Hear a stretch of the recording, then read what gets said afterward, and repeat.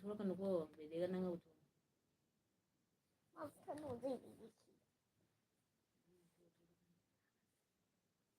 bubbles का जगह bubbles का होती 거기도 탐와야 말하다 보이다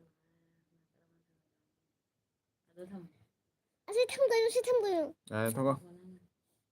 탐도 얘기 빨리 오신다 어디 과자 나기도 나기도 मी नॉन नहीं करना 봐봐 세 탐무네 엄마 세 탐무 탐니 로 거리 탐미노이다 아세 탐무 세 탐무 nung kay gali ni jong thang open to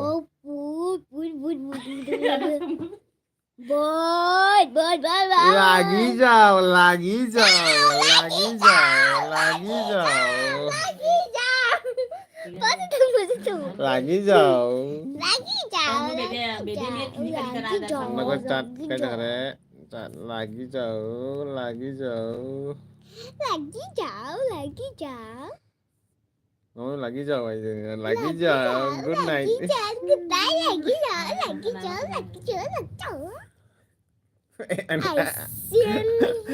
animal lại ơi ui animal lagi jauh good night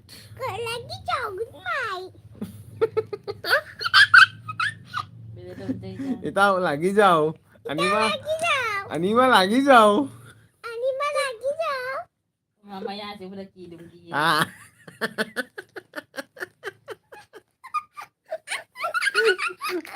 Kira nih geli lagi jauh itaw lagi jauh ini mana but sana re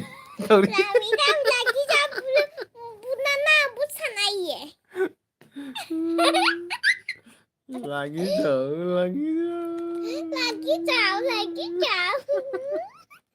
tuh bede cak cara buat itu bede cak cara apa nih cara yo nih nih cara yo ini itu cara yo aduh tuh kemana tuh ini cara yo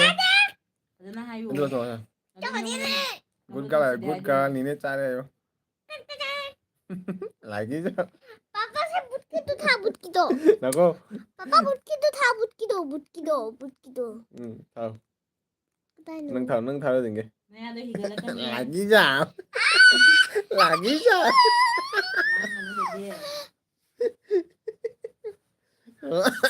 기대 있고 있다 lagi jauh 랑한 눈에 ôi mà kena kenu ita jadi ita tuh gini mana bede aku na nau di tunggu na nau tunggu ya tuh gini kali ani mana kayak ini ani mah aku ya ani mana bede aji fau tum diri kayak gini aku bede pung baru tumi mayam aku bede sih kayak pung baru tumi itaw na bede ya no ko itu bede no na no ko itu mam ke no na no ko itaw binot na no ko no da nena bede na ngati po tum diri po ay na hangi onda itaw guli yami itaw kon de guli yami lagi jauh bede lagi jauh ayu nge Papa는 분도 만지고 오시가. lagi jauh ayu Sita reko elbit tha bada sire elbit tha bada mayam lagi jauh. mi loi sih lạc sel ai mi loi sih lại ita guli yami tu gi animana kai ba da khuman na na kore tu gi jiten na jiten na jenge ma anu khuman anu na sona elbit thai sona ai gi elbit sona lai ko jiten na jenge anu ada liu ye lakan ye kanim kai deta 제뱀자 ai sum thari ni mai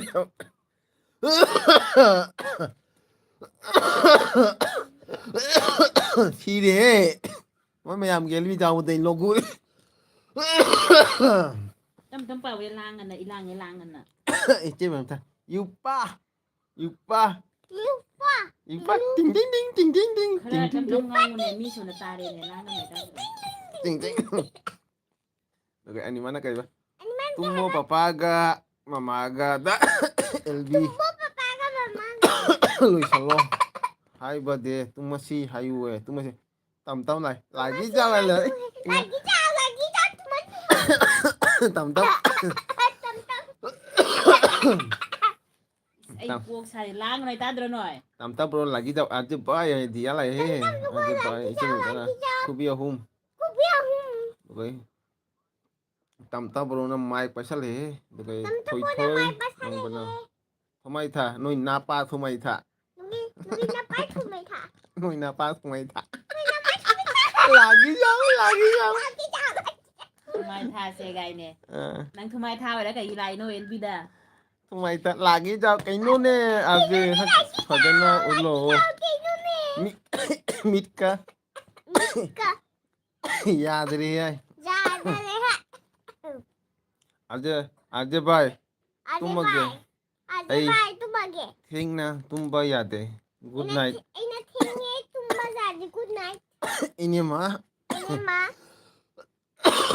Nako ni papa. Ini mah. Ini ma. Kok sare no any langan ko ay. Tam bro na kaya man ako ni. Tam to aja bro. Lagi jauh. Aji bolo. Lagi jauh.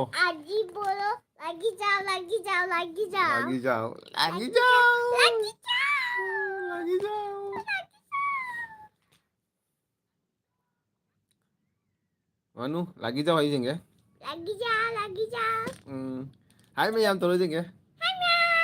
Hai Miyam. Lagi jauh. Thôi thế dừng. Hay. Ndu gigi.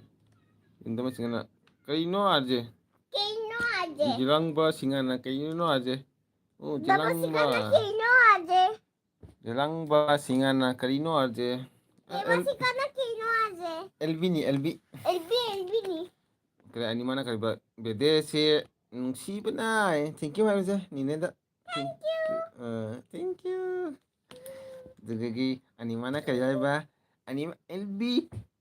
Anima LB. Thadok ning de. Bede good night hai re.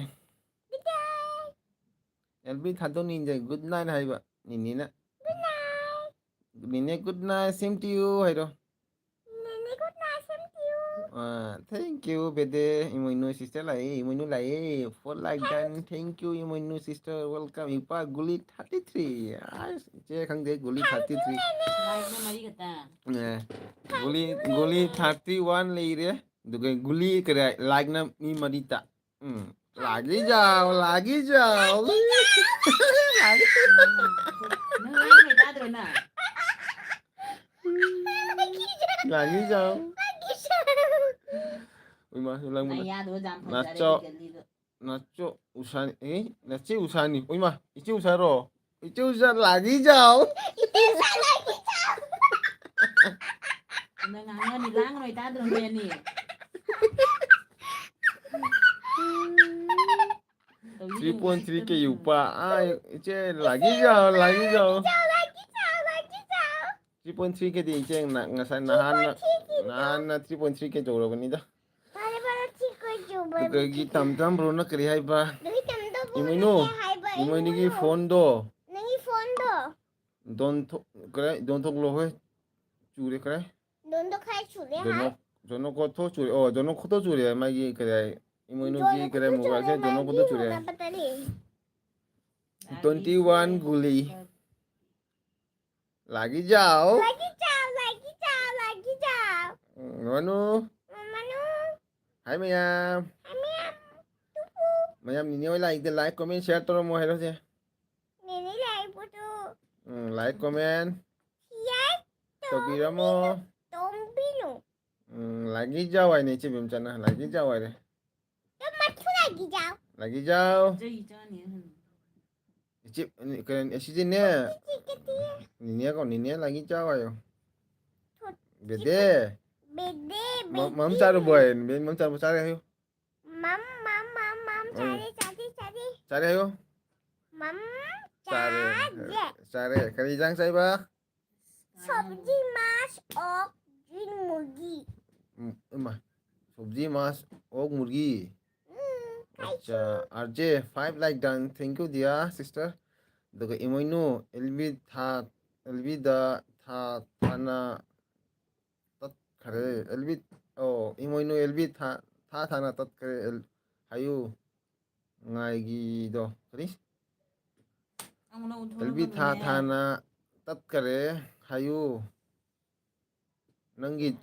do LB thana khare tat khare aiba. Imoino sister gi do LB thana tat khare aiba. Acha. Duga gi like tꯧꯕꯗ ꯌꯥꯎꯔꯗꯤ like ꯇꯧꯕꯤꯔꯝꯃꯣ ꯍꯥꯏ like ꯇꯧꯗꯕ ꯌꯥꯎꯔꯗꯤ like ꯇꯧꯕꯤꯔꯝꯃꯣ ꯍꯥꯏ ꯃꯌꯥꯝ thank you ꯇꯝꯇꯝ bro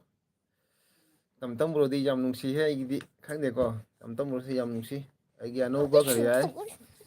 viewers ꯑꯩꯒꯤ ꯑꯅꯧꯕ ꯀꯔꯤ ꯍꯥꯏ bede nang usitire nang YouTube family ꯒꯤ ꯀꯔꯤ ꯍꯥꯏ ꯑꯅꯧꯕ ꯀꯔꯤ ꯍꯥꯏ ꯑꯣꯏꯔꯁꯨ ꯇꯝꯇꯝ bro ꯗꯤ ꯌꯥꯝꯅ close ꯑꯣꯏꯔꯦꯗ ꯑꯩꯒꯤꯗꯃꯛꯇꯗꯤ ꯑꯗꯨꯗꯒꯤ ꯃꯆꯥ ꯊꯣꯏꯕꯤ ꯍꯥꯏꯅ ꯀꯩꯅꯣ ꯄꯤꯔꯦꯍꯦ ꯋꯥꯇꯔꯃꯤꯂꯣꯟꯒ ꯀꯔꯦꯒ ꯑꯗꯨꯗꯒꯤ ꯂꯤꯆꯤꯒ ꯄꯤꯔꯦ ꯃꯥꯅꯦ ꯂꯤꯆꯤꯔ ꯁꯤ ꯀꯩꯅꯣ ꯈꯪꯗꯦꯅꯦ ꯑꯗꯨꯗꯒꯤ ꯏꯆꯦ ꯕꯦꯝꯆꯥꯅ ꯀꯔꯤꯕ ꯕꯦꯗꯦ ꯍꯌꯦꯡꯗꯒꯤ ꯃꯨꯛꯕꯥꯡ ꯇꯧꯕꯗ ꯃꯃꯥꯒ ꯄꯄꯥꯒ ꯃꯌꯥꯏꯗ ꯐꯝꯒꯅꯨ ꯅꯣꯏ ꯃꯃꯥꯒꯤ ꯈꯨꯅꯤꯅ ꯊꯤꯅ ꯏꯟꯊꯣꯛꯈꯤꯅꯤꯀꯣ ꯈꯪꯗꯦꯅꯦ ꯏꯆꯦ ꯀꯔꯤ ꯍꯥꯏ ꯃꯨꯛꯕꯥꯡ ꯇꯧꯕꯗ ꯀꯔꯤ ꯍꯥꯏ ꯑꯩꯈꯣꯏ ꯀꯔꯤ ꯍꯥꯏ ꯑꯅꯤ ꯆꯥꯕꯗ ꯕꯦꯗꯦꯁꯦ ꯃꯌꯥꯏ ꯇꯥꯕꯗꯣ ꯃꯃꯥꯒꯤ ꯈꯨꯅꯤꯡꯁꯤꯅ ꯑꯗꯨꯃꯥꯏꯅ ꯊꯤꯜꯂꯒ ꯀꯔꯤ ꯍꯥꯏꯇꯧꯕ ꯏꯉꯥꯡꯁꯤꯗ ꯌꯥꯝ ꯋꯥꯏꯑꯦꯕ ꯈꯪꯗꯦꯗ ꯀꯃꯥꯏꯅ ꯇꯧꯗꯣꯏꯅꯣ ꯈꯪꯗꯦ ꯆꯥꯎꯔꯒ ꯀꯔꯤ ꯍꯥꯏ ꯀꯦꯃꯦꯔꯥ ꯑꯆꯧꯕ ꯑꯃ ꯂꯧꯔꯒ ꯑꯗꯨ ꯎꯄꯥꯏꯅꯗꯗꯤ ꯂꯩꯇ꯭ꯔꯦꯗ ꯏꯆꯦ ꯎꯄꯥꯏ ꯅꯥꯏ ꯄꯤꯛꯄꯗꯤ ꯁꯨꯃꯥꯏꯅ ꯇꯧꯔꯛꯏꯁꯦ ꯀꯔꯤ ꯍꯥꯏ ꯃꯣꯛꯇ ꯀꯔꯤ ꯍꯥꯏ ꯃꯣꯕꯥꯏꯜ ꯈꯤꯜꯂꯒ ꯀꯔꯤ ꯃꯨꯛꯕꯥꯡ ꯇꯧꯔꯛꯏꯅꯤ ꯑꯁꯤ ꯑꯩꯒꯤ ꯀꯔꯤ ꯍꯥꯏ ꯑꯦꯆꯤꯞꯃꯦꯟ ꯍꯥꯏꯇꯥꯔꯦꯗ ꯑꯁꯤꯕꯨ ꯑꯩꯅ ꯅꯨꯡꯁꯤ ꯅꯉꯣꯟꯗ ꯁꯕꯁꯀ꯭ꯔꯥꯏꯕꯔ ꯃꯌꯥꯝꯅ ꯑꯩꯒꯤ ꯅꯨꯡꯁꯤꯕ ꯃꯌꯥꯝ ꯌꯨꯇꯨꯕꯔ ꯃꯌꯥꯝꯅ ꯑꯩꯉꯣꯟꯗ ꯅꯨꯡꯁꯤꯔꯛꯏꯁꯦ ꯑꯁꯤꯅꯤ ꯑꯩꯒꯤ ꯑꯦꯆꯤꯞꯃꯦꯟ ꯍꯥꯏꯗꯤ ꯋꯥꯅ ꯃꯨꯛꯕꯥꯡ ꯇꯧꯔꯛꯄꯁꯦ ꯃꯌꯥꯝꯅ ꯁꯞꯄꯣꯔꯠ ꯇꯧꯔꯛ ꯏꯃꯥ ꯒꯨꯂꯤ ꯇꯔꯦꯀꯗ ꯑꯗꯨꯒ ꯑꯩꯒꯤ ꯀꯔꯤ ꯍꯥꯏꯕ ꯕꯦꯝ ꯁꯤꯁꯇꯔ ꯂꯥꯒꯤꯖꯥꯎ ꯕꯦꯝ ꯁꯤꯁꯇꯔ ꯂꯥꯒꯤꯖꯥꯎ ꯑꯠꯆꯥ ꯏꯆꯦ ꯕꯦꯝꯆꯥꯗ ꯍꯥꯏ ꯃꯥꯅꯦ ꯂꯥꯒꯤꯖꯥꯎ ꯍꯥꯏꯅ ꯑꯗꯨꯗꯒꯤ ꯇꯝꯇꯝꯕꯔꯣꯅꯒ ꯌꯥꯏꯐꯕꯤꯒꯤ ꯐꯥꯔꯁ LB ꯍꯧꯈ꯭ꯔꯦ ꯍꯧꯖꯤꯛꯇ ꯍꯧꯈ꯭ꯔꯦ LB ꯂꯥꯒꯤꯖꯥꯎ ꯑꯠꯆꯥ ꯑꯗꯨꯒ ꯏꯆꯦ ꯕꯦꯝꯆꯥꯅ ꯁ꯭ꯃꯣꯜ ꯑꯗꯨꯒ ꯏꯆꯦ ꯕꯦꯝꯆꯥꯅ ꯌꯨꯄꯥ ꯍꯥꯏꯅ ꯂꯥꯒꯤꯖꯥꯎ ꯍꯥꯏꯔꯦ ꯑꯗꯨꯒ ꯇꯝꯇꯝꯕꯔꯣꯅ ꯊꯥꯒꯠꯆꯔꯤ RJ ꯇꯝꯇꯝ bro ꯌꯥꯝ ꯅꯨꯡꯁꯤꯌꯦ ꯑꯃꯨꯛꯀꯤꯅꯤ ꯏꯇꯥꯎ ꯀꯩꯅꯣꯅ ꯏꯆꯦ ꯁꯣꯔꯤ ꯏꯌꯥꯝꯕꯅꯤꯀꯣ ꯕ꯭ꯔꯣ ꯉꯥꯏꯅ ꯁꯨꯝ ꯑꯩꯗꯤ ꯀꯧꯏꯀꯣ ꯑꯗꯨꯕꯨ ꯇꯝꯇꯝ bro ꯌꯥꯝ ꯅꯨꯡꯁꯤ ꯑꯩꯗꯤ ꯈꯪꯗꯦꯗ ꯑꯩꯒꯤ ꯅꯨꯡꯁꯤꯕꯁꯦ ꯌꯥꯝ ꯐꯥꯎꯈ꯭ꯔꯦꯕ ꯈꯪꯗꯦ ꯑꯗꯨꯒ ꯑꯩꯒꯤ ꯅꯨꯡꯁꯤ ꯄꯥꯟꯊꯣꯡ ꯂꯥꯛꯑꯦ RJ ꯐꯃꯨꯡ ꯆꯪꯂꯕꯣ ꯆꯪꯗ꯭ꯔꯤꯗ ꯀꯥꯏꯗ ꯁꯨꯝ ꯍꯤꯞꯄꯤꯅꯤ ꯑꯗꯨꯗꯒꯤ ꯏꯆꯦ ꯎꯁꯥꯅ ꯀꯔꯤꯕ ꯁ꯭ꯃꯣꯜ ꯀꯣꯏꯌꯥ ꯁꯦꯔꯤ ꯑꯗꯨꯗꯒꯤ ꯏꯆꯦꯅꯨ LB ꯂꯣꯏꯔꯕꯣ ꯏꯆꯦꯅꯨꯗ ꯑꯩ ꯍꯥꯏꯔꯝꯕꯅꯤꯀꯣ ꯏꯆꯦꯅꯨ ꯋꯥꯔꯧꯕ ꯌꯥꯗꯦꯀꯣ ꯑꯩ ꯍꯥꯏꯔꯝꯕꯅꯤꯀꯣ ꯑꯩ ꯁꯨꯝ ꯇꯧꯒꯦ ꯍꯥꯏꯅ ꯋꯥꯔꯧꯕ ꯌꯥꯗꯦ ꯏꯆꯦꯅꯨ 7 like done thank you ꯏꯆꯦ ꯑꯗꯨꯒ ꯅꯨꯡꯁꯤꯕꯅ ꯀꯔꯤꯕ RJ ꯅꯣꯏ ꯁꯥꯏꯗꯤ ꯂꯩ ꯁꯥꯏꯁꯨ ꯂꯩ ꯎꯗꯥ ꯂꯥꯏꯒꯤꯁꯦ ꯌꯥꯏꯌꯦ ꯑꯗꯨꯒ ꯏꯆꯦ ꯕꯦꯝꯆꯥꯅ ꯀꯔꯤ ꯍꯥꯏꯕꯤꯌꯦ ꯂꯥꯒꯤꯁꯦ ꯂꯣꯛꯇꯤ ꯀꯔꯥꯏ ꯈꯨꯕꯁꯤ ꯂꯦꯞꯇꯦꯀꯣ ꯌꯥꯝ ꯋꯥꯔꯧꯕ ꯌꯥꯗꯦꯀꯣ ꯂꯣꯛ ꯈꯨꯕꯁꯦ ꯏꯆꯦ ꯕꯦꯝꯆꯥꯅ ꯀꯔꯤꯕ ꯄꯥꯟꯊꯣꯡ ꯋꯦꯜꯀꯝ ꯑꯗꯨꯗꯒꯤ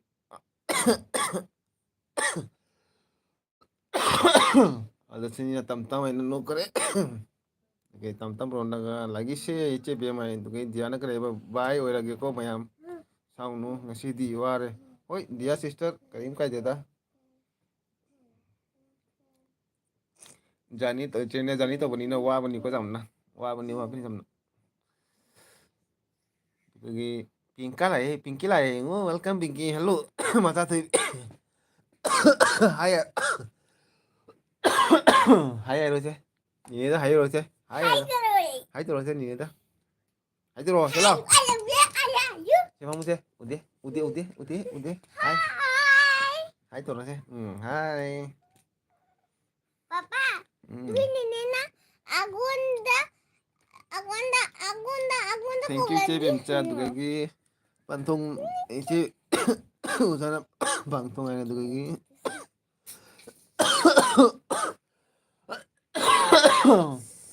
ꯅꯣꯏꯅ ꯑꯩꯅ Papa. ꯀꯩꯝ ꯑꯔꯨꯝ ꯍꯧꯗꯦ ꯍꯥꯏꯗꯣ ꯑꯩꯅ ꯂꯣꯛ ꯈꯨꯕꯅ ꯂꯣꯏꯔꯦ ꯂꯣꯏꯔꯦ ꯑꯅꯨꯏ ꯇꯦꯅ ꯀꯥꯏꯕ ꯂꯣꯏꯔꯦ ꯃꯅꯤꯄꯨꯔ ꯃꯆꯥ ꯑꯃꯅ ꯀꯁꯥꯔ ꯃꯆꯥ ꯄꯜꯂꯒ ꯉꯥꯡꯈꯤꯕꯗꯒꯤ ꯊꯤꯅ ꯉꯥꯡꯂꯕꯗ ꯀꯔꯤ ꯍꯥꯏꯕ ꯀꯁꯥꯔ ꯃꯆꯥꯅ ꯄꯜꯂꯒ ꯉꯥꯡꯈꯤꯕ ꯊꯤꯅ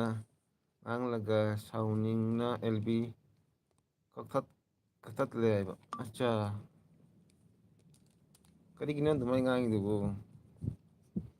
ꯈꯪꯗꯦꯗ ꯃꯤꯁꯤꯡꯁꯦ ꯌꯥꯝꯅ ꯆꯥꯎꯈꯠꯇꯕ ꯇꯥꯏꯕ ꯇꯥꯔꯦꯗ ꯃꯩꯇꯩ ꯃꯆꯥ ꯑꯃ ꯑꯣꯏꯔꯒ ꯏꯆꯦ ꯃꯦꯝꯆꯥꯅ ꯌꯥꯏꯐꯔꯦ ꯄꯦꯟꯖꯩꯁꯨ ꯑꯦꯜꯕꯤ ꯂꯥꯒꯤꯁꯦ ꯏꯆꯦ ꯄꯦꯟꯖꯩꯗꯤ ꯉꯁꯥꯏꯗꯤ ꯑꯦꯜꯕꯤ ꯇꯧꯕꯅꯤꯀꯣ ꯏꯆꯦ ꯃꯦꯝꯆꯥ ꯑꯗꯨꯒ ꯅꯨꯡꯁꯤ ꯄꯥꯟꯊꯣꯛꯅ ꯀꯔꯤ ꯑꯥꯔꯖꯦ ꯍꯣꯁꯄꯤꯇꯥꯜ ꯆꯠꯂꯣꯏꯗ꯭ꯔꯣ ꯀꯔꯤꯒꯤꯅꯣꯅꯦ ꯍꯣꯁꯄꯤꯇꯥꯜ ꯆꯠꯇꯣꯏꯗꯨꯕꯨ ꯑꯥꯔꯖꯦ ꯕ꯭ꯔꯣ ꯅꯪ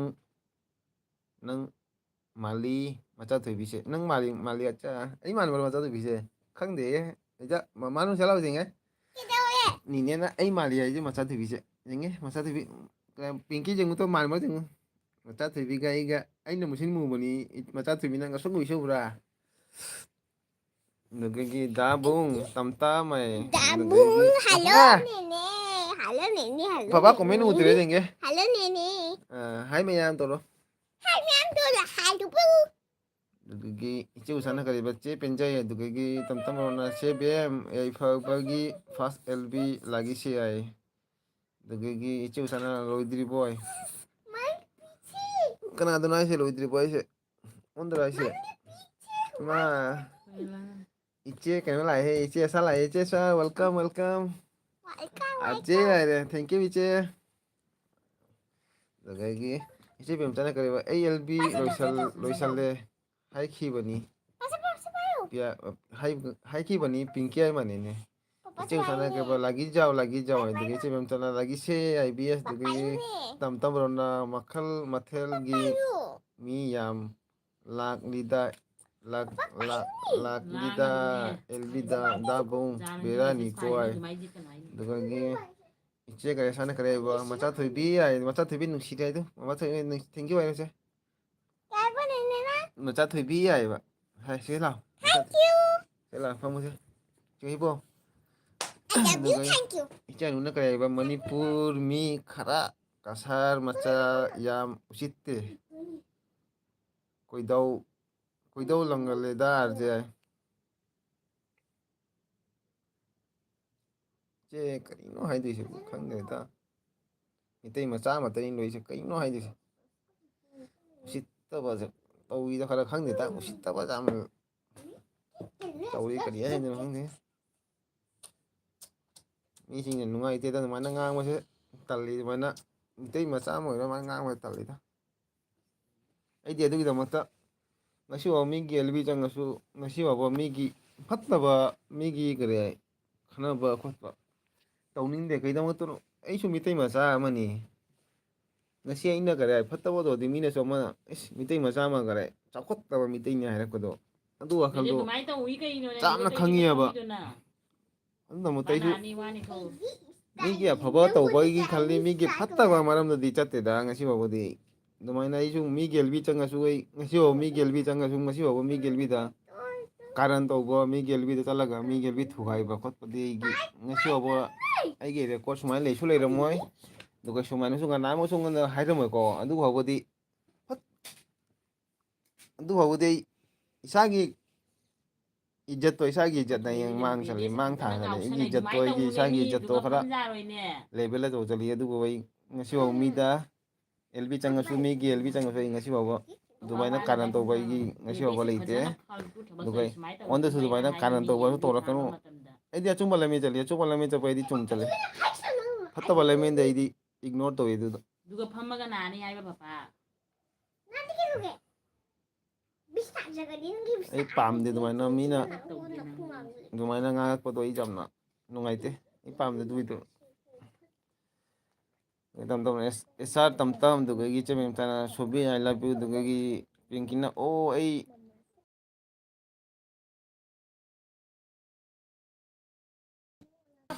Hꯧꯖꯤꯛꯀꯤ MB ꯂꯣꯏꯔꯝꯃꯅꯤ ꯂꯣꯏꯗꯦꯗ ꯀꯔꯥꯏ ꯑꯩꯒꯤ ꯀꯔꯥꯏ ꯔꯤꯆꯥꯔꯖ ꯇꯧꯔꯤꯅ ꯃꯁꯦ ꯃꯣꯕꯥꯏꯜ ꯀꯔꯥꯏ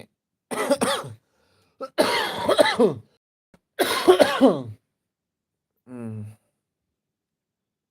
ꯈꯨꯕꯁꯤꯅ ꯃꯅꯥꯀꯣꯡꯒ ꯏꯄꯥ ꯁꯦꯒꯥꯏꯔꯦ ꯅꯦꯠ ꯂꯣꯏꯔꯕꯣ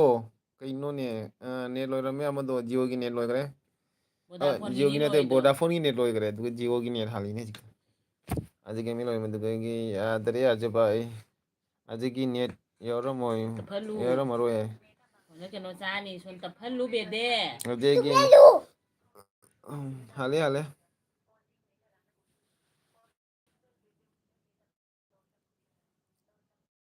ꯋꯥ ꯉꯥꯡꯕꯗ ꯎꯁꯤꯠꯇꯕ ꯇꯧꯒꯅꯨ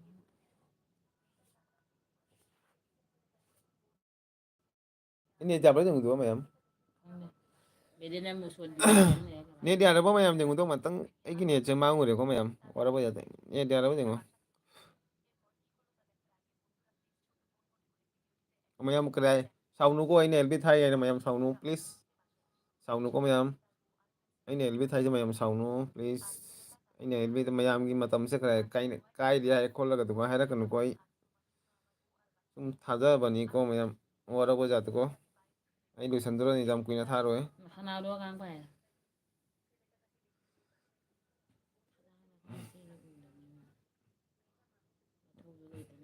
ꯃꯌꯥꯝꯅ ꯈꯜꯂꯝꯒꯅꯤꯀꯣ ꯑꯩꯁꯦ ꯀꯔꯥꯏ ꯑꯥꯔꯇꯤꯁꯁꯦ ꯃꯣꯅꯤꯇꯥꯏꯁ ꯑꯣꯏꯔꯦ ꯍꯥꯏꯅ LB ꯊꯥꯔꯦꯅ ꯑꯗꯨꯃꯥꯏꯅꯗꯤ ꯈꯟꯒꯅꯨꯀꯣ ꯇꯥꯏꯝ ꯄꯥꯁ ꯑꯩ ꯁꯨꯝ ꯉꯥꯛꯇꯪꯒꯤꯗꯃꯛꯇ ꯊꯥꯔꯤꯅꯤ ꯃꯌꯥꯝ ꯑꯗꯨꯕꯨ ꯃꯌꯥꯝ ꯋꯥꯔꯧꯒꯅꯨ ꯑꯩꯗꯤ ꯉꯥꯛꯇꯪꯒꯤꯗꯃꯛꯇꯅꯤ ꯃꯌꯥꯝ ꯐꯠꯇꯕꯗꯤ ꯈꯟꯒꯅꯨꯀꯣ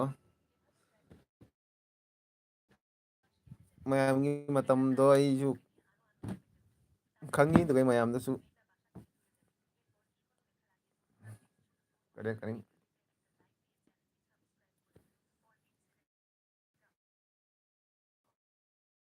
ꯑꯗꯨꯗꯒꯤ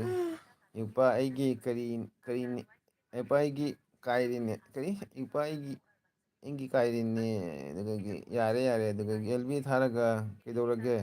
ꯀꯅꯥꯅ ꯀꯔꯤ ꯍꯥꯏꯔꯤꯅꯣ ꯈꯪꯗꯦ ꯏꯆꯟ ꯃꯤꯁꯦ ꯈꯔ ꯃꯣꯅꯤꯇꯥꯏꯁ ꯑꯣꯏꯗꯕꯅꯤꯅ ꯑꯩꯈꯣꯏ ꯃꯣꯅꯤ ꯑꯣꯏꯔꯕꯅꯤꯅ ꯃꯤꯅ ꯅꯨꯡꯉꯥꯏꯔꯣꯏꯗ꯭ꯔꯥ ꯍꯥꯏꯅ ꯈꯜꯂꯤꯅꯤꯗ ꯑꯩꯁꯦ ꯃꯣꯅꯤꯇꯥꯏꯁ ꯑꯣꯏꯔꯕꯅꯤꯅ ꯃꯣꯅꯤꯇꯥꯏꯁ ꯑꯣꯏꯔꯒ LB ꯊꯥꯏꯑꯦꯅ ꯃꯌꯥꯝꯅꯁꯨ ꯉꯥꯡꯕꯗꯣ ꯌꯥꯝ ꯏꯀꯥꯏ ꯍꯥꯏꯕ ꯑꯩꯗꯤ ꯑꯗꯨꯒꯤꯅꯤ ꯑꯩꯗꯣ ꯊꯥꯔꯣꯏ ꯑꯗꯨꯝ ꯊꯥ ꯂꯩ ꯑꯩ ꯁꯨꯝ ꯊꯥꯕꯅꯤꯀꯣ ꯋꯥꯔꯧꯕ ꯖꯥꯠꯇꯦ ꯁꯥꯎꯗꯦꯗ ꯑꯖꯦ ꯚꯥꯏ ꯍꯣꯏ ꯑꯩꯗꯤ ꯌꯥꯝ ꯈꯜꯂꯦꯕ ꯃꯤꯒꯤꯗꯃꯛꯇ ꯌꯥꯝ ꯈꯜꯂꯤꯀꯣ ꯑꯗꯨꯃꯥꯏꯅ ꯍꯥꯏꯃꯟꯕ ꯏꯁꯥꯒꯤ ꯀꯔꯤ ꯍꯥꯏ ꯈꯟꯗꯁꯨ ꯃꯤꯒꯤꯗꯃꯛꯇ ꯌꯥꯝ ꯈꯜꯂꯤ ꯑꯩꯗꯤ ꯑꯗꯨꯒ ꯃꯤ ꯅꯉꯣꯟꯗ ꯀꯔꯤ ꯋꯥꯔꯧꯕ ꯇꯧꯒꯅꯨ ꯑꯗꯨꯅꯤ ꯑꯩꯅ ꯍꯥꯏꯁꯦ ꯑꯩꯅ LB ꯊꯥꯔꯤꯁꯦ ꯃꯌꯥꯝꯅ ꯋꯥꯔꯧꯕꯁꯨ ꯌꯥꯎꯕ ꯌꯥꯏ ꯌꯥꯎꯗꯕꯁꯨ ꯌꯥꯏꯀꯣ ꯑꯗꯨꯕꯨ ꯑꯩꯅ ꯑꯩꯒꯤ ꯏꯁꯥꯒꯤ ꯀꯔꯤ ꯅꯨꯡꯉꯥꯏꯇꯕꯗꯣ ꯃꯌꯥꯝꯗ ꯑꯗꯨꯝ ꯍꯥꯏꯅꯤꯡꯉꯤꯗ ꯌꯨꯝꯗ ꯂꯩꯕꯗ ꯆꯠꯂꯨꯕꯗ ꯊꯥꯔꯣꯏ ꯀꯔꯤꯒꯤ ꯁꯥꯎꯗꯣꯏꯅꯣ ꯑꯥꯔꯖꯦ ꯍꯣꯏ ꯇꯝꯕ꯭ꯔꯣ ꯈꯪꯗꯦꯗ ꯑꯩꯅ LB ꯊꯥꯔꯁꯨ ꯃꯌꯥꯝꯒꯤ ꯃꯇꯝꯗꯣ ꯃꯌꯥꯝꯒꯤ ꯃꯇꯝꯗ ꯑꯩꯅ ꯊꯥꯔꯤꯑꯦꯅ ꯃꯌꯥꯝꯅꯁꯨ ꯁꯥꯎꯕꯗꯣ ꯑꯗꯨꯅꯤ ꯑꯩꯅ ꯍꯥꯏꯔꯤꯁꯦ ꯑꯗꯨꯗꯒꯤ ꯏꯆꯦ ꯎꯁꯥꯅ ꯈꯟꯗꯦꯗ ꯊꯦꯡꯀ꯭ꯌꯨ ꯏꯆꯦ ꯎꯁꯥ ꯑꯗꯨꯒ ꯄꯤꯡꯀꯤꯅ ꯀꯔꯤ ꯍꯥꯏꯕ ꯁꯣꯕꯤ ꯍꯥꯏꯅ ꯗꯥꯔꯂꯤꯡ ꯍꯥꯏꯔ ꯗ꯭ꯔꯣꯌꯤꯡ ꯍꯥꯏꯔ ꯈꯪꯗꯦ ꯇꯝꯕ꯭ꯔꯣ ꯅꯥꯔꯖꯦ ꯚꯥꯏ ꯑꯣꯜꯂꯥ ꯀꯣꯏ ꯑꯣꯔ ꯅꯥꯔꯦꯕꯣ ꯚꯥꯏ ꯁꯥꯍꯦꯕ ꯅꯥꯔꯦꯕꯣ ꯇꯝꯕ꯭ꯔꯣ ꯑꯩꯅ ꯍꯥꯏꯁꯦ ꯐꯠꯇꯕꯒꯗꯤ ꯈꯟꯒꯅꯨꯀꯣ ꯑꯩꯅ LB ꯊꯥꯏꯁꯦ ꯈꯪꯗꯦꯀꯣ ꯃꯌꯥꯝꯅ LB ꯊꯥꯕ ꯃꯇꯝꯗ ꯑꯩꯁꯨ ꯊꯥꯅꯤꯡꯗꯦ ꯍꯥꯏꯕ ꯀꯩꯗꯃꯛꯇꯅꯣ ꯃꯌꯥꯝꯁꯨ LB ꯊꯥꯕꯅꯤꯅ ꯃꯣꯏ ꯃꯇꯝꯁꯨ ꯈꯔ ꯈꯪꯕ ꯇꯥꯕꯅꯤ ꯑꯩꯁꯨ ꯑꯗꯨꯒꯤꯗꯃꯛꯇ ꯃꯌꯥꯝꯁꯦ LB ꯊꯥꯕꯅꯤ ꯑꯗꯨꯒꯤꯗꯃꯛꯇ ꯑꯩꯁꯨ ꯊꯥꯅꯤꯡꯗꯕꯅꯤ ꯑꯗꯨꯒꯤꯗꯃꯛꯇ ꯑꯩꯅ ꯁꯨꯝ ꯍꯥꯏꯕꯅꯤꯗ ꯑꯗꯨꯒꯤꯗꯃꯛꯇ ꯃꯌꯥꯝꯗ ꯋꯥꯔꯧꯅꯨ ꯍꯥꯏꯅꯤꯗ ꯑꯩꯅ ꯍꯥꯏꯁꯦ ꯑꯩꯅ ꯋꯥ ꯉꯥꯡꯉꯦ ꯑꯩꯒꯤ ꯅꯨꯄꯤꯅ ꯁꯥꯎꯔꯤ ꯃꯌꯥꯝ ꯑꯩ ꯍꯥꯏꯔꯨꯔꯣꯏꯒꯦꯗ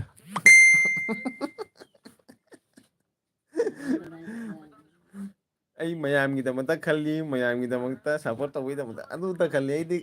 ꯑꯩꯒꯤ ꯏꯁꯥꯒꯤ ꯈꯟꯗꯦꯀꯣ ꯑꯩꯒꯤ ꯏꯁꯥꯒꯤ ꯑꯣꯟꯈꯤꯅꯦ ꯑꯩꯒꯤ ꯏꯁꯥꯒꯤ ꯈꯟꯗꯦ ꯉꯁꯤ ꯑꯩꯒꯤ ꯏꯁꯥꯒꯤ ꯈꯜꯂꯝꯃꯗꯤ LB ꯚꯤꯗꯤꯑꯣ ꯑꯩ ꯊꯥꯒꯠ ꯉꯝꯃꯦꯕ ꯀꯩꯗꯧꯃꯛꯇꯅꯣ ꯃꯌꯥꯝꯁꯨ ꯀꯔꯤ ꯍꯥꯏ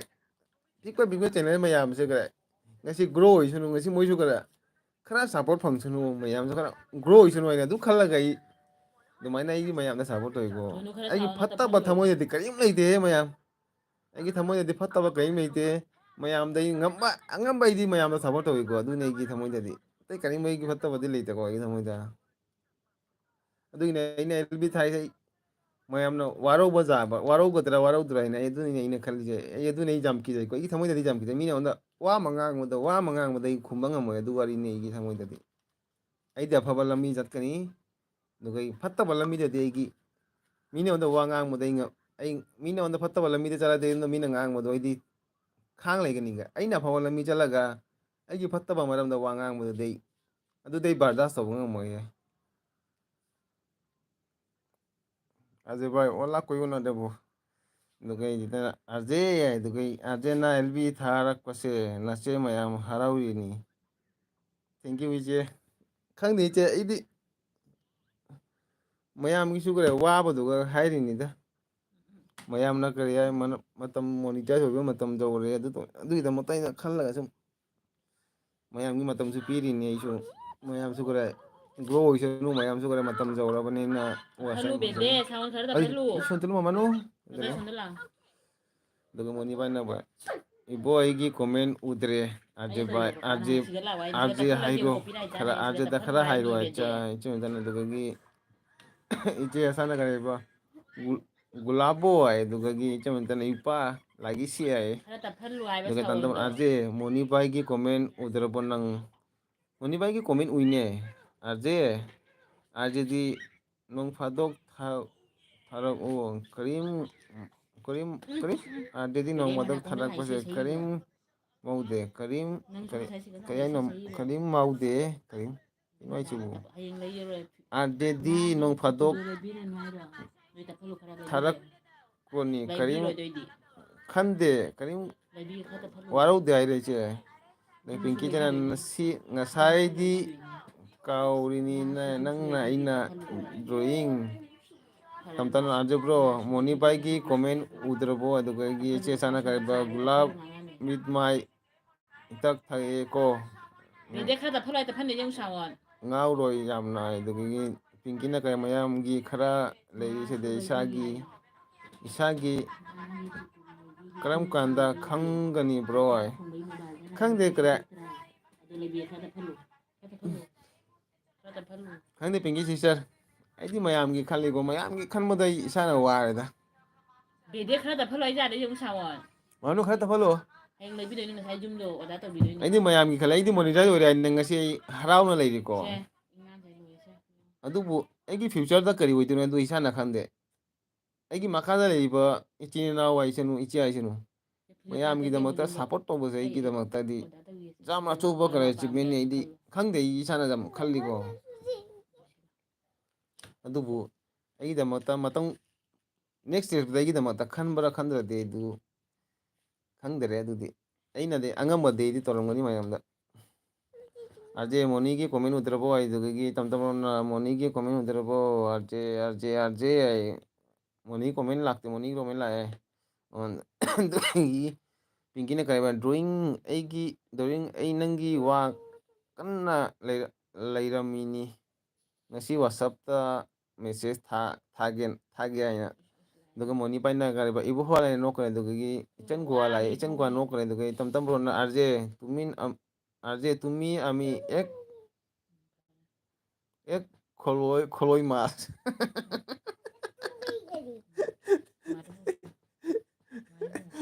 ꯑꯥꯔꯖꯦ ꯇꯨꯃꯤ ꯑꯃꯤ ꯑꯦꯛ ꯈꯣꯜꯂꯣꯏ ꯃꯥꯁ ꯈꯣꯠꯂꯣ ꯌꯥꯗꯤ ꯃꯥꯅꯦ ꯇꯨꯡꯉꯣꯟ ꯑꯃꯒꯤ ꯉꯥꯅꯦ ꯇꯨꯡꯑꯣꯟ ꯑꯃꯒꯤ ꯉꯥ ꯍꯥꯏꯅꯦ ꯃꯥꯏꯁꯦ ꯇꯝꯗꯝꯕ꯭ꯔꯣ ꯆꯨꯝꯃꯤꯅꯦ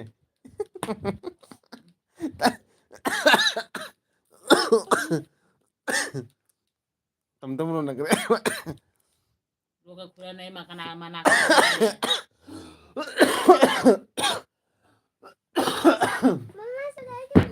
ꯑꯩ ꯌꯥꯝ ꯂꯣꯛ ꯈꯨꯏꯀꯣ ꯃꯌꯥꯝ ꯑꯩꯒꯤ ꯂꯣꯛꯁꯦ ꯐꯗ꯭ꯔꯤꯀꯣ ꯃꯌꯥꯝꯅ ꯀꯔꯤ ꯍꯥꯏ ꯑꯥꯔꯖꯦ ꯅꯣꯡꯅꯤ ꯂꯥꯛꯇꯕꯗ ꯃꯌꯥꯝꯅ ꯍꯥꯏꯁꯦ ꯑꯥꯔꯖꯦ ꯅꯥꯗꯦ ꯍꯥꯏꯕꯗꯣ ꯃꯌꯥꯝꯅ ꯉꯁꯤ ꯑꯩ ꯌꯦꯜꯕꯤ ꯇꯧꯕꯗꯣ ꯑꯩ ꯀꯃꯥꯏꯅ ꯅꯥꯔꯤꯅꯣ ꯍꯥꯏꯁꯦ ꯑꯗꯨꯒ ꯑꯥꯔꯖꯦ ꯃꯣꯅꯤꯕꯥꯏꯒꯤ ꯀꯣꯃꯦꯟ ꯗꯦꯛꯁꯦ ꯅꯥꯅꯤꯀꯣ ꯍꯥꯏ ꯎꯔꯦ ꯃꯣꯅꯤꯕꯥꯏꯅ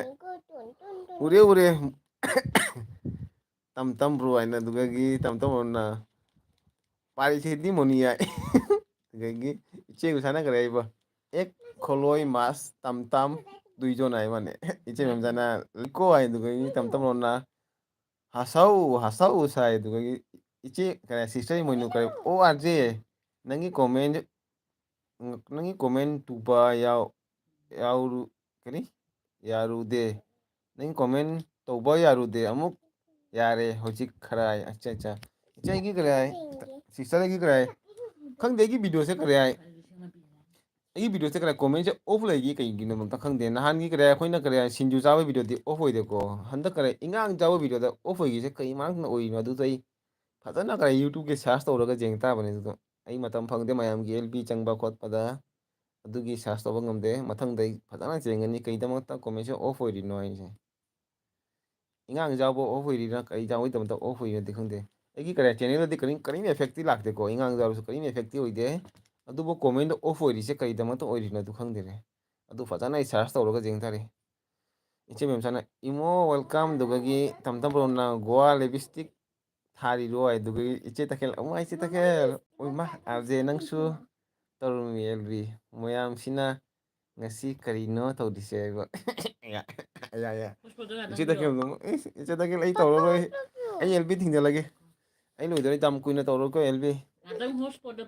ai lb loisalandoro ni jam kuina tawroi mayam gisu kariyai kwaro ba yate ko ai sum kare lb tawri ni kanya khangde da ai gi wakhanda pi garabani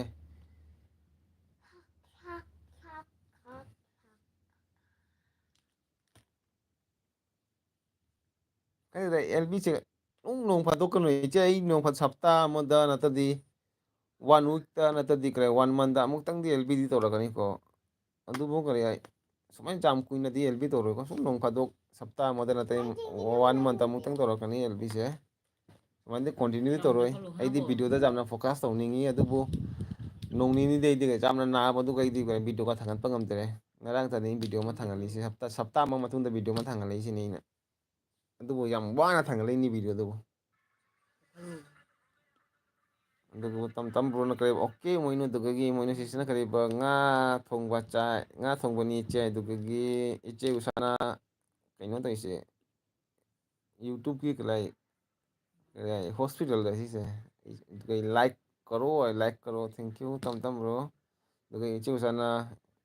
emoji दगे इचे में उसना लगी जाओ दगे की इचे उसना से कप्ती कई नोइसे इचे तखेन करे बा हेंगदगी वाइटीदा स्ट्राइक ओई दो जातलो तम पुंग 9 दगी लोइना पुन्ना एलबी तौदिसी करिगिनो इचे करिनो स्ट्राइक आइदी करी वारी नो खंगदेदा हेंग 9 दगी करी नो स्ट्राइक ले इचे एलबी करी नो स्ट्राइक आइसे दगी इचे उसान आरजे कप्ती कप कनु को इचे उसा एगे थमोय जामना नोवी को ngasi kare aina susmita sister gi kare video ma jengba enge thamoi de gi mapiti pi tare ko du khangde kai da man tan cham nungsina moi mama na kare pochai ma tharak pado mayam su video do full watch to view do gi iche susmita gi kare ngasi moi mama na jum de gi pot ma tharak pado do gi sister na kappa do cham nungsi kare badu matang jam nungsi ba matang mani du nungsi ba matang do idi mama na pot ma tharak pado ga machana adumana nungsina kare ngasi pot to phangba ngasi chari pot to ningol ma oira ngasi mama na tharakpa nungsiba do adu nungsiba do hajik pabu leiri ai do mama gi damak ta tore mama na macha nupi gi damak ta mai tharakpa do jam nungsiba adu gi emotion do jengba da isa gi mami ti pida ba dai video do jeng jere adu video do de se chada ei video jengaro ei kape du matang dai kape ei video jengaro ai na hai gira bani man jam nungsire ba du matang do duga che kap kan ko duga iche mam tana nungai taba hangbani da nungai taba na hangbani da duga gi tam tam ron che ta khena duga gi iche ta khena tam tam hoine ngasi di lb ki wari oirine kari wari no khang de da imo na hajik lb da hajik lb da hare mini hajik lb da hare mini tam tam no ai phabi amukka lb thare ya ya phabi lb thai raise 그게 이쪽에 사는 바시 데 시스터 이제 시스터스 라이네 저희 머리기 마카기 잉앙 야우러디 오프 오이버니 ꯑꯣ ꯑꯩꯒꯤ ꯑꯉꯥꯡꯗꯤ ꯆꯍꯤ ꯑꯃ ꯅꯠꯇꯦ ꯑꯩꯒꯤ ꯀꯔꯤ ꯑꯩꯈꯣꯏꯒꯤ ꯀꯤꯁ of ꯀꯔꯤ ꯀꯩꯅꯣꯗꯣ ꯑꯗꯨꯗ ꯑꯩꯅ ꯀꯔꯤ ꯄꯥꯔꯃꯤꯁꯟ ꯇꯧꯅ ꯊꯝꯕꯅꯦꯕ ꯑꯣꯟꯗ ꯊꯝꯕꯅꯦꯕ ꯏꯆꯦ ꯑꯗꯣ ꯑꯩꯅ ꯃꯃꯥꯡꯗ ꯑꯩ ꯃꯨꯛꯕꯥꯡ ꯇꯧꯈꯤꯗꯣ ꯀꯔꯤꯝ ꯑꯗꯨꯃꯥꯏꯅ ꯑꯣꯐ ꯑꯣꯏꯗꯦꯕ ꯍꯟꯗꯛ ꯃꯔꯛꯇ ꯀꯔꯤ ꯀꯣꯃꯦꯟꯗꯣ ꯑꯣꯐ ꯑꯣꯏꯔꯤꯅꯤꯁꯦ ꯃꯃꯥꯡꯒꯤ ꯑꯩꯈꯣꯏ ꯑꯉꯥꯡ ꯆꯍꯤ 3ꯒꯤ ꯑꯣꯏꯔꯤꯉꯩꯗꯗꯤ ꯆꯍꯤ ꯃꯨꯛꯕꯥꯡ ꯇꯧꯔꯛꯄꯅꯤ ꯑꯗꯨꯕꯨ ꯀꯣꯃꯦꯟ ꯑꯣꯐ ꯑꯣꯏꯗꯦ ꯍꯟꯗꯛ ꯃꯔꯛ ꯀꯣꯃꯦꯟꯁꯨ ꯑꯣꯐ ꯑꯣꯏꯔꯤꯁꯤꯅꯤ ꯃꯦꯗ ꯏꯟ ꯀꯤꯠ ꯍꯥꯏꯗꯣ ꯑꯗꯨꯗꯣ ꯀꯔꯤ ꯑꯩꯅ ꯀꯔꯤ ꯑꯣꯟ ꯇꯧ ꯊꯝꯕꯅꯦꯕ ꯑꯗꯨꯗꯣ ꯄꯥꯔꯃꯤꯁꯟꯗꯣ ꯑꯣꯟ ꯇꯧ ꯊꯝꯃꯦꯕ ꯑꯗꯨꯗꯣ ꯑꯗꯨꯒ ꯃꯣꯅꯤꯅ ꯀꯔꯤ ꯍꯥꯏꯕ ꯑꯩꯒꯤꯁꯨꯅꯤ ꯌꯥꯔꯖꯦ ꯚꯥꯏ ꯑꯣꯐ ꯑꯗꯨꯝ ꯑꯣꯏꯅ ꯂꯩ ꯌꯥꯏ ꯑꯗꯨꯃꯥꯏꯅ ꯑꯣꯟ ꯑꯣꯐꯇꯧ ꯈꯪꯗꯦ ꯌꯨꯇꯨꯕꯁꯦ ꯀꯩꯒꯤ ꯀꯔꯝꯕ ꯀꯩꯅꯣ ꯑꯣꯏꯔꯕꯅꯣ ꯑꯞꯗꯦꯠ ꯀꯔꯤꯒꯨꯝꯕ ꯑꯞꯗꯦꯠ ꯂꯥꯛꯑꯕꯅꯣ ꯈꯪꯗ꯭ꯔꯦꯗ ꯑꯩꯗꯤ ꯎꯏꯔꯦꯍꯦ ꯌꯨ ꯄꯥꯏ ꯑꯠꯆꯥ ꯏꯆꯦ ꯇꯈꯦꯜꯅ ꯑꯣ ꯁꯤꯁꯇꯔ ꯅꯪꯒꯤꯁꯨ ꯇꯧꯔꯝꯃꯦ ꯑꯗꯨꯒ ꯏꯆꯦ ꯇꯦꯁꯇꯤꯅ ꯀꯔꯤ ꯍꯥꯏꯕ ꯑꯥꯔꯖꯦꯁꯦ ꯁꯨꯝ ꯑꯦꯜ ꯕꯤ ꯍꯩꯕ꯭ꯔꯥ ꯍꯥꯏꯕ꯭ꯔꯥ ꯌꯦꯡꯖꯔꯝꯃꯤꯅꯦ ꯑꯩ ꯑꯦꯜꯕꯤ ꯍꯩꯇꯦ ꯏꯆꯦ ꯇꯦꯁꯇꯤ ꯅꯣꯡ ꯐꯥꯗꯣꯛ ꯑꯦꯜꯕꯤ ꯊꯥꯕꯅꯤꯀꯣ ꯃꯌꯥꯝ ꯁꯣꯏꯕꯁꯨ ꯀꯔꯦ ꯁꯣꯏꯔꯁꯨ ꯃꯌꯥꯝꯅ ꯁꯨꯝ ꯋꯥꯔꯧ ꯀꯔꯦ ꯍꯥꯏ ꯉꯥꯛꯄꯤꯌꯨꯀꯣ ꯑꯩ ꯌꯥꯝ ꯑꯦꯜꯕꯤꯁꯨ ꯀꯔꯤ ꯑꯦꯛꯁꯄꯤꯔꯦꯟꯁ ꯂꯩꯇꯦ ꯁꯨꯝ ꯅꯣꯡ ꯐꯥꯗꯣꯛ ꯊꯥꯕꯅꯤꯀꯣ ꯃꯌꯥꯝꯒ ꯑꯗꯨꯝ ꯋꯥꯔꯤ ꯁꯥꯟꯅꯒꯦ ꯅꯣꯡ ꯐꯥꯗꯣꯛ ꯅꯨꯡꯁꯤꯕ ꯃꯌꯥꯝꯗꯨ ꯋꯥꯔꯤ ꯁꯥꯟꯅꯕꯅꯤ ꯑꯦꯜꯕꯤ ꯊꯥꯔ ꯑꯩꯗꯤ ꯑꯗꯨꯃꯥꯏꯅ ꯑꯦꯜꯕꯤꯗ ꯌꯥꯝꯅ ꯑꯦꯛꯇꯤꯞꯇꯤ ꯑꯣꯏꯔꯦꯀꯣ ꯑꯗꯨꯒ ꯇꯈꯦꯜ ꯑꯩꯗꯤ 5 ꯃꯤꯅꯤꯠꯀꯤ ꯑꯦꯜꯕꯤꯅꯦ ꯇꯝꯇꯝꯕ꯭ꯔꯣꯅ ꯆꯦ ꯇꯈꯦꯜꯅ ꯅꯨꯡꯁꯤꯅ ꯍꯥꯏꯔꯤꯃꯤ ꯑꯗꯨꯒ ꯏꯆꯦ ꯃꯦꯝꯆꯥꯅ ꯒꯨꯂꯤ 43 ꯇꯈꯦꯜ ꯏꯆꯟꯅ ꯍꯣꯏꯅꯦ ꯌꯦꯡꯉꯨꯏꯅꯦ ꯑꯗꯨꯒ ꯃꯣꯃꯤꯇꯥꯅ ꯀꯔꯤꯕ ꯃꯣꯅꯤꯅ ꯀꯔꯤꯕ ꯆꯦ ꯇꯦꯁꯇꯤ ꯀꯔꯤ ꯃꯊꯦꯜ ꯆꯥꯔꯒꯦ ꯑꯗꯨꯒ ꯃꯣꯅꯤꯅ ꯀꯔꯤꯕ ꯆꯦ ꯇꯦꯁꯇꯤꯒꯤ ꯑꯦꯜꯕꯤ ꯂꯣꯏꯔꯝꯃꯦ ꯑꯗꯨꯒ ꯑꯩ ꯆꯠꯂꯒ ꯇꯧꯕꯗꯣ ꯑꯩ ꯆꯠꯀꯦ ꯇꯧꯕꯗ ꯑꯗꯨꯒ ꯏꯆꯦ ꯃꯦꯝꯆꯥꯅ ꯑꯩ ꯉꯥꯏꯍꯥꯛ ꯇꯨꯝꯒꯦ ꯑꯗꯨꯗꯒꯤ ꯃꯃꯥ ꯑꯩꯒꯤ ꯀꯔꯤ ꯀꯣꯃꯦꯟꯁꯦ ꯃꯈꯥ ꯃꯌꯥꯝ ꯂꯩꯔꯣꯏ ꯃꯌꯥꯝ ꯀꯣꯃꯦꯟꯁꯨ ꯀꯔꯥꯏ ꯂꯣꯏꯒꯤ ꯄꯥꯕꯗꯤ ꯉꯝꯃꯣꯏꯀꯣ ꯃꯔꯛ ꯃꯔꯛꯇ ꯁꯨꯝ ꯀꯣꯃꯦꯟ ꯄꯥꯔꯛꯀꯦ ꯑꯗꯨꯒ ꯑꯩ ꯇꯝ ꯇꯝꯅ ꯀꯔꯤꯕ ꯑꯩꯅ ꯃꯤꯒꯤ ꯚꯤꯗꯤꯑꯣꯒꯤ ꯀꯣꯃꯦꯟꯇ ꯑꯥꯔꯖꯦ ꯀꯣꯊꯤ ꯊꯤꯔꯤꯕꯅꯤ ꯍꯣꯏꯅꯦ ꯇꯝꯇꯝꯕ꯭ꯔꯣ ꯌꯥꯝ ꯅꯨꯡꯁꯤꯌꯦ ꯅꯪꯅ ꯑꯗꯨꯃꯥꯏꯅ ꯑꯩ ꯅꯣꯡ ꯅꯤꯅꯤ ꯑꯩꯅ ꯀꯔꯤ ꯑꯦꯜꯕꯤꯗ ꯂꯥꯛꯇꯕ ꯇꯝꯕ꯭ꯔꯣꯅ ꯃꯌꯥꯝ ꯑꯩꯅ ꯃꯌꯥꯝꯒꯤ ꯚꯤꯗꯤꯑꯣꯗ ꯆꯪꯕꯗ ꯃꯥꯅ ꯑꯩꯒꯤ ꯚꯤꯗꯤꯑꯣꯒꯤ ꯀꯔꯤ ꯃꯈꯥꯗ ꯃꯥꯅ ꯀꯣꯃꯦꯟ ꯇꯧ ꯂꯩꯔꯝꯃꯤ ꯌꯥꯝ ꯅꯍꯥꯟꯒꯤꯗꯣ ꯅꯍꯥꯟꯒꯤ ꯀꯔꯤ ꯑꯩꯅ ꯌꯦꯡꯕꯗ ꯌꯥꯝ ꯅꯪ ꯅꯨꯡꯁꯤꯗ꯭ꯔꯦ ꯆꯪꯉꯛꯇꯕꯗꯣ ꯃꯥꯅ ꯅꯪ ꯁꯥꯟꯅ ꯇꯧꯕꯗꯣ ꯑꯩꯅ ꯅꯣꯛꯁꯨ ꯅꯣꯛꯄꯗꯤ ꯀꯩ ꯍꯥꯏꯅꯤ ꯇꯝꯇꯝꯕ꯭ꯔꯣꯅ ꯑꯩꯒꯤ ꯀꯔꯤ ꯚꯤꯗꯤꯑꯣ ꯃꯈꯥꯗ ꯆꯠꯂꯒ ꯌꯥꯝꯅ ꯀꯔꯤ ꯀꯣꯃꯦꯟ ꯇꯧꯔꯛꯄꯗꯣ ꯌꯥꯝ ꯅꯨꯡꯁꯤꯌꯦ ꯇꯝꯇꯝꯕ꯭ꯔꯣ ꯑꯣꯟꯈꯤꯅꯤ ꯑꯩꯗꯤ ꯅꯉꯣꯟꯗ ꯀꯥꯎꯕ ꯉꯝꯃꯣꯏꯍꯦ ꯇꯝꯇꯝꯕ꯭ꯔꯣ ꯅꯪ ꯎꯗ꯭ꯔꯁꯨ ꯎꯗꯕ ꯊꯃꯣꯏꯗꯤ ꯅꯨꯡꯁꯤꯕ ꯑꯃ ꯐꯥꯎꯔꯦꯕ ꯅꯉꯣꯟꯗ ꯑꯩꯅ ꯀꯗꯥꯏ ꯑꯩꯒꯤ ꯏꯌꯥꯝꯕꯁꯨ ꯑꯣꯏꯕ ꯌꯥꯏ ꯑꯗꯨꯕꯨ ꯋꯥꯏ ꯇꯤꯗ ꯂꯥꯛꯄꯅꯤꯅ ꯕ꯭ꯔꯣ ꯍꯥꯏꯅ ꯀꯧꯔꯦ ꯋꯥꯔꯧꯕ ꯌꯥꯗꯦ ꯑꯗꯨꯕꯨ ꯏꯆꯦ ꯇꯈꯦꯜꯅ ꯀꯔꯤ ꯍꯥꯏꯕ ꯍꯣꯏꯅꯦ ꯇꯝꯇꯥꯝ ꯅꯨꯡꯁꯤꯅ ꯍꯥꯏꯔꯤꯃꯤꯅꯤꯅꯦ ꯑꯗꯨꯗꯒꯤ ꯃꯥꯂꯦꯝꯅ ꯀꯔꯤ ꯍꯥꯏꯕ ꯃꯥꯔꯇꯣꯜ ꯄꯥꯏꯔꯦ ꯑꯗꯨꯗꯒꯤ ꯏꯆꯦ ꯎꯁꯥꯅ ꯂꯞ ꯏꯃꯣꯖꯤ ꯃꯣꯅꯤꯅ ꯃꯥꯂꯦꯝ ꯏꯌꯥꯝꯕ ꯑꯗꯨꯒ ꯇꯝꯇꯝꯅ ꯆꯨꯝꯃꯤꯅꯦ ꯏꯆꯦ ꯇꯈꯦꯜ ꯑꯗꯨꯒ ꯏꯆꯦꯆꯟꯅ ꯃꯣꯅꯤꯅ ꯉꯁꯤ ꯌꯥꯝ ꯁꯝꯕ ꯃꯊꯦꯜ ꯑꯔꯨꯕ ꯍꯥꯏꯕꯨ ꯑꯇꯩꯁꯨ ꯗꯣꯁꯥ ꯇꯥꯔꯦ ꯑꯔꯧꯕ ꯍꯥꯏꯕꯨ ꯑꯇꯩꯁꯨ ꯗꯣꯁꯥ ꯇꯥꯔꯦ ꯃꯥꯂꯦꯝ ꯐꯥꯔꯝ ꯄ꯭ꯔꯗꯛꯅ ꯏꯃꯣꯖꯤ ꯇꯈꯦꯜ ꯏꯆꯟꯅ ꯅꯨꯡꯁꯤꯕꯅꯤ ꯏꯃꯥ ꯍꯥꯏꯁꯦ ꯅꯨꯡꯁꯤ ꯏꯆꯦ ꯑꯩꯒꯤꯅꯦ ꯑꯩꯗꯤ ꯌꯥꯝ ꯅꯨꯡꯁꯤ ꯁꯨꯁꯃꯤꯇꯥꯒꯤ ꯚꯤꯗꯤꯑꯣ ꯌꯦꯡꯕꯗ ꯌꯥꯝꯅ ꯃꯤꯠꯇꯒꯤ ꯄꯤ ꯇꯥꯏ ꯑꯩꯅ ꯚꯤꯗꯤꯑꯣ ꯌꯦꯡꯕ ꯃꯇꯝꯗ ꯑꯩꯒꯤꯗꯤ ꯏꯃꯣꯁꯟꯅꯜꯂꯤ ꯌꯥꯝ ꯑꯣꯏꯌꯦ ꯑꯩꯗꯤ ꯈꯪꯗꯦ ꯍꯧꯖꯤꯛꯄꯨ ꯑꯗꯨꯃꯥꯏꯅ ꯃꯌꯥꯝ ꯅꯉꯣꯟꯗ ꯀꯣꯃꯦꯟ ꯇꯧꯔꯒ ꯑꯩ ꯃꯤꯠꯇꯒꯤ ꯄꯤ ꯇꯥꯅꯤꯀꯣ ꯑꯩ ꯌꯥꯝ ꯅꯨꯡꯁꯤꯕ ꯑꯩꯒꯤ ꯊꯃꯣꯏꯗꯗꯤ ꯌꯥꯝ ꯃꯤꯒꯤꯗꯃꯛꯇ ꯌꯥꯝ ꯈꯟꯕ ꯑꯩ ꯃꯤꯅꯦ ꯑꯗꯨꯗꯤ ꯑꯩꯗꯤ ꯑꯗꯨꯅꯤ ꯃꯥꯒꯤ ꯋꯥꯔꯤꯇꯁꯨ ꯅꯠꯇꯦ ꯃꯄꯥꯟꯗ ꯂꯩꯔꯤ ꯄꯣꯠ ꯌꯥꯝ ꯌꯨꯝꯒꯤ ꯂꯥꯛꯄꯁꯦ ꯌꯥꯝ ꯁꯥꯊꯤꯅ ꯅꯨꯡꯉꯥꯏ ꯌꯥꯝꯅ ꯅꯨꯡꯁꯤ ꯏꯆꯦ ꯇꯈꯦꯜꯅ ꯀꯔꯤ ꯍꯥꯏꯕ ꯏꯃꯥ ꯂꯩꯇ꯭ꯔꯗꯤ ꯁꯪꯁꯥꯔꯁꯤꯗ ꯀꯅꯥꯁꯨ ꯂꯩꯇꯦ ꯏꯆꯦ ꯆꯨꯝꯃꯤ ꯋꯥꯔꯤꯗꯤ ꯌꯥꯝ ꯅꯨꯡꯁꯤꯕ ꯇꯣꯄꯤꯛꯅꯤꯀꯣ ꯁꯤ ꯇꯣꯄꯤꯛꯁꯦ ꯌꯥꯝ ꯅꯉꯣꯟꯗ ꯍꯥꯏꯔꯛꯀꯅꯨꯀꯣ ꯑꯩ ꯃꯤꯠꯇꯤ ꯄꯤ ꯇꯥꯔꯛꯑꯅꯤ ꯃꯌꯥꯝ ꯍꯥꯏꯔꯛꯑꯅꯨ ꯑꯗꯨꯗꯒꯤ ꯏꯆꯦ ꯎꯁꯥꯅ ꯂꯞ ꯏꯃꯣꯖꯤ ꯃꯥꯂꯦꯝꯅ ꯕꯦꯝꯆꯥ ꯍꯌꯦꯡ ꯑꯗꯨꯒ ꯍꯌꯦꯡꯗꯣ ꯇꯝꯇꯝꯕ꯭ꯔꯣꯅ ꯑꯗꯨꯅꯤ ꯃꯥ ꯍꯤꯗꯥꯛ ꯁꯨꯁꯃꯤꯇꯥꯒꯤꯗꯣ ꯇꯝꯇꯝꯕ꯭ꯔꯣꯅ ꯑꯥꯔꯖꯦ ꯊꯃꯣꯏꯗꯣ ꯐꯦꯕꯤꯀꯣꯜ ꯂꯩꯇ꯭ꯔꯣ ꯅꯞꯄ ꯌꯥꯗꯦꯅꯦ ꯇꯝꯇꯝꯕ꯭ꯔꯣ ꯐꯦꯕꯤꯀꯣꯜ ꯂꯩꯔꯁꯨ ꯅꯞꯄ ꯌꯥꯔꯣꯏꯌꯦ ꯊꯃꯣꯏꯗꯤ ꯊꯃꯣꯏꯅꯦ ꯅꯞꯄ ꯌꯥꯔꯣꯏ ꯊꯃꯣꯏꯁꯦ ꯅꯨꯡꯁꯤꯕ ꯊꯃꯣꯏꯗꯤ ꯀꯥꯏ ꯅꯞꯇꯣꯏꯅꯣ ꯊꯃꯣꯏꯗꯤ ꯀꯔꯦ ꯐ꯭ꯔꯦꯁ ꯊꯝꯃꯣꯏ ꯍꯥꯏꯗꯤ ꯀꯥꯏ ꯅꯞꯄ ꯌꯥꯗꯒꯦ ꯐꯦꯕꯤꯀꯨꯜꯅꯁꯨ ꯅꯞꯄꯁꯨ ꯀꯔꯦ ꯅꯞꯄ ꯌꯥꯏ ꯄꯣꯠ ꯇꯥꯏꯌꯦ ꯑꯗꯨꯒ ꯃꯣꯅꯤꯅ ꯀꯔꯤꯒꯤꯅꯣꯅꯦ ꯆꯦ ꯇꯦꯁꯇꯤ ꯑꯗꯨꯒ ꯃꯔꯝꯅ ꯏꯕꯨꯡꯉꯣ ꯚꯥꯏ ꯑꯗꯨꯒ ꯃꯟꯂꯩ ꯑꯗꯨꯒ ꯒꯦꯝꯉꯥꯎꯕ ꯑꯗꯒꯤ ꯁꯤꯁꯇꯔꯅ ꯑꯩꯅ ꯑꯦꯜꯕꯤ ꯊꯥꯕꯗ ꯀꯅꯥꯗꯁꯨ ꯗꯤꯁꯇꯔꯕ ꯇꯧꯕ ꯅꯠꯇꯦꯀꯣ ꯍꯥꯏꯐꯦꯠ ꯁꯣ ꯇꯧꯖꯔꯝꯃꯤꯅꯤ ꯑꯩ ꯏꯆꯦ ꯇꯦꯛꯁꯇꯤ ꯑꯩꯁꯨ ꯈꯔ ꯂꯥꯛꯄ ꯉꯝꯗꯦꯀꯣ ꯋꯥꯔꯧꯕ ꯖꯥꯠꯇꯀꯣ ꯏꯆꯦ ꯇꯦꯛꯁꯇꯤ ꯃꯌꯥꯝꯒꯤ ꯑꯦꯜ ꯕꯤꯁꯨ ꯁꯨꯝ ꯄꯨꯡ 10ꯗꯒꯤ ꯁꯨꯝ ꯇꯞ ꯇꯞꯅ ꯑꯗꯨꯝ ꯄꯨꯡ 10 ꯂꯣꯏꯔꯒ ꯄꯨꯡ 10 ꯂꯣꯏꯔꯒ ꯏꯆꯦꯒꯤ ꯂꯣꯏꯔꯒ ꯄꯨꯡ 10ꯗꯤ ꯅꯠꯇꯦ ꯁꯨꯝ ꯍꯧꯖꯤꯛꯇꯤ ꯈꯔ ꯏꯆꯦ ꯇꯦꯛꯁ ꯈꯔ ꯇꯈꯦꯜꯗ ꯊꯥꯕꯅꯤ ꯏꯆꯦ ꯇꯈꯦꯜꯒꯤ ꯑꯦꯜ ꯕꯤ ꯂꯣꯏꯔꯒ ꯏꯆꯦ ꯇꯈꯦꯜꯒꯤꯁꯨ ꯌꯥꯝ ꯀꯨꯏꯅ ꯌꯥꯎꯕ ꯉꯝꯗꯦ ꯉꯥꯛꯇꯪ ꯌꯥꯎꯔꯦ ꯑꯗꯨ ꯂꯣꯏꯔꯒ ꯑꯅꯤꯃꯥꯒꯤ ꯑꯦꯜ ꯕꯤ ꯑꯅꯤꯃꯥꯒꯤ ꯂꯣꯏꯔꯒ ꯏꯆꯦ ꯄꯦꯝꯆꯥꯒꯤ ꯂꯣꯏꯔꯒ ꯃꯔꯛꯇ ꯀꯗꯥꯏ ꯇꯝꯇꯝ ꯕ꯭ꯔꯣꯅ ꯄꯨꯡ 12ꯗꯤ ꯊꯥꯕꯗ ꯄꯨꯡ 12ꯗꯒꯤ ꯇꯝꯇꯝꯒꯤꯁꯨ ꯌꯥꯎꯔꯤ ꯑꯗꯨ ꯂꯣꯏꯔꯒ ꯑꯀꯨꯝ ꯑꯅꯨꯒꯤ ꯑꯦꯜ ꯕꯤ ꯌꯥꯎꯔꯤ ꯑꯅꯨꯒꯤ ꯑꯦꯜ ꯕꯤ ꯂꯣꯏꯔꯒ ꯑꯀꯨꯝ ꯀꯗꯥꯏ ꯏꯇꯥꯎꯕꯤꯒꯤ ꯔꯣꯕꯤꯇꯥꯒꯤ ꯑꯦꯜ ꯕꯤ ꯔꯣꯕꯤꯇꯥꯒꯤ ꯍꯌꯦꯡ ꯑꯦꯜ ꯕꯤ ꯄꯣꯔꯛꯀꯦ ꯂꯣꯏꯔꯒ ꯑꯩ ꯑꯀꯨꯝꯗꯨꯒ ꯀꯩꯅꯣꯁꯦ ꯏꯃꯣꯏꯅꯨꯒꯤ ꯑꯦꯜ ꯕꯤ ꯆꯄꯜ ꯂꯣꯏ ꯇꯨꯝꯈ꯭ꯔꯦ ꯀꯗꯥꯏꯗ ꯏꯃꯣꯏꯅꯨꯒꯤ ꯊꯝꯃꯨꯒꯦ ꯏꯆꯦ ꯁꯤꯁꯇꯔ ꯏꯃꯣꯏꯅꯨꯒꯤ ꯂꯣꯏꯔꯒ ꯑꯀꯨꯝ ꯀꯗꯥꯏ ꯑꯩ ꯁꯣꯟ ꯆꯠꯂꯨꯏꯅꯤꯗ ꯃꯔꯛꯇ ꯀꯗꯥꯏ ꯆꯠꯂꯨꯏ ꯅꯟꯗꯤꯅ ꯊꯥꯕ ꯅꯟꯗꯤꯒꯤ ꯑꯦꯜ ꯕꯤꯗ ꯈꯔ ꯌꯥꯎꯕꯤꯔꯦ ꯑꯩ ꯅꯟꯗꯤꯒꯤ ꯑꯦꯜ ꯕꯤ ꯌꯥꯎꯋꯦ ꯑꯗꯨ ꯂꯣꯏꯔꯒ ꯑꯀꯨꯝ ꯉꯪꯒꯅꯨ ꯏꯆꯦ ꯕꯦꯕꯦ ꯏꯆꯦ ꯃꯣꯃꯤꯇꯥꯒꯤ ꯑꯦꯜ ꯕꯤ ꯏꯆꯦ ꯃꯣꯃꯤꯇꯥꯒꯤ ꯑꯦꯜ ꯕꯤ ꯂꯣꯏꯔꯒ ꯑꯀꯨꯝ ꯃꯔꯛꯇ ꯑꯀꯨꯝ ꯄꯨꯡ 8ꯗꯒꯤ ꯀꯅꯥ ꯀꯅꯥꯒꯨꯝ ꯊꯥꯔꯛꯄꯗꯣ ꯁꯨꯝ ꯑꯗꯨꯃꯥꯏꯅ ꯌꯥꯎꯕꯗ ꯀꯔꯦ ꯃꯌꯥꯝꯁꯦ ꯑꯩꯈꯣꯏꯁꯨ ꯀꯔꯦ ꯁꯨꯃꯥꯏꯅ ꯈꯔꯦ ꯁꯨꯝ ꯇꯥꯏꯃꯤꯡꯁꯦ ꯑꯗꯨꯃꯥꯏꯅ ꯂꯩꯔꯦꯕ ꯍꯌꯦꯡ ꯂꯧꯅꯕ ꯑꯗꯨꯒꯤꯗꯃꯛꯇ ꯏꯆꯦ ꯐꯧꯔ ꯇꯦꯛꯁꯇꯤ ꯄꯣꯔꯛꯀꯦ ꯋꯥꯔꯧꯕ ꯖꯥꯠꯇꯀꯣ ꯑꯩ ꯂꯥꯛꯇꯦ ꯍꯥꯏꯅ ꯄ꯭ꯂꯦꯠꯁꯨ ꯋꯥꯔꯧꯒꯅꯨ ꯄꯣꯔꯛꯀꯦ ꯌꯥꯝ ꯁꯨꯝ ꯆꯥꯎꯕ ꯃꯌꯥꯝꯒꯤ ꯁꯨꯝ ꯈꯔ ꯃꯣꯅꯤꯇꯥꯏꯁ ꯑꯣꯏꯗꯕ ꯃꯌꯥꯝꯒꯤꯁꯨ ꯌꯥꯎꯕꯤꯔꯒ ꯃꯌꯥꯝꯒꯤ ꯃꯣꯅꯤꯇꯥꯏꯁ ꯑꯣꯏꯗꯕ ꯃꯌꯥꯝꯒꯤ ꯁꯨꯝ ꯌꯥꯎꯕꯤꯕꯅꯤ ꯑꯩ ꯉꯪꯒꯅꯨꯅꯦ ꯄꯣꯔꯛꯀꯦ ꯍꯥꯏꯇꯥꯗꯅ ꯍꯌꯦꯡ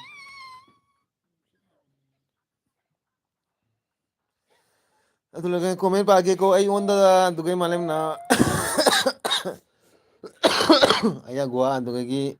ꯕꯤ ꯑꯦꯁ ꯕ꯭ꯂꯣꯛꯅ ꯍꯦꯜꯂꯣ ꯗꯣꯁ ꯍꯥꯏꯗꯨꯒ ꯑꯩ ꯍꯦꯜꯂꯣ ꯍꯦꯜꯂꯣ ꯄꯣꯔꯛꯄꯗꯣ ꯑꯃ ꯕꯤ ꯊꯝꯃꯝꯃꯣ ꯑꯦꯁ ꯑꯃ ꯕ꯭ꯂꯣꯛ ꯆꯥꯔꯣ ꯋꯦꯜꯀꯝ ꯑꯗꯨꯒ ꯏꯆꯦ ꯎꯁꯥꯅ ꯍꯥꯏ ꯑꯗꯨꯗꯒꯤ ꯁꯤꯁꯇꯔꯖꯅ ꯀꯔꯤ ꯍꯥꯏꯕ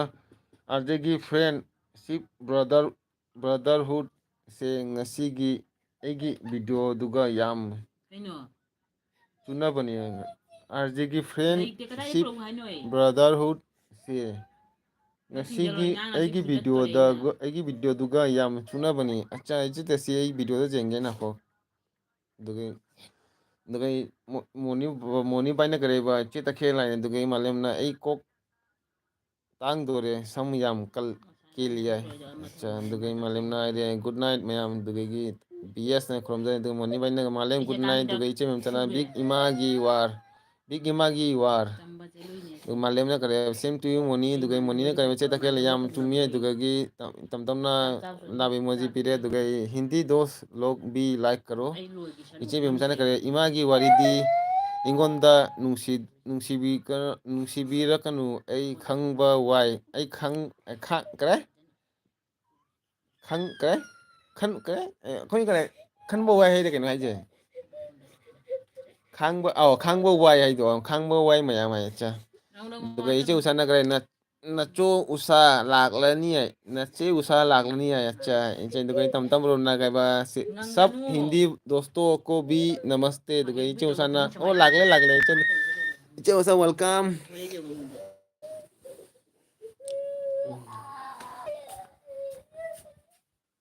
ꯑꯩꯒꯤ ꯆꯥꯅꯔꯨꯗꯤ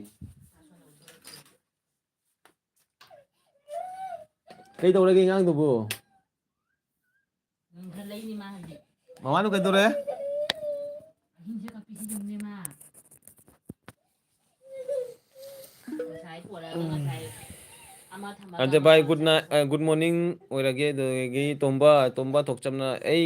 ꯂꯥꯛꯒꯦ ꯑꯥꯔꯖꯦ ꯑꯠꯆꯥ ꯊꯦꯡꯀ꯭ꯌꯨ ꯀꯔꯥꯏ ꯇꯣꯝꯕ ꯊꯦꯡꯀ꯭ꯌꯨ ꯑꯩ ꯒꯦꯜꯕꯤ ꯂꯥꯛꯄꯩꯗꯃꯛꯇ ꯑꯗꯨꯗꯒꯤ ꯔꯣꯕꯤꯇꯥꯅ ꯀꯔꯥꯏ ꯂꯥꯒꯤꯖꯥꯎ ꯑꯗꯨꯗꯒꯤ ꯇꯝ ꯇꯝꯅ ꯇꯣꯝꯕ ꯑꯗꯨꯗꯒꯤ ꯃꯣꯅꯤꯅ ꯀꯔꯤꯕ ꯑꯉꯥꯡ ꯇꯨꯕ ꯍꯩꯕ ꯌꯥꯗꯔꯦ ꯑꯉꯥꯡ ꯇꯨꯝꯃꯣ ꯍꯥꯏꯕ ꯌꯥꯗꯔꯦ ꯑꯠꯆꯥ ꯃꯣꯅꯤꯕꯥꯏ ꯒꯨꯗ ꯅꯥꯏꯠ ꯑꯗꯨꯗꯒꯤ ꯇꯝ ꯇꯝꯔꯣꯅ ꯔꯣꯕꯣ ꯍꯥꯏꯗꯨꯒ ꯑꯗꯨꯗꯒꯤ ꯏꯆꯦ ꯎꯁꯥꯅ ꯀꯔꯤꯕ ꯔꯣꯕꯣ ꯔꯥꯒꯤꯖꯥꯎ ꯑꯗꯨꯒ ꯁꯤꯁꯇꯔꯅ ꯀꯔꯤꯕ ꯃꯦꯁꯦꯁ ꯀꯛꯊꯠꯈ꯭ꯔꯦ ꯀꯩꯅꯣ ꯃꯦꯁꯦꯖ ꯂꯩꯇ꯭ꯔꯕ ꯃꯈꯥꯗ ꯆꯞꯈ꯭ꯔꯦꯅꯦ ꯂꯥꯒꯤꯖꯥꯎ ꯑꯥꯔꯖꯦ bro ꯂꯥꯒꯤꯖꯥꯎ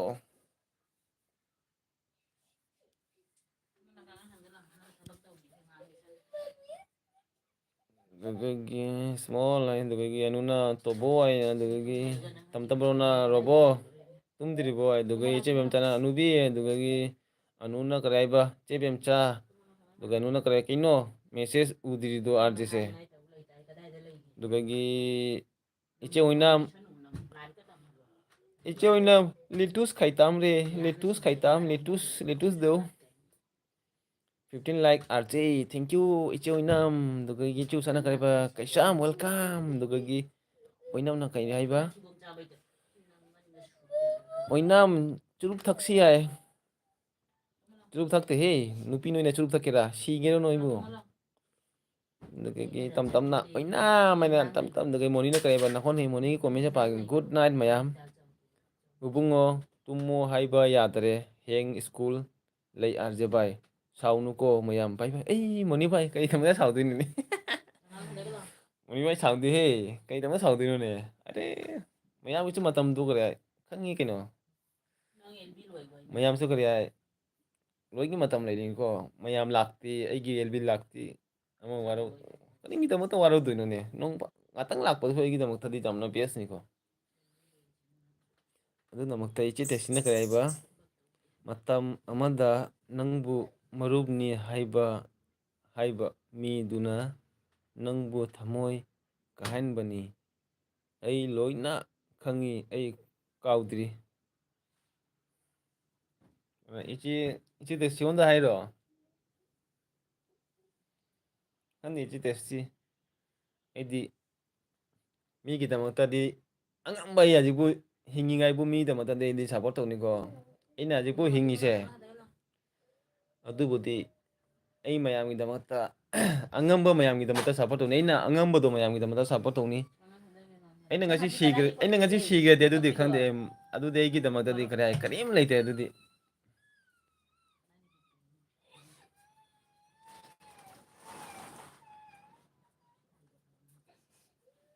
aina lairibabudi aigi mayamgidamata support tawni mayamgidamata help tawni angamade help tawni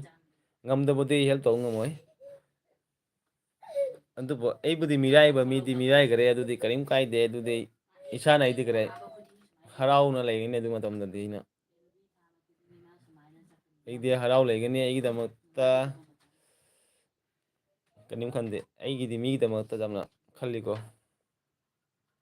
ichu sana kare oinam welcome dugai channel che usa chu thaw dugai che bem chana ai lei ko ai dugai sana thoibi moirang the mai dugai dar je brother nungai ri boy o sana thoi dar je brother nungai ri bo sana thoi nungai ri bo chak char ba sana thoi dugi ichu oina na kare lituse charo penna ngasi dia je charage ngasi ai gel bido ichi kada oinam na litus pirak panina charage litus se badana dugai tam tam na o moni mang pharasi dugai itaw binaga chebem chai dugai sana thoi na karaiba ibu aje kitang tani ai kino aje kitang tani ai se inu kitang tani ai se anu i masai ta fajabra jengwe iyo manma jeng pakhanga manma jeng i masakse mayam na kare ai LB da kare ai masak utte idi masak ut pani jeng fajabra jengwe iyo manma ni arje kitang tani ai dugagi RK mitai kari lamdai no bro ai asam dai ni bro RK mitai ai asam dai ni che usana kare ba chumi che tes dugagi sana thoina kare ba cek Robi ya dugagi sana thoina Robi dugagi tam tam rona sana thoi tam tam dugagi iche oinam na kare ba tam tam dugagi che taken na ai phami ko ai iche taken kai jang no dugai tam tam rona RK khomdari dugai monina ibo oijara ge ai tam tam oijara ge ai dugai Robi na kare ba sana thoi dugagi sana thoina kare ba iche usa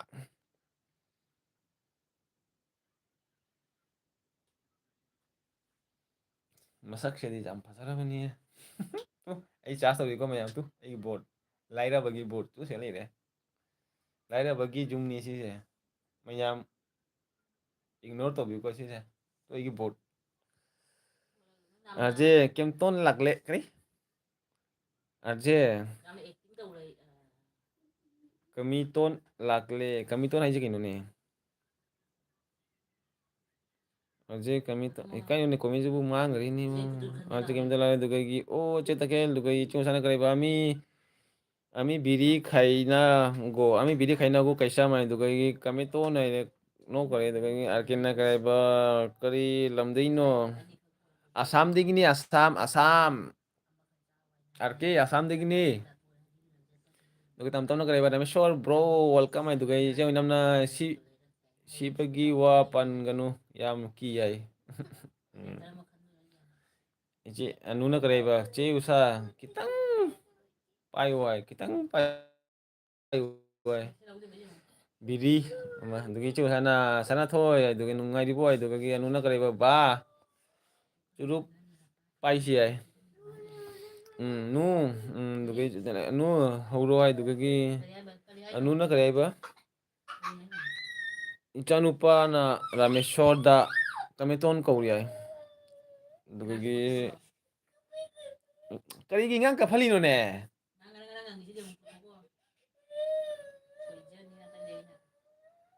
ingang ka phadana kara them ngamdro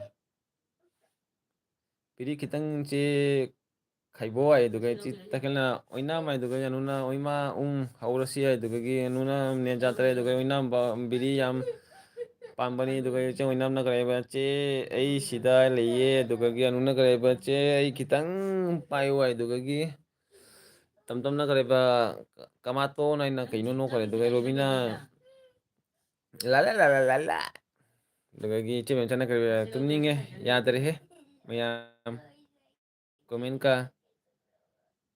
sanare he komen 31 mili kina kana no khang ne phajai yo ni ai anu phajaba ne no pakhang male he pakhang chuna pakhang ni ne anu idire pakhang ni de yong lu yo tab ni ai mai kai gre ui ma mobile ka loi kai gre अरे Krishna mobile charger का लोई मांग रहे अरे Krishna अꯩꯅ पाखang yengan mobile ka loi charger ka loi nandong na lai bo bera ni tawri se bo yupa nang pakhang sage hairo pakhang ni ne kaino pakhang ma dare se dong ne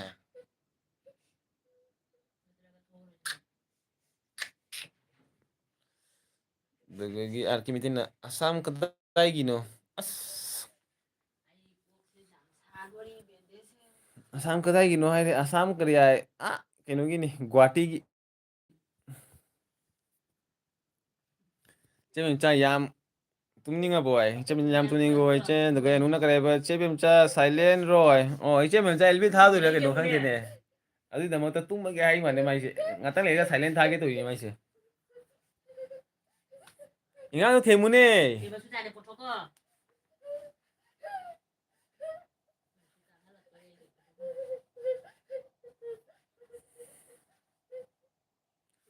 ai ke tiri ngok thong ai daga nge chemen ta na ipa lo daga aje ingi ko tu ai ne kare half so ni lisa ni me half so ta nung dang de khare ingi che oinam ai nung de jam ingi da daga nuna kare ba oinam cigarette se chamle ai cigarette chamle ai daga gi chebem chai daga gi anuna kare ba arje kari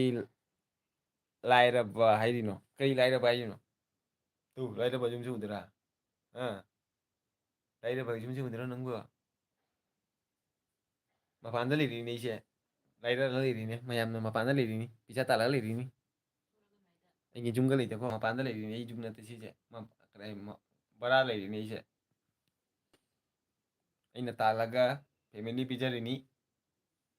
tandradi family koi mukbang jut koi sob শেষ হইব রে mukbang ga sob শেষ হইব পয়সা না থাকলে mukbang ও সব শেষ আমি তো প্রাইভেট জব করি রে সরকারি জব করি না তো দেখো আমার গরিব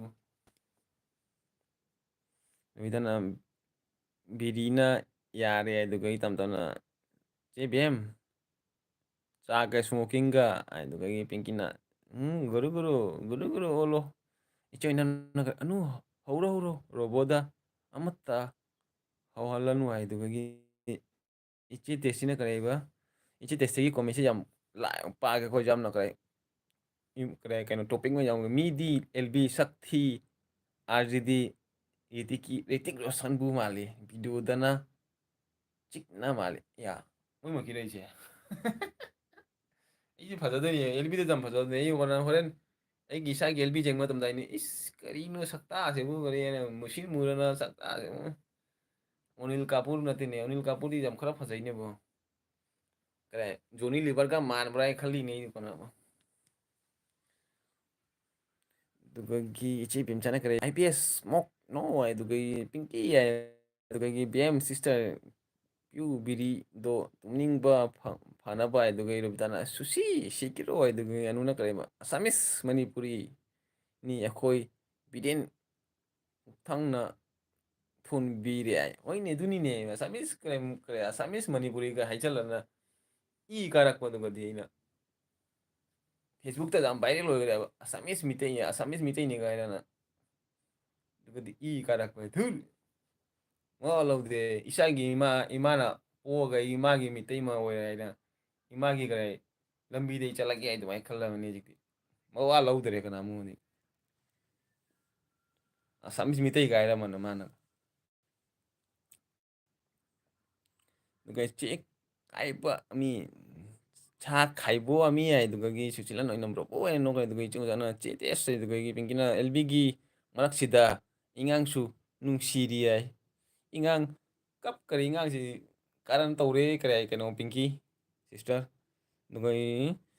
icheng ingang phubinu ichan ingang phubinu ko ai phubide karan kare kedo iba kare ni ne magi kare ingang na kendo mudo kau thong re bo isu bo ing nupi ma ingang jaw re bu khang de ingang na kaino to isu bo ibu isana khang de re bo era ni isu ingang do kari ai ne kari hai mo ingang do kari hai no biti ingang do karan do yai ra kain do he do ibu ka ure oh jit kal ingang se nugi ita bina kari ba susi video hablog boy susi video hapte susi LB dangauri aje video ga kai de video nugi tam don nu asamis manipuri ni Chandra Sakhi Singai hai dugai si chanai raje anuba mayam se ariba khoibu masak khangba warle khara hangalo o kana anu ai se je testi anuba sum aisu khangde ka aisu elbu to ni kana lai no khangde sum anu bo sum changa ko mayam Chandra Sakhi Singa Chandra Sakhi Singa se di khangde ne kana no Chandra Sakhi maya Chandra Sakhi sister aigi kadai ichine naw ichi mayam ko kadai channel pai bine ko mayam su support to be ko mayam da adu Chandra Sakhi Singa na du di channel pai su mayam su kadai support to be mayam su no da pek to rakani adu mayam da haijara ke thedi kari ai jam ngang ko su hite ko mayam warawo yate nubo susila ichi na muna hoji kanse ingang nungsiba mapana henbani ko aduni ichi na ai di jam nungsi chanu bise aidi makut bu thangat ding de chanu bi se makut bu krai phu ba se phuning de krai chanu bi ai lakpa ga papa la ai na jam nung si ne na lak do adugi emotional do yam nung si ba du matam do papa la ai na thongang du ai papa la ai ba do papa ai gi mithai prak prai ba do adu matam jam nung si ai la lai matang do papa da krai ai na thabak chalo su krai papa ai gi chocolate pro du pro gai ai na jum da le su ai to hola papa nang thabak chakanu papa ai ga le si ai na ꯑꯗꯨꯕꯨ ꯅꯨꯡꯁꯤꯕꯗꯣ ꯀꯃꯥꯏꯅ ꯊꯕꯛ ꯊꯥꯗꯣꯛ ꯆꯠꯇꯣꯏꯅꯣ ꯏꯉꯥꯡꯗ ꯅꯉꯣꯟꯗ ꯅꯨꯡꯁꯤꯔꯀꯥꯟꯗ ꯅꯪ ꯊꯕꯛ ꯆꯠꯀꯅꯨ ꯄꯥꯏꯒ ꯂꯩꯁꯤ ꯍꯥꯏꯅ ꯑꯗꯨꯕꯨ ꯑꯩꯉꯣꯟꯗ ꯍꯥꯏꯔꯦ ꯑꯩ ꯑꯗꯨꯕꯨ ꯏꯆꯥ ꯊꯥꯗꯣꯛꯑꯒ ꯊꯕꯛ ꯆꯠꯂꯤꯅꯤ ꯊꯕꯛ ꯆꯠꯇ꯭ꯔꯗꯤ ꯀꯥꯏꯗꯒꯤ ꯄꯩꯁꯥ ꯇꯥꯟꯗꯣꯏꯅꯣ ꯑꯗꯨꯕꯨ ꯏꯆꯥꯅ ꯍꯧꯒꯠꯂꯒ ꯄꯄꯥ ꯅꯪ ꯊꯕꯛ ꯆꯠꯇꯣꯏꯔꯣ ꯉꯁꯤ ꯊꯕꯛ ꯆꯠꯂꯣꯏꯗ꯭ꯔꯣ ꯍꯌꯦꯡ ꯆꯠꯇꯣꯏꯔꯣ ꯍꯥꯏꯅ ꯑꯗꯨꯃꯥꯏꯅ ꯍꯪꯉꯤ ꯑꯩ ꯄꯄꯥ ꯑꯩ ꯊꯕꯛ ꯆꯠꯇꯣꯏꯅꯤ ꯅꯪ ꯊꯕꯛ ꯆꯠꯇꯣꯏ ꯅꯪ ꯀꯃꯥꯏꯅ ꯆꯥꯗꯣꯏꯅꯣ ꯍꯥꯏꯅ ꯑꯗꯨꯒ ꯄꯄꯥꯗ ꯑꯣ ꯄꯄꯥ ꯅꯪ ꯆꯠꯀꯅꯨꯅꯦ ꯉꯁꯤ ꯂꯩꯌꯨꯅꯦ ꯑꯗꯨꯃꯥꯏꯅ ꯍꯥꯏꯔꯦ ꯑꯩꯉꯣꯟꯗ ꯑꯗꯨꯕꯨ ꯊꯃꯣꯏ ꯅꯨꯡꯉꯥꯏꯇꯅ ꯊꯕꯛ ꯆꯠꯂꯤꯅꯤ hati kan sengan gamne de pinkina kare ba yo yo taba ma mobile ka tare ay ini mobile ka tare ne bo mobile anung tare mobile ngan nu kare ui ma display tore mobile ka mobile kai display mobile display se kare temper na te koi display kai kare mata ki kare class se kai kare ꯀꯥꯏꯗ mukbang ꯇꯧꯔꯤꯅꯦ ꯁꯤ ꯃꯣꯕꯥꯏꯜꯁꯦ ꯑꯁꯤꯁꯦ ꯈꯔꯅꯤ ꯂꯩꯁꯅꯨ ꯑꯗꯨ ꯃꯇꯨꯡꯗ ꯑꯅꯧꯕ mobile instalment ꯂꯧꯔꯅꯤ ꯑꯁꯤ ꯃꯣꯕꯥꯏꯜꯗ ꯊꯝꯃꯅꯤ ꯑꯗꯣ ꯑꯅꯧꯕ ꯃꯣꯕꯥꯏꯜ ꯑꯃ ꯂꯧꯔꯅꯤ ꯈꯔꯅꯤ ꯃꯇꯨꯡꯗ ꯂꯧꯒꯦ ꯍꯧꯖꯤꯛꯇꯤ ꯂꯧꯔꯔꯣꯏ ꯍꯧꯖꯤꯛ ꯄꯩꯁꯥ ꯂꯩꯇꯦ ꯍꯧꯖꯤꯛ ꯑꯉꯥꯡꯒꯤ ꯄꯩꯁꯥ ꯌꯥꯝ ꯆꯪꯉꯦ ꯑꯦꯗꯃꯤꯁꯟꯁꯨ ꯋꯥꯠꯂꯦ ꯑꯦꯗꯃꯤꯁꯟ ꯂꯥꯛꯑꯅꯤ ꯃꯊꯪꯗ ꯑꯗꯨꯒꯤ ꯏꯆꯦ ꯃꯆꯥꯅ ꯀꯔꯤꯕ ꯑꯗꯨꯒ ꯏꯆꯧ ꯏꯅꯥꯝꯅ ꯎꯪꯉꯨꯔꯕꯣ ꯁꯣꯠ ꯍꯥꯞꯈꯤꯕꯅꯤ ꯑꯉꯥꯡꯒꯤ ꯑꯩꯗꯤ ꯁꯣꯠꯇꯣ ꯌꯥꯝ ꯌꯦꯡꯗꯦꯀꯣ ꯏꯆꯦ ꯑꯣꯏꯅꯝ ꯚꯤꯗꯤꯑꯣꯗꯗꯤ ꯌꯦꯡꯉꯤꯀꯣ ꯁꯣꯠꯇꯤ ꯑꯩ ꯌꯥꯝꯅ ꯀꯅꯥꯃꯨꯛꯒꯤ ꯁꯣꯠ ꯌꯦꯡꯗꯦ ꯑꯩ ꯌꯥꯝꯅ ꯑꯗꯨꯒ ꯏꯆꯦ ꯃꯆꯥꯅ ꯀꯔꯤꯕ ꯌꯥꯝꯅ ꯁꯥꯎ ꯄꯥꯈꯪꯗꯣ ꯃꯣꯕꯥꯏꯜ ꯇꯣꯏꯔꯦ ꯍꯥꯏ ꯏꯆꯦꯅ ꯑꯥꯔꯖꯦ ꯏꯪꯉꯤꯀꯣ ꯍꯥꯏ ꯌꯥꯝ ꯏꯪꯗꯦ ꯏꯆꯦ ꯑꯗꯨꯒ ꯑꯣ ꯁꯨꯁꯤꯂꯥ ꯑꯦꯜꯕꯤꯗ ꯁꯞꯄꯣꯔꯠ ꯇꯧꯗ꯭ꯔꯁꯨ ꯚꯤꯗꯤꯑꯣꯗꯗꯤ ꯇꯧꯁꯤꯀꯣ ꯇꯧꯅꯁꯤꯀꯣ ꯍꯥꯏ ꯑꯗꯨꯗꯒꯤ ꯑꯥꯔ ꯀꯦ ꯃꯤꯇꯩꯅ ꯍꯣꯖꯥꯏꯒꯤꯔꯣ ꯅꯠꯇꯦ ꯍꯣꯖꯥꯏ ꯅꯠꯇꯦ ꯑꯩ ꯀꯁꯥꯔꯒꯤꯅꯤ ꯀꯁꯥꯔꯁꯨ ꯍꯥꯏꯗꯣꯏꯔꯥ ꯀꯣꯔꯤꯉꯣ ꯗꯤꯁꯇ꯭ꯔꯤꯛ ꯍꯥꯏꯗꯣꯏꯔꯣ ꯈꯪꯗ꯭ꯔꯦꯗ ꯀꯁꯥꯔ ꯍꯥꯏꯗꯣꯏꯔꯥ ꯑꯗꯨꯒ ꯅꯝꯊꯅ ꯁꯈꯤ ꯈꯨꯔꯨꯝꯖꯔꯤ ꯑꯗꯨꯒ ꯇꯝꯖꯅ ꯈꯨꯔꯨꯝꯖꯔꯤ ꯑꯗꯨꯒ ꯑꯗꯨꯒꯒꯤ ꯇꯦꯁꯇꯤ ꯆꯠꯅꯈ꯭ꯔꯕ ꯍꯣꯏ ꯍꯣꯖꯥꯏꯒꯤ ꯅꯠꯇꯦ ꯒꯨꯍꯥꯇꯤꯒꯤꯅꯤ ꯒꯨꯍꯥꯇꯤꯒꯤ ꯑꯩꯁꯦ ꯄꯥꯏꯃꯤꯅꯗꯤ ꯒꯨꯍꯥꯇꯤꯅ ꯁꯤꯗ ꯁꯨꯝ ꯂꯩꯕꯅꯤ ꯑꯩꯒꯤ ꯌꯨꯝꯗꯤ ꯍꯥꯏꯇꯥꯔꯦ ꯀꯁꯥꯔꯒꯤꯅꯤꯗꯤ ꯑꯗꯨꯒ ꯏꯆꯦ ꯑꯣꯏꯅꯝꯅ ꯑꯩꯒꯤ ꯑꯦꯜꯕꯤ ꯄꯨꯡ ꯕꯥꯔꯣ ꯇꯅꯤꯗ ꯏꯜꯂꯤ ꯑꯗꯨꯒ ꯑꯥꯔꯀꯦꯅ ꯕꯣꯔꯣꯁ ꯁꯟ ꯆꯥꯕ꯭ꯔꯣ ꯍꯩ ꯀꯥꯏꯗꯅꯣ ꯍꯔꯦ ꯀ꯭ꯔꯤꯁꯅ ꯁꯟ ꯆꯥꯗꯦ ꯍꯩ ꯕꯤष्ꯅꯨ ꯕꯤష్ꯅꯨ ꯍꯔꯦ ꯕꯤష్ꯅꯨ ꯕꯤష్ꯅꯨ ꯁꯟ ꯆꯥꯗꯦ ꯏꯆꯦ ꯇꯈꯦꯜꯅ ꯀꯔꯤ ꯍꯥꯏꯕ ꯀꯔꯤ ꯇꯝꯇꯝꯗꯤ ꯑꯃꯨꯛ ꯆꯥꯛ ꯂꯥꯝꯃꯝꯃꯅꯤ ꯍꯥꯏ ꯑꯗꯨꯒ ꯇꯝꯇꯝꯅ ꯐꯣꯟ ꯇꯣꯏꯔꯕꯣ ꯍꯥꯏꯔꯁꯦ ꯇꯣꯏꯗꯦ ꯇꯥꯔꯤꯕ ꯐꯣꯟꯁꯦ ꯐꯣꯟꯁꯦ ꯇꯥꯈ꯭ꯔꯦꯕ ꯑꯗꯨꯗꯒꯤ ꯑꯩ ꯒ꯭ꯂꯥꯁꯁꯦ ꯍꯥꯟꯅꯗꯒꯤ ꯀꯥꯏꯕꯅꯦ ꯑꯗꯨꯝ ꯀꯥꯏꯈꯔꯦ ꯒ꯭ꯂꯥꯁꯁꯦ 16 ꯂꯥꯏꯛ ꯗꯟ ꯊꯦꯡꯀ꯭ꯌꯨ ꯑꯗꯨꯒ ꯏꯆꯦ ꯃꯆꯥꯅ ꯌꯨꯄꯥ ꯂꯥꯏꯔꯤꯁ ꯀꯔꯤ ꯂꯣꯏꯁ ꯀꯩꯅꯣ ꯍꯥꯏꯁꯦ ꯏꯄꯥ ꯂꯩꯔꯤ ꯁꯥꯕ ꯀꯔꯤ ꯍꯥꯏꯁꯤꯅꯣ ꯑꯗꯒꯤ ꯆꯤꯠꯇꯅ ꯄꯨꯡ 7ꯗ ꯆꯥꯛ ꯆꯥꯔꯃꯤꯅ ꯇꯝ ꯆꯥꯛ ꯂꯥꯝꯃꯝꯃꯅꯤ ꯑꯗꯨꯒ ꯇꯝꯅ ꯂꯥꯏꯛ ꯑꯗꯨꯗꯒꯤ ꯆꯟꯗ꯭ꯔ ꯁꯈꯤ ꯁꯤꯡꯒꯅ ꯕꯦꯡꯒꯨꯂꯤꯀꯥ ꯍꯥꯏꯅꯤ ꯀꯩꯅꯣ ꯕꯦꯡꯒꯨꯂꯤꯒ ꯍꯥꯏꯌꯦ ꯍꯥꯏꯁꯦ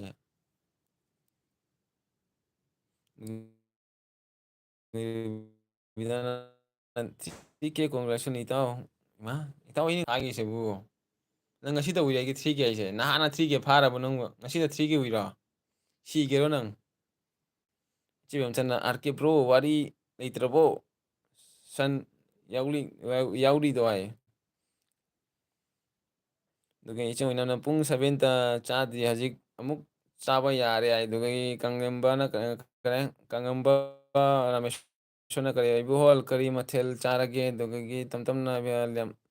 ꯂꯦꯝꯗꯦ ꯆꯦ ꯇꯈꯦꯜ ꯑꯌꯨꯛꯇꯁꯨ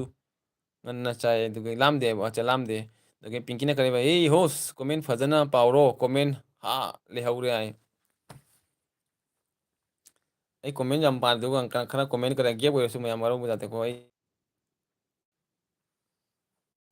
ꯀꯤꯠ ꯂꯥꯎꯕꯝ ꯑꯃ ꯊꯤꯕ ꯌꯥꯔꯦꯗ ꯀꯥꯏꯗꯩꯅꯣ ꯏꯆꯦ ꯑꯗꯨꯗꯤ ꯇꯧꯔꯣꯏꯌꯦ ꯑꯗꯨꯗꯤ ꯄꯦꯜꯂꯦ ꯅꯨꯄꯤꯒ ꯊꯤꯔꯔꯣꯏꯕꯣ ꯇꯃꯤꯜꯅ ꯆꯦ ꯇꯈꯦꯜꯗꯨꯒꯒꯤ ꯅꯥꯔꯁꯦ ꯐꯛꯂꯥꯡꯗ ꯅꯞꯕꯨ ꯁꯨꯄꯔ ꯆꯥꯠ ꯀꯅꯥꯅꯣ ꯊꯥꯔꯛꯏꯁꯦ ꯑꯗꯨꯕꯨ 19 ꯔꯨꯄꯤꯁꯀꯤ ꯁꯨꯄꯔ ꯆꯥꯠ ꯊꯥꯔꯛꯑꯦ ꯆꯨꯝꯗ꯭ꯔꯣ ꯏꯁꯃꯣꯜ ꯑꯗꯨꯒꯩ ꯏꯆꯦ ꯑꯣꯏꯅꯝꯅ ꯁꯤ ꯇꯥꯔꯦꯍꯦ ꯃꯅꯥꯛꯇ ꯑꯁꯥ ꯂꯩꯀꯣ ꯑꯩ ꯆꯨꯝꯃꯤ ꯆꯨꯝꯃꯤ ꯑꯗꯨꯒꯒꯤ ꯑꯅꯨꯅ ꯀꯔꯤꯕ ꯆꯦꯠꯇꯦ ꯑꯗꯨꯒꯒꯤ ꯏꯆꯦ ꯇꯈꯦꯜꯅ ꯇꯞꯅ ꯇꯞꯅ ꯍꯥꯏꯕ ꯑꯗꯨꯗꯤ ꯍꯧꯖꯤꯛꯁꯨ ꯀꯔꯦ ꯑꯗꯨꯒ ꯏꯆꯦ ꯇꯈꯦꯜꯅ ꯀꯔꯤꯕ ꯑꯉꯥꯡꯗ ꯊꯤꯅ ꯀꯗꯥꯏ ꯇꯥꯏꯅꯒꯅꯨ ꯑꯥꯔꯖꯦ ꯅꯪ ꯂꯨꯖꯔꯤꯅꯤ ꯑꯉꯥꯡꯗꯣ ꯅꯪ ꯂꯧꯖꯔꯤꯅꯤ ꯑꯉꯥꯡꯗꯣ ꯍꯣꯏ ꯏꯆꯦ ꯑꯩ ꯉꯥꯡꯗꯦꯗ ꯑꯩ ꯉꯥꯡꯗ ꯌꯥꯝ ꯅꯨꯡꯁꯤꯗꯦ ꯑꯩ ꯉꯥꯡꯗꯦ ꯑꯩꯅ ꯑꯗꯨꯒ ꯀꯃꯤꯁꯟꯅ ꯀꯔꯤ ꯍꯥꯏꯕ ꯑꯅꯨ ꯀꯔꯤ ꯐꯂꯥꯡꯗ ꯅꯞꯂꯤꯅꯣ ꯍꯥꯏꯕ ꯐꯖꯔꯤ ꯀꯔꯤ ꯐꯂꯥꯡꯗ ꯅꯞꯄꯤꯗꯤꯌꯦ ꯐꯖꯔꯅꯤ ꯍꯥꯏ ꯑꯗꯨꯒ ꯔꯨꯕꯤꯗꯥꯅ ꯆꯦ ꯇꯀꯦꯜꯗꯨꯒ ꯏꯆꯦ ꯑꯣꯏꯅꯝꯅ ꯑꯥꯔꯖꯦ ꯂꯣꯏꯔꯦꯗꯅ ꯀꯣꯃꯦꯟꯅ ꯅꯪꯅ ꯀꯥꯏꯗ ꯑꯩ ꯀꯣꯃꯦꯟꯒ ꯄꯥꯔꯔꯣꯏꯌꯦ ꯁꯨꯝꯗ ꯂꯣꯏꯁꯤꯟꯗꯣꯔꯕꯅꯤ ꯃꯤ 35 ꯂꯩ ꯀꯅꯥꯅꯣ ꯁꯨꯄꯔ ꯆꯥꯠ ꯇꯧꯔꯛꯏ ꯊꯦꯡꯀ꯭ꯌꯨ ꯀꯅꯥꯅꯣ ꯁꯨꯄꯔ ꯆꯥꯠ ꯇꯧꯔꯛꯏꯁꯦ ꯊꯦꯡꯀ꯭ꯌꯨ ꯑꯩꯉꯣꯟꯗ ꯁꯨꯄꯔ ꯆꯥꯠ ꯇꯧꯔꯛꯄꯒꯤ ꯑꯗꯨꯒꯒꯤ ꯑꯅꯨ ꯀꯩꯁꯝꯅ ꯀꯥꯃꯦꯠꯇꯣꯟ ꯑꯗꯨꯒꯒꯤ ꯏꯆꯦ ꯑꯣꯏꯅꯝꯅ ꯑꯣ ꯆꯦ ꯁꯣꯏꯇꯥꯔꯦ ꯑꯁꯥꯅ ꯏꯆꯦ ꯁꯣꯏꯇꯥꯔꯦ ꯑꯁꯥꯅ ꯏꯄꯥ ꯀꯞꯀꯅꯨ ꯏꯄꯥ ꯑꯗꯨꯒꯒꯤ ꯇꯝꯗꯝꯖꯅ ꯀꯩꯅꯣꯅꯦ ꯀꯣꯃꯦꯟꯁꯨ ꯀꯥꯏ ꯂꯩ ꯑꯩ ꯉꯝꯃꯔꯣꯏꯍꯦ ꯃꯈꯥꯗ ꯑꯃꯥꯔꯦ ꯑꯣ ꯗꯦꯎ ꯅ ꯕꯤꯈꯥ ꯔꯣꯕꯤꯇꯥꯏ ꯑꯗꯨꯒꯒꯤ ꯑꯥꯔꯖꯦ ꯕ꯭ꯂꯨ ꯄꯤꯔꯣ ꯑꯗꯨꯒꯒꯤ ꯅꯣꯕꯤꯇꯥꯅ ꯁꯥꯏꯠꯇ ꯏꯔꯥꯡ ꯊꯣꯛꯄꯗ ꯖꯦꯡꯂꯣ ꯑꯗꯨꯒꯒꯤ ꯄꯤꯡꯒꯤꯅ ꯑꯣꯟ ꯆꯦꯕꯦꯝꯆꯥ ꯌꯥꯕꯅꯤ ꯑꯗꯨꯒ ꯀꯃꯥꯏꯅ ꯊꯥꯔꯤꯅꯣ ꯇꯣꯕꯣ ꯑꯗꯨꯒ ꯍꯥꯏ ꯔꯣꯕꯤꯇꯥ ꯅꯨꯡꯉꯥꯏꯔꯤꯕꯣ ꯁꯤꯁꯦ ꯆꯦꯕꯦꯝꯆꯥ ꯌꯥꯔꯦꯍꯦ ꯍꯩꯔꯦ ꯔꯣꯕꯣꯒꯤ ꯊꯥꯔꯤꯁꯦ ꯔꯣꯕꯣꯅ ꯔꯣꯕꯤꯅ 20 ꯔꯨꯄꯤꯁ ꯊꯥꯔꯛꯑꯦ ꯔꯣꯕꯣ ꯊꯦꯡꯀ꯭ꯌꯨ ꯑꯖꯦ ꯕ꯭ꯂꯨ ꯄꯤꯔꯛꯑꯣ ꯑꯗꯨꯒꯒꯤ ꯔꯣꯕꯤꯅ ꯊꯥꯔꯛꯏꯅꯦ ꯆꯥ ꯔꯣꯕꯣ ꯇꯥꯎꯕꯤ ꯊꯦꯡꯀ꯭ꯌꯨ 20 ꯔꯨꯄꯤꯁ ꯁꯨꯄꯔ ꯆꯥꯠ ꯑꯗꯨꯒꯒꯤ 20 ꯔꯨꯄꯤꯁ ꯁꯨꯄꯔ ꯆꯥꯠ ꯇꯧꯔꯛꯏꯕ ꯑꯗꯨꯒ ꯏꯃꯥꯗ ꯕ꯭ꯂꯨ ꯀꯩꯅꯣ ꯇꯧꯗꯥꯏꯅꯦ ꯀꯩ ꯖꯒꯥꯔꯦ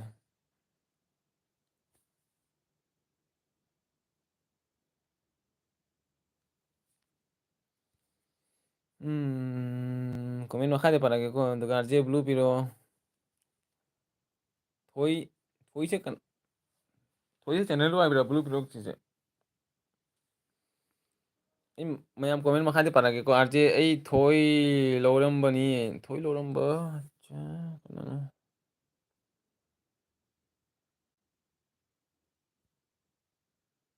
ꯐꯥꯔꯁ ꯑꯦꯜꯕꯤ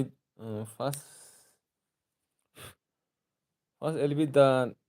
ꯊꯥꯕꯅꯤ ꯑꯩ ꯍꯩꯔꯦ ꯍꯧꯖꯤꯛ ꯑꯠꯆꯥ ꯑꯗꯨꯅ ꯀꯣꯃꯦꯟꯇꯣ ꯁꯩꯈꯠꯂꯣ ꯃꯤꯅ ꯇꯧꯈꯔꯦ ꯅꯪꯅ ꯃꯈꯣꯏ ꯀꯣꯃꯦꯟ ꯄꯥ ꯂꯩꯔꯦ ꯃꯈꯥ ꯀꯣꯃꯦꯟ ꯌꯥꯗꯦꯗ ꯀꯣꯃꯦꯟ ꯄꯥꯕꯒ ꯀꯥꯏꯗꯒꯤꯅꯣ 43 ꯃꯤ ꯂꯩ ꯀꯅꯥ ꯀꯅꯥ ꯂꯩꯒꯦ ꯂꯣꯏ ꯂꯣꯏꯔꯕ ꯁꯤꯁꯇꯔꯅ ꯀꯗꯥꯏ ꯏꯇꯥꯎꯕꯤꯒꯤ ꯑꯦꯜꯕꯤ ꯀꯗꯥꯏ ꯀꯣꯃꯦꯟꯅ ꯂꯣꯏꯔꯕ ꯁꯤꯁꯇꯔ ꯑꯩꯅ ꯂꯣꯏꯔꯦ ꯌꯥꯔꯦ ꯑꯠꯆꯥ ꯍꯧꯖꯤꯛ ꯑꯩ ꯑꯊꯣꯏ ꯂꯨꯍꯣꯡꯕꯅꯤ ꯑꯗꯨꯒꯒꯤ ꯑꯃꯔ ꯂꯣꯒꯦꯠ ꯑꯣꯇꯣ ꯗꯨꯁꯃꯣꯅꯤ ꯀꯣꯔꯤꯁ ꯅꯥꯔꯦ ꯀꯅꯥꯅꯣ ꯗꯨꯁꯃꯣꯅꯤ ꯇꯧꯔꯤꯁꯤꯕꯨ ꯏꯆꯦ ꯇꯦꯁꯇꯤꯗ ꯑꯃꯔ ꯂꯣꯒꯦꯠ ꯑꯣꯇꯣ ꯗꯨꯁꯃꯣꯅꯤ ꯀꯣꯔꯤꯁ ꯅꯥꯔꯦ ꯌꯥꯏ ꯀꯅꯥꯅꯣ ꯍꯥꯏꯁꯦ ꯊꯣꯏ ꯅꯨꯡꯉꯥꯏꯔꯤ ꯌꯥꯏ ꯑꯗꯨꯒꯒꯤ ꯑꯥꯔꯀꯦꯅ ꯕꯦꯕꯤ ꯕ꯭ꯂꯣꯛꯇꯣ ꯅꯪꯅ ꯀꯔꯤ ꯀꯔꯤ ꯊꯤꯛꯅꯒꯦ ꯀꯩ ꯍꯥꯏꯁꯤꯅꯣ ꯀꯩꯅꯣ ꯍꯥꯏꯁꯦ ꯑꯥꯔꯀꯤꯃꯤꯗꯩ ꯀꯩꯅꯣ ꯍꯥꯏꯁꯦ ꯕꯦꯕꯤ ꯕ꯭ꯂꯣꯛꯇꯣ ꯅꯪꯅ ꯀꯔꯤ ꯊꯣꯛꯅꯒꯦ ꯑꯠꯆꯥ ꯕꯦꯕꯤ ꯕ꯭ꯂꯣꯛꯇꯒꯤ ꯏꯁꯤꯡꯅꯤꯄꯥꯅꯤꯅꯦ ꯏꯁꯤꯡꯅꯤꯄꯥ ꯔꯣꯕꯤꯇꯥ ꯑꯃꯔ ꯂꯣꯒꯦ ꯗꯨꯁꯃꯅꯤ ꯀꯣꯔꯦ ꯑꯣ আচ্ছা রবিতার দুশ্মনী তৈরি ফুদলু ইচ্ছে টেস্টি কয়টা বাজছে এলবি শেষ করবো নি 12টা বাজছে তো এলবি শেষ করো এলবি শেষ করি মানুষ 40 জন আছে এলবি আস্তে আস্তে শেষ করি 12টা বাজছে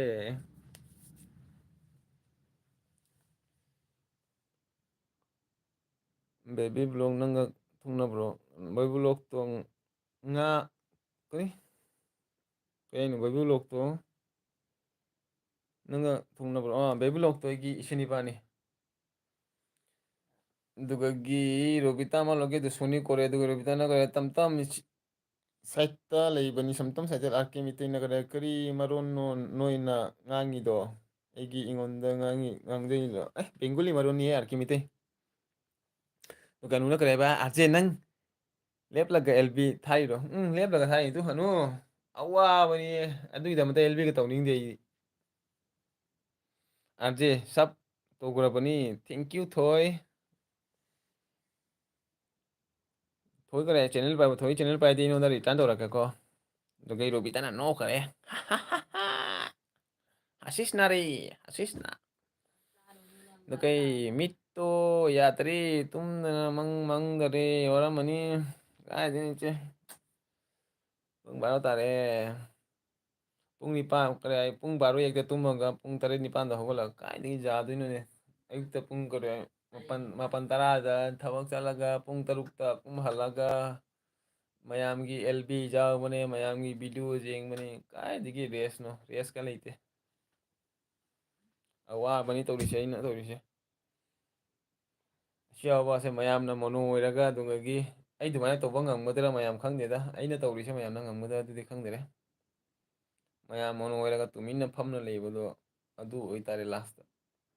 ꯗꯁꯥꯅꯤꯍꯦ ꯑꯥꯔꯖꯦ ꯁꯦ ꯈꯤꯇꯪ ꯄꯥꯏꯁꯤ ꯍꯩꯠ ꯆꯨꯔꯨꯞ ꯊꯛꯇꯦ ꯑꯩ ꯁꯤꯒꯦꯔꯥ ꯅꯪ Anu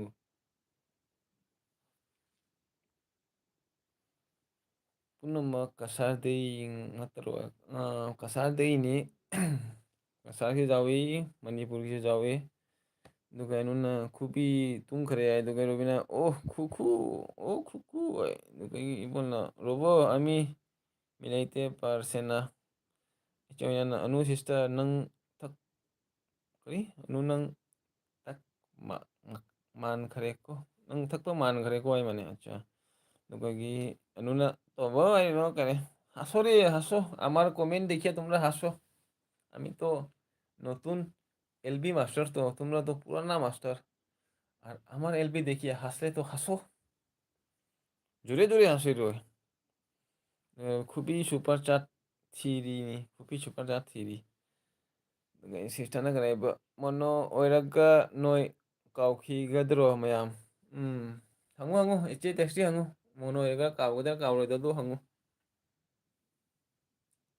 mono oidaba mayam duga hanggu aide mono oiba chahiya ma pharak torene arde blue biramo kaino ise anu robita sap ꯇꯧꯔꯕꯅꯤ ꯑꯗꯨꯒꯤ ꯇꯝꯇꯅ ꯁꯤꯗꯤ ꯎꯔꯦ ꯑꯗꯣ ꯑꯇꯩ ꯍꯩꯇꯔꯦ ꯔꯣꯕꯣ ꯑꯗꯨꯒꯤ ꯑꯥꯔꯁꯦ ꯃꯈꯥꯗ ꯐꯝꯊꯔꯣ ꯀꯥꯏ ꯐꯝꯗꯣꯏꯅꯤ ꯐꯝꯃꯔꯣꯏꯗ ꯆꯤꯌꯥꯔ ꯐꯝꯃꯒ ꯄꯨꯔꯛꯑꯒ ꯊꯥꯡꯒꯠꯇ ꯐꯝꯃꯔꯣꯏ ꯂꯦꯞꯄꯒ ꯄꯥꯔꯒꯦ ꯀꯣꯃꯦꯟ ꯂꯣꯏꯁꯤꯜꯂꯒꯦ ꯑꯩ ꯀꯥꯎꯒꯅꯤ ꯑꯩ ꯀꯥꯎꯒꯅꯤ ꯀꯥꯎꯔꯣ ꯅꯣꯏ ꯀꯥꯎꯔꯣ ꯀꯥꯎꯅꯤꯡꯕ ꯃꯤ ꯀꯥꯎꯔꯣ ꯂꯩꯅꯤꯡꯕ ꯃꯤ ꯂꯩꯔꯣ ꯑꯩꯗꯣ ꯑꯃꯨꯛ ꯑꯃ ꯀꯩ ꯍꯥꯏꯅꯤꯀꯣ ꯈꯪꯗꯦ ꯑꯅꯧꯕ ꯑꯅꯧꯕ ꯌꯨꯇꯨꯕꯔ ꯃꯌꯥꯝ ꯂꯩꯁꯦ ꯅꯣꯡꯃꯗꯤ ꯁꯣꯏꯗꯅ ꯀꯥꯎꯒꯅꯤꯀꯣ ꯑꯗꯨꯗꯤ ꯏꯅ ꯊꯝꯒꯦ ꯍꯥꯏꯁꯤꯅꯦ ꯑꯩꯅ ꯏꯅ ꯊꯝꯗꯣꯏꯅꯤꯀꯣ ꯑꯗꯨꯗꯤ ꯅꯣꯡꯃꯗꯤ ꯃꯣꯅꯤꯇꯥꯏꯖ ꯇꯧꯔꯒ ꯀꯥꯎꯕ ꯃꯤ ꯂꯥꯛꯀꯅꯤꯀꯣ ꯑꯗꯨ ꯃꯇꯝꯗꯅꯤ ꯌꯦꯡꯗꯣꯏꯁꯦ ꯑꯩꯅ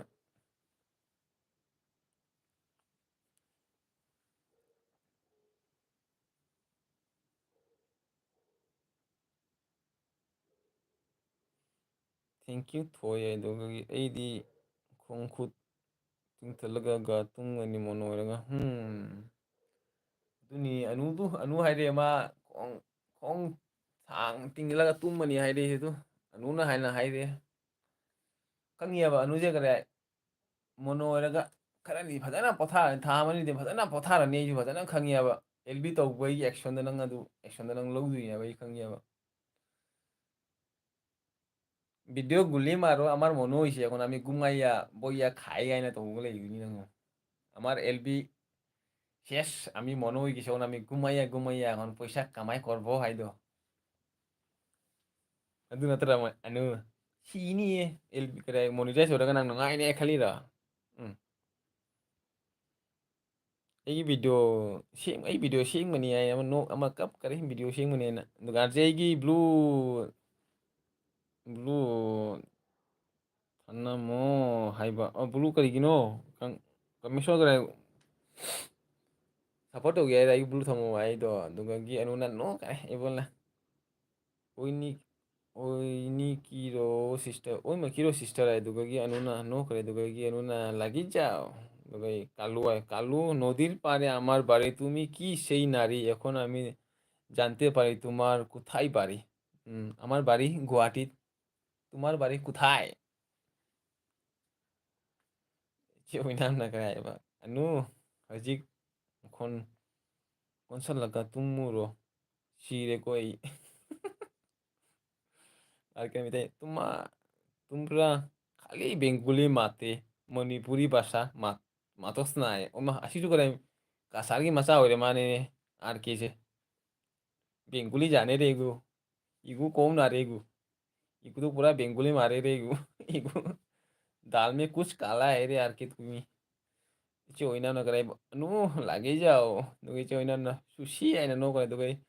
ওইনা না ও আর যে লিটুস ব্লু পিরো ও আই আচ্ছা লিটুস ব্লু লাগেনি ব্লু দিরাম আমি তোমারে ব্লু দিব হ্যাঁ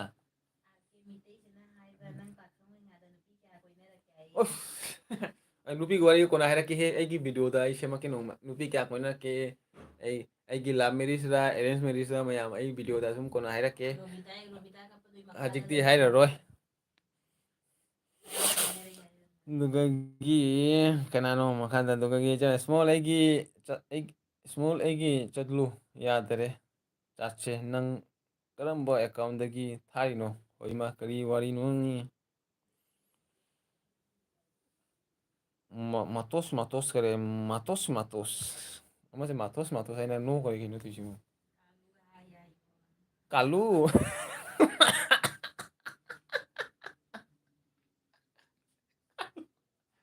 ꯏꯃꯥ ꯃꯃꯤꯡ ꯀꯥꯜꯂꯨꯔꯣ ꯁꯤꯁꯤꯕꯨ कालू कितना रे भला नहीं इन्होंने करे आर के अपना मणिपुरी टाइटल रखिया बांग्ला भाषा मातोस के ने आई अनानो आई बुआई लग आर के दाई रो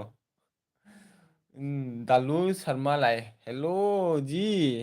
नमस्ते नमस्ते ब्रो वेलकम मेरा एलबी में आने के लिए दोगगी अनु कनानो लाइसे असी ब्लॉक बुर तोर बुर तोरे मारिए मी दरा रो तू शेष पैसोत नहीं कौन पूरे रामेश्वर न करिए कमी तो आई कपनी नहीं आए तो क्योंकि इसे तकल आज आई मीट याद रे को आई बाय हो रखे इसे तकल बाय बाय मैम नहीं ओई माँ अनु ना नो करे अनु नो कहीं नोई नो नंग सी गे नंग हाँ नंग सी जदा नहीं नंग ऐसी एलबी था दब नंग सी गे नंग पुंग तरा दे एलबी था लगा हाथ लो वाईटीगी अकाउंट देखी नहीं आया मुझे ना ये वाईटीगी अकाउंट देखी नहीं आया तो कोई चीज़ हमसे ना HDFC दगी थारी रो स्मॉल HDFC ना थे करे कहने देखी नहीं बैंक ऑफ बड़ौदा दी थारी नहीं माय थारी है कनानो मारोस ना किगुरे गुरे मार नहीं गुरे मारोस ना गुरे हाइट करो रे किगुरे गु गल्ला गाली करे गुरे मार से गुरे हला रे मार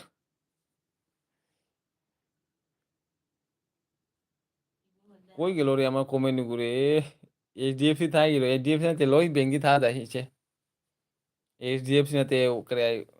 SBI दे था दा करे ऑनलाइन पे ले दी Arki mitin na kaya susi lang inam tumbra sobai benguli mati ita lagi amiu mati siya ino ya cha mato amro benguli jani mato sobe benguli jani uno so benguli jani robita na kaya ban nate GP degi ni online degi ni दुगगी कोई comment job दिला R K दा high बनी RJ R K दा चा दुगगी चन Guana तुम द्री आई दुगगी थोई न करे बेमचा सब तो गरा बनी आई थैंक यू बेम थोई की करे चैनल पाइ ब्रो थोई चैनल पाइ दी मयाम सुम सपोर्ट और मयाम सुन दा रिटर्न तो रखनी अदो 24 hours मथुंग दा मयाम सु रिटर्न तो रखनी अदो मयाम सोइदना नोंदा रिटर्न तो रखनी कनबो वारो बोलैते दुगगी करेम खनगनो सुम रिटर्न तो रखनी रिटर्न तो दी ओंदा हाइरो आई रिटर्न तो लगे मयाम दा दुगगी इचन आइना को दुगगी दालू शर्मा ना क्या हाल है आपका है मेरा हाल बहुत अच्छा है दालू दुगगी इचे मेंतना पिंकी याद रहे है नंगबू स्मॉल 5 minute सर्च तो ना ले अदुगा कैंसिल इखी बनी है दुगगी इचे मेंतना नंग मोय अदुदी तौरनु नंग ऑनलाइन करे आई ट्रांजेक्शन तो दबनी ना नंग मोय तो गनो दुगगी ताव बिना करे बा चे बेमचा हाना चाट रो सेटिंग तौरो को आई दुगगी इचे मेंतना एगी याद रहे इचे मेंचा ngamdadi tौनु kana roy nang ngamdadi tौनु दुगा इचे मेंतना तौरिनी 5 minute तौबा दुगगी तमतम ना करे इताम ना करे आई ममांगी एलबीदा थाबदो यादरे नसी यारे हाइरी आई दुगा एल ट्रांजेक्शन तौबदा करे आई गूगल पे देगी करे इसागी यूपीआई नंबर तो पीरगा ट्रांजेक्शन तो मथौ ताबनी दुगा सुम जाबनी याबनी करीम करे आई प्रॉब्लम होइदमनी खंगद्रदी प्रॉब्लम होय खंगद्रदी करीम प्रॉब्लम होइदे दुगा इचन गुआना करे बा फोन गा यादरेनी मिछु यादरे इचन गुआ तुमो दुगागी रबिताना करे 5 minutes हाइलाइट आई 5 minutes हाइलाइट आई टाइमिंग लाखोनी टाइमिंग मनुंगदा गूगल पे देगी करे ऑप्शन तो करे क्लिक तौरगा गूगल पे देगी यूपीआई नंबर यूपीआई करे यूपीआई पिन नंबर तो करे हापगा तौदा बने दुगा पेमेंट सक्सेस होई बने दुदी जारो है दुदी मयाम दो कोना हाइरा के दुदी वारी दो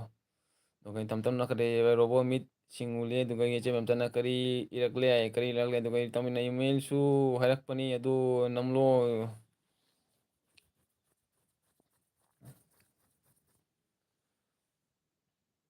ꯇꯥꯏꯃꯤꯡ ꯂꯥꯛꯏ ꯑꯩꯒꯤꯗꯣ ꯁ꯭ꯃꯣꯜ ꯇꯥꯏꯃꯤꯡꯗ ꯂꯥꯛꯄꯗꯣ ꯏꯆꯦ ꯇꯥꯏꯃꯤꯡꯗꯨꯒ ꯌꯨ ꯄꯤ ꯑꯥꯏ ꯄꯦ ꯍꯥꯏꯅ ꯂꯩꯕꯅꯤ ꯌꯨ ꯄꯤ ꯑꯥꯏ ꯄꯦꯗꯨꯒ ꯀ꯭ꯂꯤꯛ ꯇꯧꯔꯒ ꯁꯨꯝ ꯀꯔꯤ ꯌꯨ ꯄꯤ ꯑꯥꯏꯒꯤ ꯀꯔꯤ ꯍꯥꯏ ꯅꯪꯒꯤ ꯀꯔꯤ 6 ꯗꯤꯖꯤꯠꯀꯤ ꯀꯔꯤ ꯅꯝꯕꯔ ꯂꯩꯕꯅꯤ 6 ꯗꯤꯖꯤꯠꯀꯤ ꯅꯝꯕꯔꯗꯣ ꯃꯦꯜꯂꯒ ꯀꯔꯤ ꯁꯦꯟ ꯇꯧꯕ ꯌꯥꯕꯅꯤ ꯑꯗꯨꯗꯣ ꯇꯥꯏꯃꯤꯡꯗꯣ ꯀꯔꯤ 5 ꯃꯤꯅꯤꯠꯀꯤ ꯃꯅꯨꯡꯗ ꯇꯥꯏꯃꯤꯡ ꯑꯃ ꯂꯥꯛꯄꯅꯦꯕ 5 ꯃꯤꯅꯤꯠ ꯍꯥꯏꯅ ꯑꯗꯨꯒꯤ ꯃꯅꯨꯡꯗ ꯇꯥꯏꯃꯤꯡ ꯂꯥꯛꯄꯅꯦ ꯑꯗꯨ ꯃꯅꯨꯡꯗ ꯒꯨꯒꯜ ꯀꯔꯤ ꯌꯨ ꯄꯤ ꯑꯥꯏꯒꯤ ꯀꯔꯤ ꯑꯦꯀꯥꯎꯟꯗꯒꯤ ꯇꯧꯗꯣꯏꯔꯥ ꯅ ꯀꯩꯅꯣ ꯇꯧꯗꯣꯏꯔꯥ ꯀꯦꯟꯁꯦꯜ ꯇꯧꯗꯣꯏꯔꯥ ꯑꯗꯨꯃꯥꯏꯅ ꯂꯥꯛꯄꯅꯦꯕ 3 ꯑꯣꯞꯁꯟ ꯂꯥꯛꯄꯅꯦ 3 ꯑꯣꯞꯁꯟ ꯃꯅꯨꯡꯗ ꯒꯨꯒꯜ ꯌꯨ ꯄꯤ ꯑꯥꯏꯒꯤꯗꯨꯒ ꯅꯝꯃꯣ ꯑꯗꯨꯒ ꯅꯝꯃꯒ ꯌꯨ ꯄꯤ ꯑꯥꯏꯒꯤ ꯀꯔꯤ 6 ꯗꯤꯖꯤꯠꯀꯤ ꯀꯔꯤ ꯄꯤꯟ ꯅꯝꯕꯔ ꯂꯥꯛꯀꯅꯤ ꯄꯤꯟ ꯅꯝꯕꯔꯗꯣ ꯍꯥꯞꯄꯒ ꯑꯗꯨꯒꯒꯤ ꯑꯣꯀꯦ ꯇꯧꯔ ꯑꯗꯨ ꯑꯣꯀꯦ ꯇꯧꯔꯒ ꯇ꯭ꯔꯥꯟꯖꯦꯛꯁꯟ ꯑꯣꯏꯕꯅꯤ ꯍꯥꯏꯕ ꯑꯗꯨꯗꯣ ꯌꯨ ꯄꯤ ꯑꯥꯏꯒꯤ ꯀꯔꯤ ꯁꯨꯄꯔ ꯆꯥꯠꯇꯣ ꯑꯗꯨꯒꯒꯤ ꯏꯆꯟ ꯀꯣꯟꯅ ꯀꯔꯤꯕ ꯇꯨꯃꯤꯟ ꯑꯩ ꯇꯨꯃꯤꯟꯅꯤ ꯑꯣꯟ ꯗ ꯋꯥꯔꯤ ꯒꯨꯗ ꯅꯥꯏꯠ ꯑꯣꯏꯔꯒꯦꯀꯣ ꯑꯗꯨꯒ ꯀꯔꯤ ꯍꯥꯏ ꯌꯥꯝ ꯌꯨꯁ ꯇꯧꯒꯦ ꯅꯪ ꯀꯔꯤ ꯌꯥꯝ ꯌꯨꯁ ꯇꯧ ꯌꯥꯏ ꯏꯆꯦꯃꯆꯟ ꯑꯣꯀꯦ ꯂꯥꯛꯑꯣ ꯍꯣꯏ ꯃꯊꯪꯗ ꯌꯦꯡꯂꯒꯦ ꯍꯣꯏ ꯑꯣꯅꯣ ꯑꯗꯨꯒ ꯃꯌꯥꯝ ꯂꯣꯏꯁꯤꯜꯂꯁꯤꯔꯣ ꯃꯌꯥꯝ ꯄꯨꯡ ꯀꯌꯥ ꯇꯥꯔꯦ ꯄꯨꯡ 12 ꯍꯦꯜꯂꯦꯀꯣ ꯃꯌꯥꯝ ꯂꯣꯏꯁꯤꯜꯂꯁꯤ ꯄꯨꯡ 5 ꯂꯩꯔꯦ ꯂꯣꯏꯁꯤꯜꯂꯁꯤ ꯒꯨꯗ ꯅꯥꯏꯠ ꯍꯥꯏꯕꯤꯔꯝꯃꯣ ꯂꯣꯏꯁꯤꯜꯂꯒꯦ ꯊꯦꯡꯉꯦ ꯌꯥꯝ ꯑꯦꯜꯕꯤ ꯇꯧꯔꯦ ꯌꯥꯝ ꯀꯨꯏꯔꯦ ꯇꯧꯔ ꯇꯜꯂꯦ ꯃꯌꯥꯝꯅ ꯍꯥꯏꯔꯒꯅꯤ ꯑꯥꯔꯖꯦꯁꯨ ꯑꯦꯜꯕꯤ ꯇꯧꯋꯤꯅꯤ ꯃꯌꯥꯝꯅ ꯍꯥꯏꯔꯛꯑꯅꯤ ꯏꯀꯥꯏꯔꯦ ꯂꯣꯏꯁꯤꯜꯂꯒꯦ ꯑꯖꯦ ꯐꯝꯃꯣ ꯉꯥꯏꯍꯥꯛ ꯏꯆꯦ ꯍꯣꯏꯅ ꯂꯣꯏꯁꯤꯜꯂꯒꯦ ꯀꯩꯗꯧꯗꯣꯔꯤ ꯃꯌꯥꯝꯁꯨ ꯀꯔꯤ ꯇꯨꯝꯕ ꯃꯇꯝ ꯌꯧꯔꯦ ꯋꯥꯅꯤꯗ ꯑꯩꯅ ꯑꯦꯜꯕꯤ ꯇꯧꯁꯜꯂꯒ ꯐꯝ ꯂꯩꯕ ꯃꯌꯥꯝꯁꯨ ꯀꯔꯦ ꯈꯪꯉꯤꯁꯤ ꯈꯔ ꯂꯩꯗꯣꯏ ꯃꯌꯥꯝꯁꯨ ꯑꯩꯁꯨ ꯈꯪꯉꯤ ꯀꯅꯥꯅ ꯂꯩꯗꯣꯏꯅꯤ ꯑꯩꯁꯨ ꯈꯪꯉꯦꯕ ꯑꯩꯒꯤꯗꯃꯛꯇ ꯃꯌꯥꯝ ꯂꯩꯕꯁꯦ ꯂꯣꯏ ꯁꯞꯄꯣꯔꯇꯔ ꯑꯃꯠꯇꯅꯤ ꯂꯩꯔꯤꯁꯦ ꯑꯩ ꯇꯨꯝꯅꯤꯡꯅ ꯂꯩꯌꯦ ꯑꯅꯨ ꯇꯨꯝꯅꯤꯡꯉꯦ ꯍꯥꯏꯔꯛꯑꯦ ꯇꯨꯝꯅꯤꯡꯉꯦ ꯍꯥꯏꯅ ꯑꯗꯨꯅꯤ ꯃꯣꯏꯁꯨ ꯀꯔꯤ ꯋꯥꯍꯟꯕ ꯖꯥꯠꯇꯦꯕ ꯏꯉꯥꯡ ꯆꯦꯟꯕꯅꯤꯅ ꯍꯌꯦꯡ ꯑꯌꯨꯛꯇ ꯉꯟꯅ ꯍꯧꯒꯠꯇꯣꯏꯅꯤ ꯃꯌꯥꯝꯁꯦ ꯏꯆꯧ ꯍꯣꯏꯅ ꯑꯃꯁꯨ ꯍꯧꯒꯠꯇꯣꯏꯅꯤ ꯉꯟꯅ ꯃꯌꯥꯝꯁꯨ ꯍꯧꯒꯠꯇꯣꯏꯅꯤ ꯊꯦꯡꯅ ꯂꯩꯔ ꯀꯔꯤ ꯀꯥꯟꯅꯒꯦ ꯉꯥꯛꯇꯪ ꯁꯨꯝ ꯑꯦꯜꯕꯤ ꯇꯧꯔꯒ ꯃꯌꯥꯝ ꯑꯃ ꯅꯨꯡꯉꯥꯏꯕꯩꯗꯃꯛꯇ ꯑꯦꯜꯕꯤ ꯇꯧꯁꯤ ꯑꯗꯨꯒꯤꯗꯃꯛꯇꯅꯤꯗ ꯑꯩꯗꯤ ꯀꯔꯤꯝ ꯄ꯭ꯔꯣꯐꯤꯠꯀꯤꯗꯃꯛꯇ ꯀꯔꯤꯝ ꯈꯟꯗꯦꯗ ꯑꯦꯜꯕꯤ ꯁꯨꯝ ꯉꯥꯛꯇꯪ ꯃꯌꯥꯝꯅ ꯇꯧꯔꯤ ꯍꯥꯏꯅ ꯑꯗꯨꯝ ꯇꯧꯔꯤ ꯑꯇꯩꯗꯤ ꯀꯔꯤꯝ ꯅꯠꯇꯦ ꯑꯖꯦ ꯇꯨꯝꯂꯣ ꯅꯍꯥꯛ ꯀꯥꯡꯁꯨ ꯄꯥꯏꯔꯛꯏꯕꯣ ꯑꯩ ꯃꯅꯥꯀꯣꯡꯗ ꯑꯖꯦ ꯇꯨꯝꯂꯣ ꯅꯀꯣꯛ ꯍꯣꯠꯆꯅꯅꯨ ꯅꯃꯤꯠ ꯌꯥꯗ꯭ꯔꯦ ꯌꯥꯗ꯭ꯔꯦ जाओ सब घूमो 12टा बाजिꯒꯦꯁꯦ घूमो ꯂꯣꯏꯁꯤꯜꯂꯁꯤ ꯃꯌꯥꯝ ꯑꯩꯗꯤ ꯃꯁꯛ ꯎꯂꯤꯁꯦ ꯎꯕ꯭ꯔꯥ ꯃꯌꯥꯝ ꯐꯖꯕ꯭ꯔꯥ ꯌꯦꯡꯉꯨꯇꯣ ꯔꯤꯌꯦꯜꯗ ꯐꯖꯕ꯭ꯔꯥ ꯌꯦꯡꯉꯨꯇꯣ ꯚꯤꯗꯤꯑꯣꯗ ꯐꯖꯕ꯭ꯔꯥ ꯀꯃꯥꯏꯅ ꯇꯧꯋꯤ ꯌꯦꯡꯉꯨ ꯃꯌꯥꯝ तेरी मेरी तेरी मेरी प्रेम कहानी है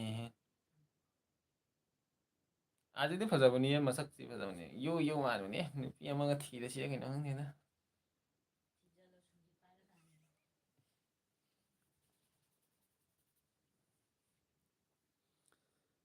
ꯇꯧꯗ꯭ꯔꯦ ꯑꯩ ꯀꯣꯛ ꯁꯥꯏ ꯀꯣꯟꯅ ꯚꯤꯗꯤꯑꯣꯗ ꯑꯣꯏꯅ ꯇꯧꯔꯒꯦ ꯌꯥꯏ ꯑꯠꯆꯥ ꯀꯔꯤꯝ ꯀꯥꯏꯗꯦ ꯏꯆꯦ ꯕꯦꯝꯆꯥ ꯁꯨꯝ ꯀꯩꯅꯣ ꯇꯧꯔꯣ ꯏꯆꯦ ꯕꯦꯝꯆꯥ ꯈꯪꯗ꯭ꯔꯗꯤ ꯁꯨꯝ ꯇꯧꯒꯅꯨ ꯍꯧꯖꯤꯛ ꯕꯦꯀꯥꯔꯗ ꯌꯣ ꯄꯥꯈꯪ ꯑꯔꯤꯕ ꯃꯥꯟꯅꯦ ꯅꯪ ꯁꯤꯅꯤꯍꯦ ꯑꯅꯨ ꯂꯧꯔꯣ ꯅꯨꯄꯤ ꯂꯩꯀꯣ ꯅꯨꯄꯤ ꯂꯩ ꯁꯤꯗꯣꯏꯅꯦ ꯅꯨꯄꯤ ꯂꯩ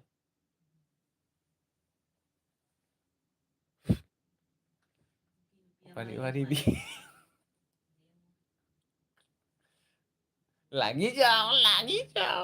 जाओ रे हंस के लागी जाओ रे लागी जाओ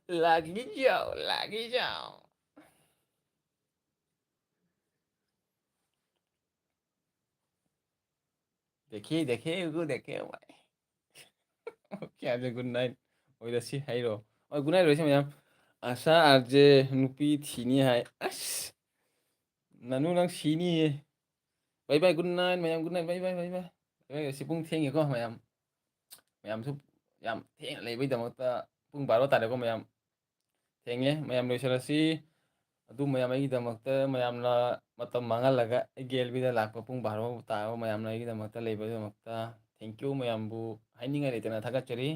ꯑꯗꯨꯕꯨ mayamda soina angama mayamda soina support tongni aduni mayam ngasi oina mayam chega oina loisalasi next kare video da mayam unarasi ko LB da de unaro next video da mayam unarasi aduni matang siga loisalasi LB say good night orasi bye bye take care Mana loisalasi ra smile guli kapsira कौन सा toothpaste इस्तेमाल करती हो भाई साहब पतंजलि का toothpaste है तो पतंजलि की नहीं तो मैं यहाँ से भाई सी जाते थे सी से याद रहे थे यहाँ से लगे मैं यहाँ से को आचार से मैं यहाँ से सीट नान मनी को मैं यहाँ वाला को जाते सी जगह दाग फम में लगाते मैं यहाँ थी सीट नाली तो नहीं पतंजलि की करे टूथपेस्ट यूज तो उड़ी लगे Bye bye bye bye ake thoibido nang yamna ningsingye haibani ningsingye haibani dugan damdam badam oirasi oi bye bye ibo damdam bro bye bye bye bye thenge kaino thoibine de kaino thoibido nang yam ningsingye haibani kanano khangdi thoibi kanano noise karamo si kanano thoibi ningsing thoibi ai da khoi khungi thoibi ra kanano khangdire okay bye bye damdam badam bye bye bye bye anu bye bye mayam bye bye rasai good night ai sumai tha thamura mayam thoiba haido phagini thoibi haido phagini oh acha khangde thoibi haido kanano ai khangdire nang onda nine onda hairo arke mitai haise onda hairo haise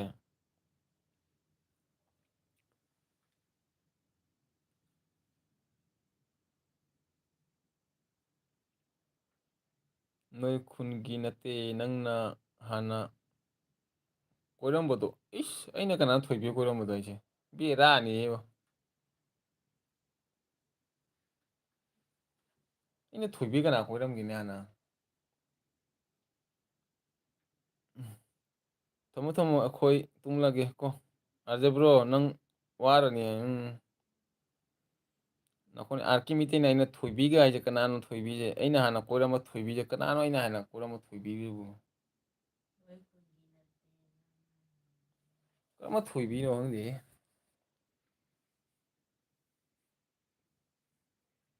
arje bro nang waramani ibon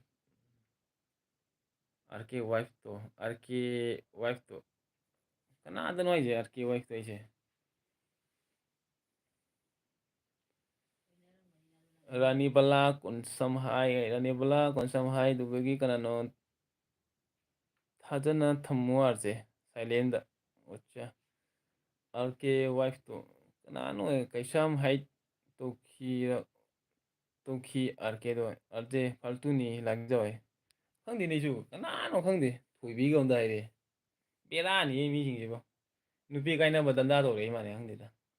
thoibi ga re onda masio thoibi aina nupi bu koina rati thoibi ga ondai re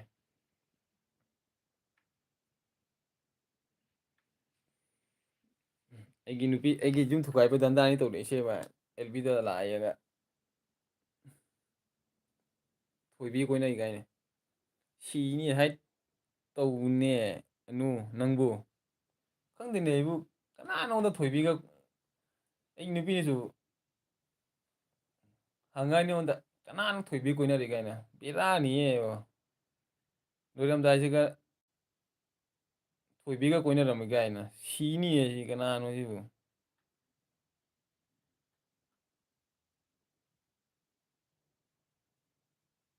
chetes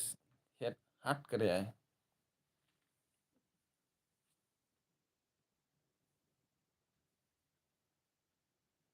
berani ni anu faltu wari sangam nate ko faltu wari sangam nate ko khairi mi arje khangdine bo ai bo isana gi nupi na onda kare ai hangani ne nang kama thoibi koina ram gaina hanji berani do je ibu nupi ga khaire gaina jum thugai bai danda ni to isebu youtube pai isebu ina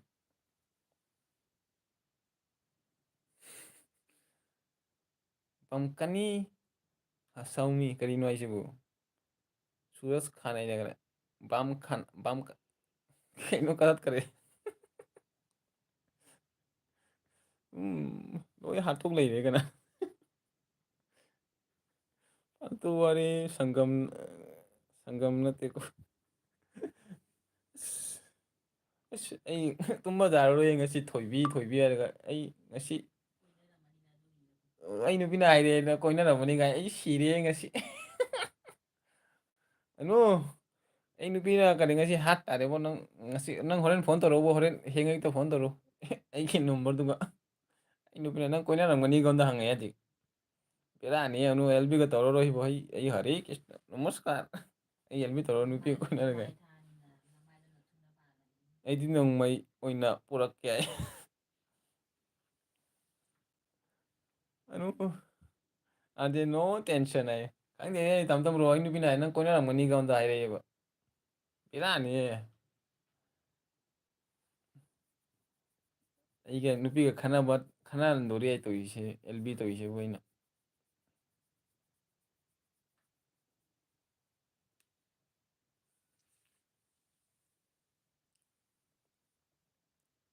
ꯆꯦꯇꯦꯁ ꯑꯥꯔꯖꯦꯁꯦ ꯊꯣꯏꯕꯤꯒꯤ ꯋꯥꯈꯜꯗ ꯇꯨꯝꯕ ꯌꯥꯕ꯭ꯔꯥ ꯀꯩꯅꯣ ꯌꯥꯗꯕ꯭ꯔꯥ ꯀꯩꯅꯣ ꯍꯣꯏꯅꯦ ꯈꯪꯗꯦꯅꯦꯕꯣ ꯀꯔꯝꯕ tension ꯄꯤꯔꯝꯃꯤ ꯑꯩꯉꯣꯟꯗ ꯂꯥꯁꯇ ꯂꯣꯏꯔꯝꯗꯥꯏꯁꯤꯒ ꯑꯝꯗ ꯊꯣꯏꯕꯤꯅ ꯀꯣꯏꯔꯝꯕꯗꯣ ꯑꯩꯒꯥꯏ ꯀꯥꯏꯗꯤ ꯊꯣꯏꯕꯤꯅꯣ ꯊꯣꯏꯕꯤꯕꯨ ꯉꯁꯤꯐꯥꯎꯕ ꯊꯣꯏꯕꯤ ꯎꯗ꯭ꯔꯤꯌꯦ ꯕꯦꯗꯤ ꯃꯃꯥ ꯇꯦꯟꯁꯟ ꯇꯧꯅꯨ ꯅꯪꯒꯤ ꯅꯨꯄꯥꯁꯦ ꯏꯁꯣꯔꯅꯤ ꯍꯥꯏ ꯑꯁ ꯊꯦꯡꯀ꯭ꯌꯨ ꯏꯆꯦ ꯇꯦꯁꯇꯤ ꯑꯗꯨꯃꯥꯏꯅ ꯍꯥꯏꯔꯛꯄꯒꯤꯗꯃꯛꯇ ꯊꯥꯒꯠꯆꯔꯤ ꯑꯩ ꯅꯨꯄꯤꯅ ꯑꯩꯉꯣꯟꯗ ꯍꯥꯠ ꯇꯥꯔꯦ ꯑꯩꯉꯣꯟꯗ ꯑꯩ ꯅꯨꯄꯤꯒ ꯑꯇꯣꯞꯄ ꯊꯣꯏꯕꯤꯒ ꯀꯣꯏꯅꯒ ꯑꯝꯗ ꯍꯥꯏꯔꯛꯑꯅ ꯁꯤ ꯇꯥꯔꯦ ꯊꯣꯏꯕꯤ ꯒꯨꯂꯤ ꯃꯥꯔꯣ ꯍꯥꯏ ꯈꯪꯗꯦ ꯑꯩꯉꯣꯟꯗ ꯍꯥꯏꯔꯝꯃꯦꯅꯤꯅꯗꯤ ꯑꯩ ꯅꯨꯄꯤꯅ ꯃꯥꯁꯨ ꯈꯔꯦ ꯑꯩꯒꯤ ꯑꯦꯜꯕꯤ ꯌꯦꯡꯉꯦꯕ ꯀꯔꯝꯕ ꯊꯣꯏꯕꯤ ꯀꯣꯏꯅꯅꯣ ꯃꯥꯁꯨ ꯇꯦꯟꯁꯟ ꯂꯧꯈ꯭ꯔꯦ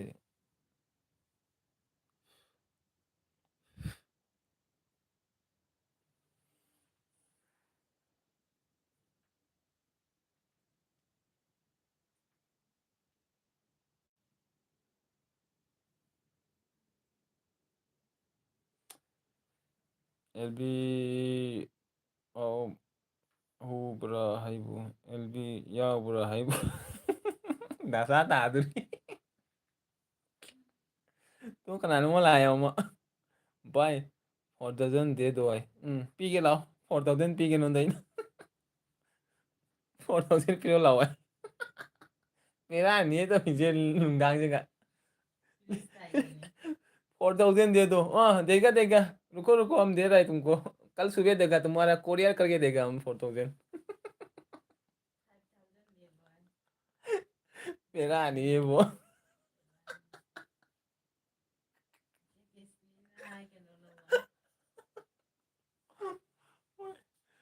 4,000 दे दूंगा इन्हें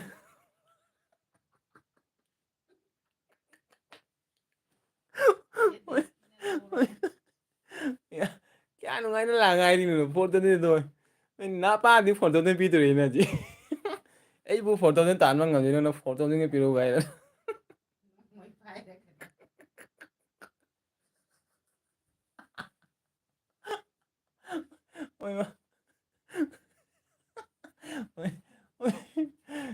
काय मी नाही 4,000 दे दो 5,000 ले लो मिस्टर एंग्री 1,000 क्या ही 1 लाख आएगा 1 लाख ले लो bro yang jaga kayo ay bro yang jaga dito ay ꯑꯗꯨꯒꯤ ꯀꯩꯅꯣ ꯂꯣꯏ ꯃꯦꯠꯁꯟꯈ꯭ꯔꯦꯅꯦ ꯇꯧꯔꯤꯁꯤꯕꯨ ꯑꯥꯔ ꯀꯦꯁꯦ ꯔꯥꯅꯤ ꯕꯜꯂꯥ ꯑꯣꯟꯈ꯭ꯔꯦ ꯑꯗꯨ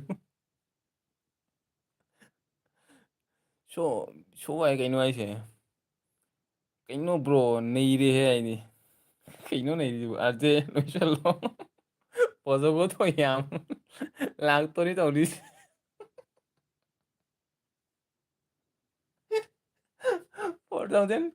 4,000 ꯗꯦ ꯑꯗꯨꯃꯥꯏꯅ ꯂꯥꯛꯑꯦ ꯑꯃꯅ ꯀꯅꯥꯅꯣ ꯈꯪꯗꯦꯅꯦꯕꯣ ꯑꯅꯨ ꯅꯪꯒꯤ ꯀꯔꯤ ꯍꯥꯏ ꯅꯪꯒꯤ 3,000ꯗ ꯄꯤꯈ꯭ꯔꯣ ꯑꯩ 1,000 ꯄꯤꯈ꯭ꯔꯒꯦ ꯃꯥꯗ ꯐꯣꯇꯣ ꯑꯣꯟꯂꯥꯏꯟꯅꯤ ꯃꯥꯅ ꯍꯣꯏꯃ ꯑꯗꯨꯒꯤ ꯚꯥꯏꯅ ꯅꯣꯛꯀꯗꯕ ꯆꯦ ꯇꯦꯁꯁꯤꯅ ꯀꯔꯤꯕ ꯑꯥꯔ ꯀꯦ ꯑꯩ ꯅꯪꯒꯤ ꯑꯦꯛꯁꯅꯤ ꯍꯥꯏ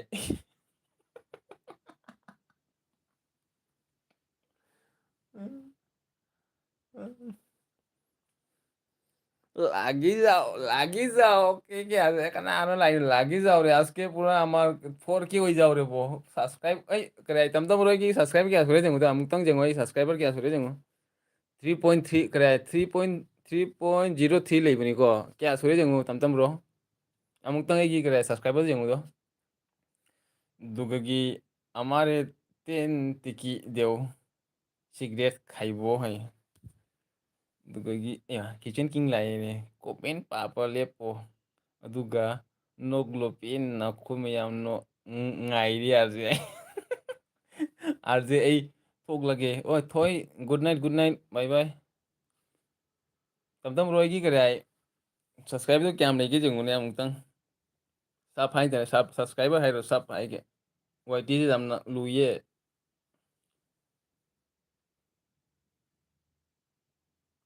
ꯑꯞꯗꯦꯠ ꯂꯥꯛꯄꯗꯤ ꯋꯥꯏꯇꯤꯁꯦ ꯄꯨꯔꯥ ꯕꯦꯔꯥ ꯇꯥꯔꯦ ꯍꯟꯗꯛ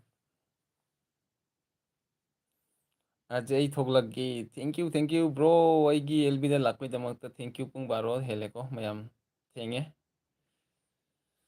ꯑꯗꯒꯤ 4,000 ꯑꯗꯨꯋꯥꯏꯗꯣ ꯃꯥꯡꯈ꯭ꯔꯦꯅꯦ ꯃꯌꯥꯝꯅ ꯍꯥꯠꯇꯣꯛꯈ꯭ꯔ ꯃꯥꯜꯅꯦ ꯑꯥꯔꯖꯦ ꯒꯨꯗ ꯅꯥꯏꯠ ꯇꯨꯝꯂꯒꯦꯀꯣ ꯑꯩ ꯍꯣꯏ ꯑꯅꯨ ꯏꯆꯦ ꯇꯨꯝꯃꯣ ꯊꯦꯡꯉꯤ ꯑꯗꯨꯗꯒꯤ ꯔꯥꯅꯤꯕꯂꯥ ꯀꯣꯟꯁꯝ ꯑꯥꯔꯖꯦ ꯑꯩꯁꯨ ꯊꯣꯛꯂꯒꯦ ꯍꯣꯏ ꯔꯥꯅꯤꯕꯂꯥ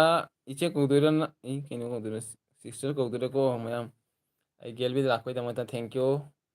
ꯃꯌꯥꯝ ꯃꯊꯪꯗ ꯁꯨꯃꯥꯏꯅ ꯑꯩ ꯚꯤꯗꯤꯑꯣꯗ ꯑꯗꯨꯝ ꯁꯞꯄꯣꯔꯠ ꯇꯧꯔꯣꯀꯣ ꯃꯌꯥꯝ ꯚꯤꯗꯤꯑꯣꯗ ꯃꯌꯥꯝ ꯁꯨꯝ ꯐꯪꯅꯔꯁꯤ ꯑꯦꯜꯕꯤꯗꯗꯤ ꯌꯥꯝ ꯇꯣꯏꯅꯗꯤ ꯇꯧꯗꯦꯀꯣ ꯅꯣꯡ ꯐꯥꯗꯣꯛ ꯁꯨꯝ ꯑꯦꯜꯕꯤ ꯇꯧꯒꯅꯤ ꯑꯗꯨ ꯚꯤꯗꯤꯑꯣꯗ ꯑꯣꯏꯅ ꯃꯌꯥꯝ ꯐꯪꯅꯔꯁꯤ 3.4 ꯊꯦꯡꯀ꯭ꯌꯨ ꯇꯝꯇꯝꯕ꯭ꯔꯣ ꯑꯠꯆꯥ ꯀꯔꯦ 3.4K ꯌꯧꯔꯕꯣ ꯊꯦꯡꯀ꯭ꯌꯨ ꯑꯗꯩ ꯑꯩꯁꯨ ꯊꯣꯛꯂꯒꯦ ꯊꯦꯡꯀ꯭ꯌꯨ 3.3 ꯂꯩꯔꯝꯕꯅꯤ 3.03 ꯂꯩꯔꯝꯕꯅꯤ 3.4 ꯌꯧꯈ꯭ꯔꯕ ꯑꯣ ꯑꯠꯆꯥ ꯂꯣꯏꯅ ꯒꯨꯗ ꯅꯥꯏꯠ ꯑꯣꯏꯈ꯭ꯔꯦ ꯑꯩꯁꯨ ꯒꯨꯗ ꯅꯥꯏꯠ ꯑꯣꯏꯔꯒꯦ ꯍꯣꯏ ꯀꯤꯠꯆꯟ ꯕ꯭ꯔꯗꯔ ꯊꯦꯡꯉꯦ ꯂꯥꯛꯄ ꯄꯨꯡ ꯕꯥꯔꯣ ꯍꯦꯜꯂꯦ ꯑꯗꯨꯒ ꯍꯧꯖꯤꯛ ꯂꯣꯏꯁꯤꯜꯂꯁꯤ ꯃꯌꯥꯝ ꯊꯦꯡꯉꯤꯀꯣ ꯄꯨꯡ ꯕꯥꯔꯣ ꯍꯦꯜꯂꯦꯀꯣ ꯃꯌꯥꯝ ꯇꯨꯝꯕ ꯃꯇꯝ ꯌꯧꯔꯛꯑꯦ ꯑꯗꯨꯗꯤ ꯃꯌꯥꯝ ꯇꯨꯝꯃꯁꯤꯀꯣ ꯒꯨꯗ ꯅꯥꯏꯠ ꯑꯣꯏꯔꯁꯤ ꯃꯌꯥꯝ ꯁꯨꯝ ꯂꯥꯛꯄ ꯅꯨꯡꯉꯥꯏꯔꯦ ꯉꯥꯛꯇꯪꯒꯤ ꯀꯗꯥꯏ ꯃꯌꯥꯝ ꯐꯥꯒꯤ ꯇꯧꯕ ꯈꯣꯠꯄ ꯁꯨꯝ ꯅꯨꯡꯉꯥꯏꯌꯦ ꯑꯗꯨ ꯃꯊꯪꯗ ꯁꯨꯝ ꯃꯌꯥꯝ ꯐꯪꯅꯔꯁꯤ ꯚꯤꯗꯤꯑꯣꯗ ꯑꯣꯏꯔꯁꯨ ꯑꯩ ꯅꯣꯡ ꯐꯥꯗꯣꯛ ꯁꯨꯝ ꯑꯦꯜꯕꯤ ꯇꯧꯔꯛꯄ ꯃꯇꯝꯗ ꯁꯨꯝ ꯃꯌꯥꯝꯁꯨ ꯐꯪꯅꯔꯁꯤ ꯑꯗꯨꯗ ꯉꯁꯤꯗ ꯑꯣꯏꯅ ꯃꯌꯥꯝ ꯊꯝꯃꯒꯦꯀꯣ ꯀꯅꯥꯅꯣ ꯑꯃ ꯂꯩꯁꯦ ꯗ ꯕ꯭ꯂꯦꯛ ꯕꯣꯏ ꯕ꯭ꯔꯣ ꯇꯨꯝꯔꯛꯀꯦ ꯀꯔꯦ ꯇꯨꯝꯃꯒꯦꯀꯣ ꯕ꯭ꯔꯣ ꯒꯤꯁꯨ ꯕ꯭ꯔꯣ ꯁꯛꯁꯦ ꯎꯕꯗ ꯑꯩ ꯐꯥꯎꯗꯔꯦ ꯕ꯭ꯔꯣꯁꯦ ꯌꯥꯝ ꯍꯦꯟꯁꯝ ꯑꯣꯏ ꯊꯦꯡꯀ꯭ꯌꯨ ꯕ꯭ꯔꯣ ꯈꯪꯗꯦ ꯀꯃꯥꯏꯅ ꯍꯦꯟꯁꯝ ꯑꯣꯏꯔꯤꯅꯣ ꯊꯦꯡꯀ꯭ꯌꯨ ꯍꯥꯏꯔꯛꯄꯩꯗꯃꯛꯇ ꯁꯨꯔꯖ ꯁꯤꯡꯍꯅ ꯇꯨꯝꯈꯤꯅꯨ ꯕ꯭ꯔꯣ ꯍꯥꯏ ꯊꯦꯡꯉꯦ ꯕ꯭ꯔꯣ ꯀꯗꯥꯏ ꯄꯨꯡ ꯕꯥꯔꯣ ꯍꯦꯜꯂꯦꯀꯣ ꯌꯥꯝ ꯇꯨꯝꯃꯁꯤ ꯃꯊꯪꯗ ꯌꯥꯝ ꯊꯦꯡꯉꯦ ꯑꯗꯨꯒ ꯁꯨꯔꯖ ꯁꯤꯡꯍꯅ ꯀꯔꯤꯕ ꯇꯨꯝꯈꯤꯅꯨ ꯕ꯭ꯔꯣ ꯑꯗꯨꯒꯒꯤ ꯔꯥꯅꯤꯕꯂꯥ ꯑꯥꯔꯖꯦ ꯒꯨꯗ ꯅꯥꯏꯠ ꯔꯥꯅꯤꯕꯂꯥ ꯁꯤꯁꯇꯔ ꯀꯗꯥꯏ ꯏꯆꯦ ꯀꯧꯗꯣꯏꯔꯥ ꯁꯨꯝ ꯀꯧꯖꯔꯒꯦ ꯃꯌꯥꯝ ꯋꯥꯔꯧꯕ ꯌꯥꯗꯦ ꯒꯨꯗ ꯅꯥꯏꯠ ꯑꯗꯨꯒꯒꯤ ꯇꯝꯇꯝꯕ꯭ꯔꯣꯅ ꯊꯤꯛ ꯑꯁꯦ ꯑꯃꯤꯌꯨ ꯁꯤꯒꯔꯦꯠ ꯈꯥꯏꯁꯤ ꯑꯗꯨꯒꯒꯤ ꯁꯔꯣꯖꯥ ꯂꯥꯏꯁ꯭ꯔꯝꯒꯃꯩ 4N ꯄꯣꯛ ꯈꯥꯏꯔꯅꯤ ꯌꯥꯏ ꯀꯩꯅꯣ ꯍꯥꯏꯁꯦ 4N ꯄꯣꯛ ꯈꯥꯏꯔꯅꯤ ꯇꯝꯇꯝꯕ꯭ꯔꯣ ꯇꯨꯝꯃꯁꯤ ꯍꯥꯏꯔꯣ ꯑꯥꯔꯖꯦ ꯅꯉꯣꯟꯗ ꯑꯥꯏ ꯂꯚ ꯌꯨ 100% ꯍꯩꯕ ꯃꯤꯁꯨ ꯂꯥꯛꯀꯅꯤ ꯌꯥꯏ ꯍꯣꯏ ꯇꯝꯇꯝꯕ꯭ꯔꯣ ꯈꯪꯗ꯭ꯔꯦ ꯂꯣꯏꯁꯜ 4N ꯑꯣ 4N ꯐꯣꯟ ꯀꯩꯅꯣ 4N ꯐꯣꯟ ꯍꯥꯏꯁꯤ ꯀꯩꯅꯣ 100K ꯔꯥꯅꯤꯕꯂꯥ 100K ꯃꯌꯥꯝ ꯂꯣꯏꯁꯤꯜꯂꯁꯤꯔꯣ ꯏꯆꯦ ꯇꯦꯛꯁꯤ ꯂꯣꯏꯁꯤꯜꯂꯁꯤꯔꯣ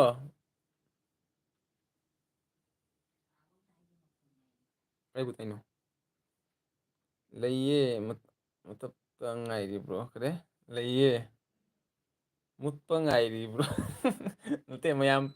ꯀꯗꯥꯏ ꯇꯨꯝꯅꯤꯡꯉꯝꯃꯅꯤꯅ ꯑꯗꯨꯒꯤꯗꯃꯛꯇ ꯑꯩꯗꯤ ꯀꯗꯥꯏ ꯂꯩꯕ ꯄꯨꯡ ꯕꯥꯔꯣ ꯃꯈꯥꯏꯕꯨ ꯑꯗꯨꯝ ꯂꯩꯕ ꯉꯝꯒꯅꯤꯗ ꯕꯥꯔꯣ ꯃꯈꯥꯏꯗꯤ ꯇꯥꯔꯦ ꯄꯨꯡ ꯌꯦꯛꯄ ꯑꯗꯨꯝ ꯂꯩꯕ ꯉꯝꯒꯅꯤ ꯃꯌꯥꯝꯗꯨ ꯑꯗꯨꯝ ꯇꯨꯝꯅꯤꯡꯉꯕꯅꯤꯅ ꯑꯩ ꯂꯩꯔꯤ ꯌꯥꯖꯕ꯭ꯔꯣ ꯂꯩꯌꯨ ꯂꯩꯔꯤ ꯐꯥꯎ ꯏꯃꯥ ꯀꯩꯅꯣ ꯍꯥꯏꯁꯤꯕꯨ ꯂꯣꯏꯔꯣꯏ ꯑꯠꯆꯥ ꯑꯠꯆꯥ ꯏꯆꯦ ꯇꯦꯛꯁꯤ ꯂꯣꯏꯁꯤꯜꯂꯒꯦ ꯅꯨꯡꯉꯥꯏꯔꯤꯕꯣꯏ ꯃꯤ ꯃꯌꯥꯝ ꯂꯥꯛꯑꯦ ꯀꯅꯥ ꯀꯅꯥꯅꯣ ꯈꯪꯗꯦ ꯊꯣꯏ ꯆꯅꯨꯒꯥꯏ Nungairibo Thoi, nungairi. Thoi nungairibo. Mi 27 leire. Nungairi ai khande. Cookie leie. Kitchen kongna cookie leie. Gokul Pradhan ai. Hello bye ai. Hello Gokul. Welcome.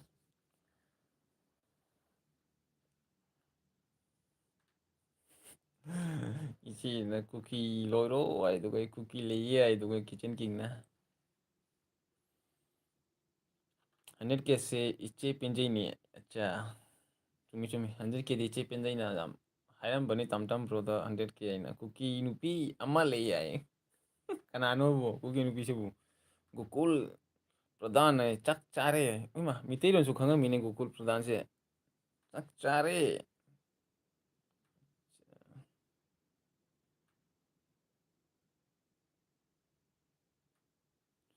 Kitchen brother kariyang chage ai gelbi lakpi da mata thank you ko. Yam kuira matung dai gelbi da lai su jamna. To ya gelbi tha de ko. Sum nong phadok tha buduga ai gelbi lakpi da mata thank you.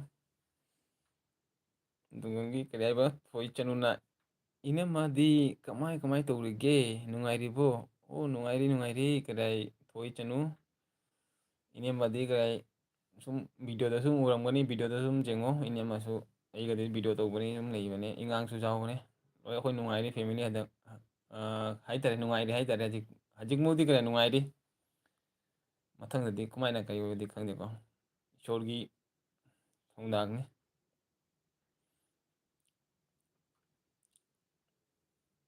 Kitchen brother na kareba chicken biryani acha haurani chicken biryani. Isu biryani nongma mukbang toroke tawdreda. Tawra nongmadi toragani chicken biryani. Am aina chaba miyam warida. Chadabani da. Chaba ide miyam leire ajikudi. Adi yellow piwai nongmai paige.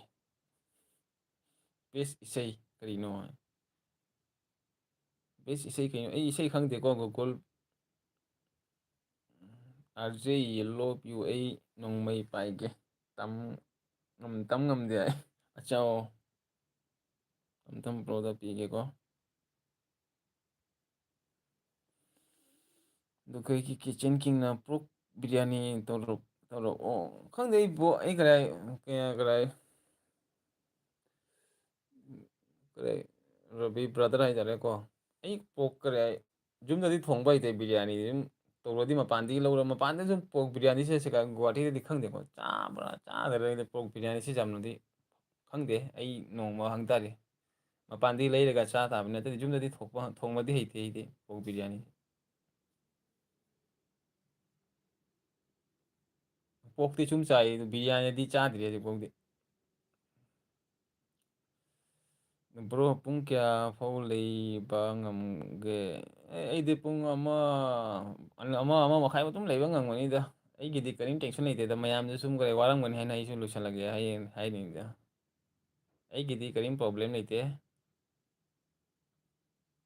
Guwahati kadai da leige ai Guwahati Ganeshguri da ni kare brother Guwahati Ganeshguri hoi Kekura Nagar da Thoibi chanu ine madi tungkrabo Thoibi chanu kara ine mana hangine kanano haina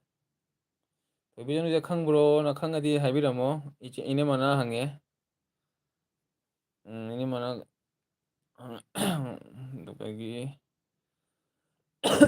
tam bro na pistol check hai dukai brother nahak kadai tegino brother nak kai gino ai karai ai ki original yum di kasar gini ko ai ajik professional idi ajik karai thabak to gose Guwahati da oina tawre du ai ki jum di Guwahati karai Assam karai kasar gini dukagi iche tesine karai ba address hai bu LB da address ti hai di chai sum karai Ganeshguri da lei hai ni da egi shalam egi address ti hai ba de kai hai dugi king duty loirabo ai dugai che bemjani pa leiribo ai loikramai na khalurene oi che bemcha tummo thenge tummo thabong leibani na che tumo iche testi iche karai matam kare tum heng thabo le sum tum mo kare kai de nipa mayam le ri je akhoi nipa mayam sum wai sana rage kana le wa le tra sum ta khai daga lo re da pung mo isu tene pi tene pi di kare ai chalo re kitchen brother tene pi di ai gi naw nu pi so tene pi da le mi chen nu pi ai gi chen nu pi so tene pi da mo gi kare kem da le mi aba tene pi kare het mo gi kare battalion gi kem do duga gi chen nu pi le duga hainu hainu ai hoi hai rồi ge che sorry date लेते बहल duty लेते बोल संजू कुमार अरे दोस्त live channel कैसा चलता है Dubai रानी बला ना करेबा एदी पुंग होम फो लेबा ngamgani mi अच्छा अच्छा दुगी चे बेम पथारो है दुगी गोकुल पंदम आई लव यू मेरिया मेरी मेरी आई लव मेरी आई दुगी किंग बदन का नुपी reporter ngai thokpa tare nupa ngak ngai ri ai दुगी तम तम ब्रो ना करेबा ओके किंग ब्रो आई दुगी आई लव यू मिते आई थैंक यू गोकुल गोकुल ना करे काय गिनो गोकुल ना करे kasar गिरो ना काय गिनो गोकुल सु करे मिते ni ko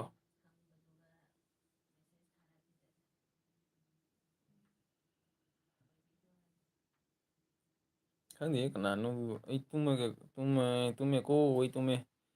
language cái language ai di Google channel leite Google channel leite Google de mitai ni ko Google mitai no mitro nganga mi ajikta che benchana ai tume ko ai o che benja tumo tenge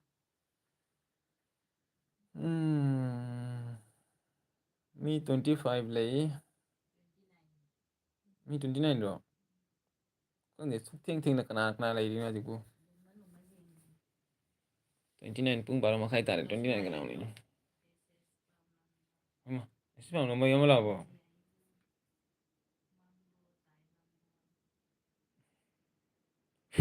25 나를 놓고 지금 걔는 탐마가 무슨 탐마가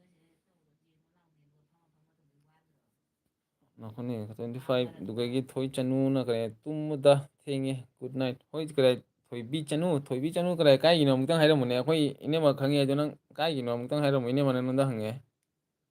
amutang haira mu nang kai gi no asam gi ra manipur gi ro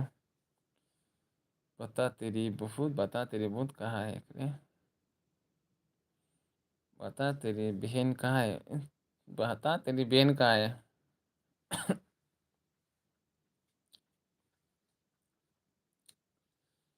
मेरे को तेरी बहन से दुगी इचे बेम चने का silent तो गई होय इचे तोरो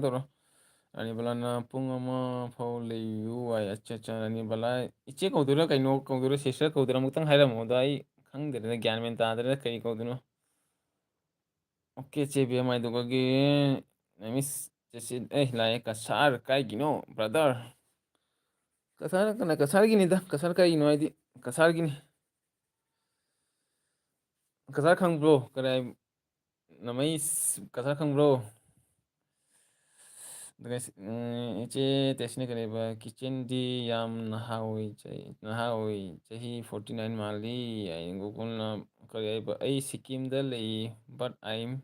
born in Imphal oh acha Imphal da kai pogli ba je kare sikkim da lei ba sikkim da lei ba nungai bro kare gokul brother kaurage ko ꯑꯩ ꯀꯥꯎꯔꯕꯣ ꯔꯣꯡꯄꯨꯔꯒꯤꯅꯤꯅꯦ ꯔꯣꯡꯄꯨꯔꯒꯤꯗꯨꯅꯤꯅꯦ ꯏꯃꯥ ꯔꯣꯡꯄꯨꯔꯒꯤꯗꯨꯅꯤꯅꯦ ꯀꯅꯥꯅꯣ ꯑꯩꯁꯦ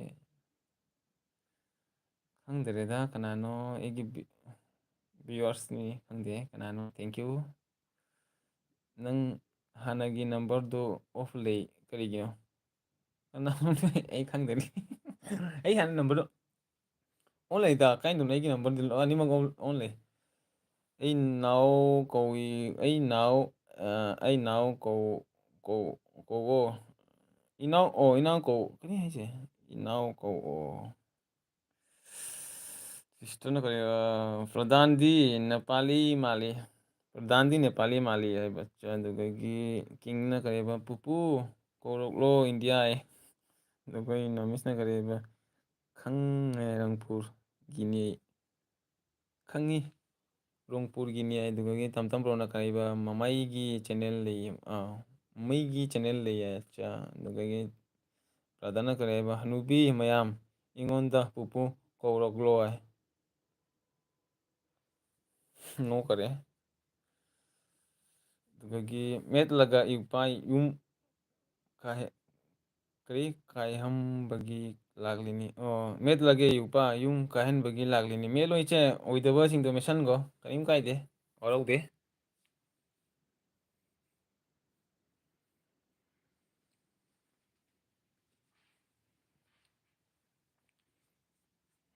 ꯑꯗꯨꯅꯤ ꯈꯔ ꯀꯗꯥꯏ ꯆꯦꯟꯅꯦꯜꯁꯦ ꯎꯔꯒ ꯁꯨꯝ ꯊꯨꯒꯥꯏꯕ ꯌꯨꯝꯒꯤ ꯄ꯭ꯔꯣꯕ꯭ꯂꯦꯝ ꯇꯧꯕ ꯁꯣꯁꯦꯜ ꯃꯦꯗꯤꯌꯥ ꯍꯥꯏꯁꯦ ꯁꯤꯅꯤ ꯌꯥꯝ ꯋꯥꯏꯑꯦꯕ ꯀꯣꯟꯇ꯭ꯔꯣꯜ ꯇꯧꯕꯁꯦ ꯁꯤꯀꯤꯝ ꯌꯥꯝ ꯐꯩ ꯁꯤꯀꯤꯜꯂꯤ ꯌꯥꯝ ꯐꯩ but not more than Manipur brother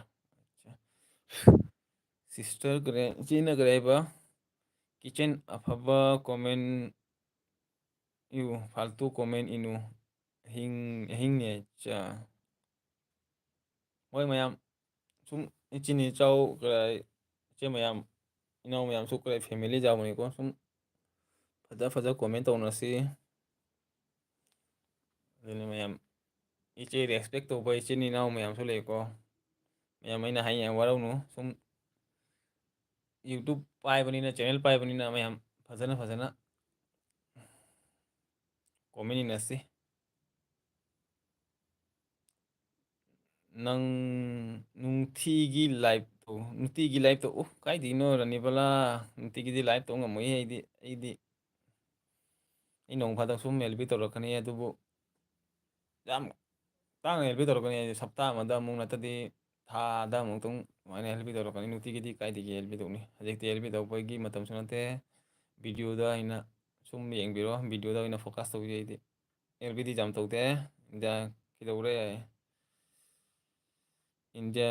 ꯌꯥꯎꯗꯔꯦ ꯀꯔꯤ ꯅꯨꯡꯇꯤꯒꯤꯗ ꯑꯗꯨꯒ ꯀꯤꯠꯆꯟ ꯕ꯭ꯔꯗꯔꯅ ꯀꯔꯤꯕ ꯏꯟꯗꯤꯌꯥ ꯌꯧꯗꯣꯔꯦ ꯍꯥꯏ ꯑꯗꯨꯒꯤ ꯏꯆꯦ ꯃꯆꯥꯅ ꯄꯨꯟꯁꯤ ꯃꯦꯠꯄ ꯂꯣꯏꯔꯦ ꯒꯨꯗ ꯅꯥꯏꯠ ꯑꯗꯨꯒꯤ ꯏꯆꯦꯅ ꯏꯟꯗꯤꯌꯥ ꯀꯩꯗꯧꯔꯒꯦ ꯁꯤꯁꯇꯔꯅ ꯀꯔꯤꯕ ꯍꯅꯨꯕꯤ ꯍꯥꯏꯔꯤꯗꯣ ꯅꯪ ꯅꯁꯥ ꯏꯗꯨꯀꯦꯠ ꯑꯣꯏꯗꯕ ꯃꯥꯜꯂꯤ ꯍꯥꯏ ꯑꯗꯩ ꯐꯣꯟꯗꯣ ꯁꯥꯗ꯭ꯔꯤ ꯆꯥꯔꯖ ꯇꯧꯔꯤꯗꯣ ꯁꯥꯗ꯭ꯔꯤ ꯇꯝꯇꯝꯔꯣ ꯐꯣꯟꯁꯦ ꯁꯥꯗꯦꯅꯤ ꯇꯝꯇꯝꯔꯣ ꯑꯣꯏꯃꯛꯀꯤꯅꯤ ꯑꯩ ꯐꯣꯟꯁꯦ ꯌꯥꯝꯅ ꯁꯨꯝ ꯆꯥꯔꯖ ꯇꯧꯔꯒ ꯁꯨꯝ ꯑꯦꯜ ꯕꯤ ꯌꯥꯎꯕ ꯑꯗꯨꯒꯒꯤ ꯃꯣꯏ ꯑꯦꯜ ꯕꯤ ꯊꯥꯕ ꯀꯔꯤꯝ ꯇꯧꯗꯦ ꯃꯣꯕꯥꯏꯜ ꯁꯥꯗꯦ ꯑꯗꯨꯒꯤꯗꯤ ꯌꯥꯝ ꯐꯩ ꯑꯩꯒꯤ ꯃꯣꯕꯥꯏꯜꯁꯤꯗꯤ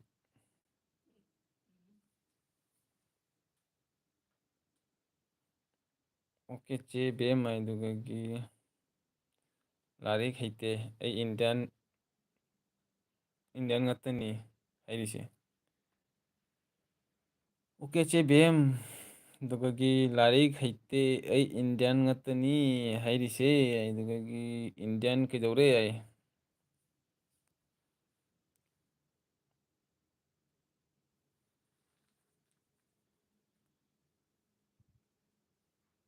ꯀꯤꯡꯀꯣꯡ ꯇꯨꯝꯃꯣ ꯌꯥꯔꯦ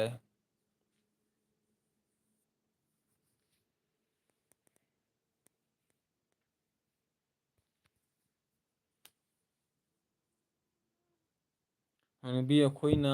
ꯍꯅꯨꯕ ꯁꯤꯗ ꯀꯌꯥꯝ ꯀꯥꯏꯔꯒꯦ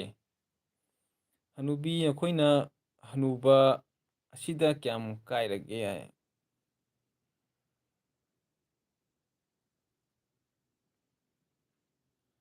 ꯍꯅꯨꯕꯤ ꯑꯩꯈꯣꯏꯅ ꯍꯅꯨꯕ ꯑꯁꯤꯗ ꯀꯌꯥꯝ ꯀꯥꯏꯔꯒꯦ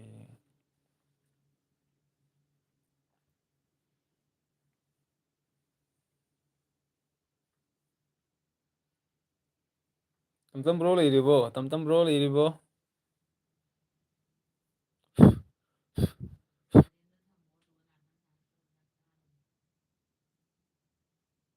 ꯀꯥꯏꯗꯦ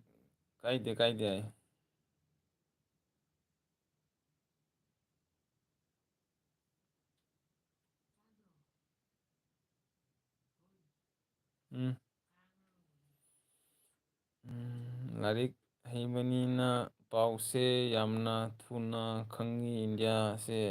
ꯂꯥꯏꯔꯤꯛ ꯍꯩꯕꯅꯤꯅ ꯄꯥꯎꯁꯦ ꯌꯥꯝꯅ ꯊꯨꯅ ꯈꯪꯉꯤ ꯏꯟꯗꯤꯌꯥꯁꯦ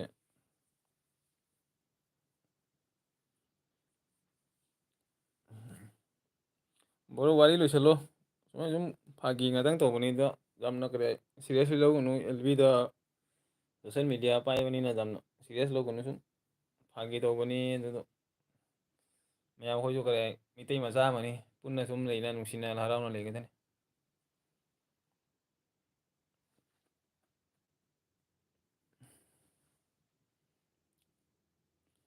ꯅꯔꯣꯟ ꯐꯥꯎ ꯁꯦꯡꯗꯦ ꯀꯤꯠꯆꯦꯟ ꯆꯦꯅꯦꯜ ꯄꯥꯏꯔꯤꯕ ꯅꯪꯅ ꯑꯗꯨꯛ ꯌꯥꯝ ꯂꯣꯟ ꯆꯨꯝꯗ꯭ꯔꯤ ꯀꯔꯤꯒꯤꯅꯣ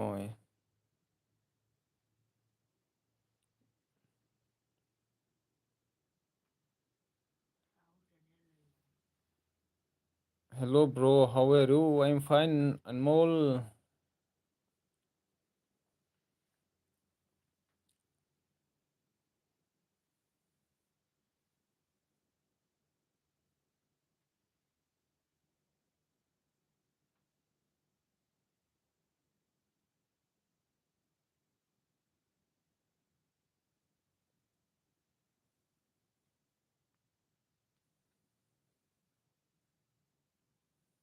India hoigi koksina waiti paigadaba nate.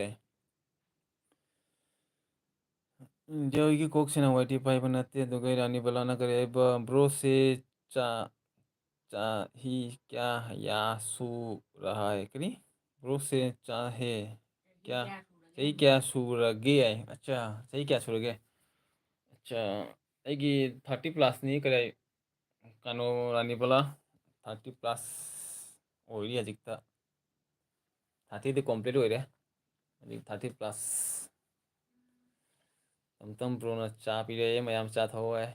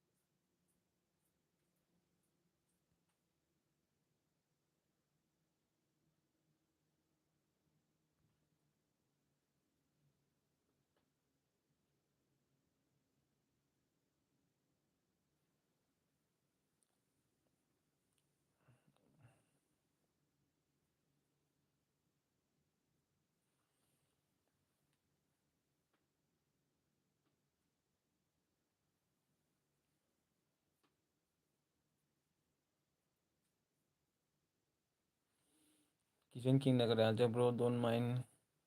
ꯃꯥꯏꯟꯗ ꯂꯧꯗꯦꯗ ꯀꯅꯥꯝꯇ ꯀꯔꯤ ꯅꯨꯡꯁꯤꯅ ꯂꯩꯅꯁꯤ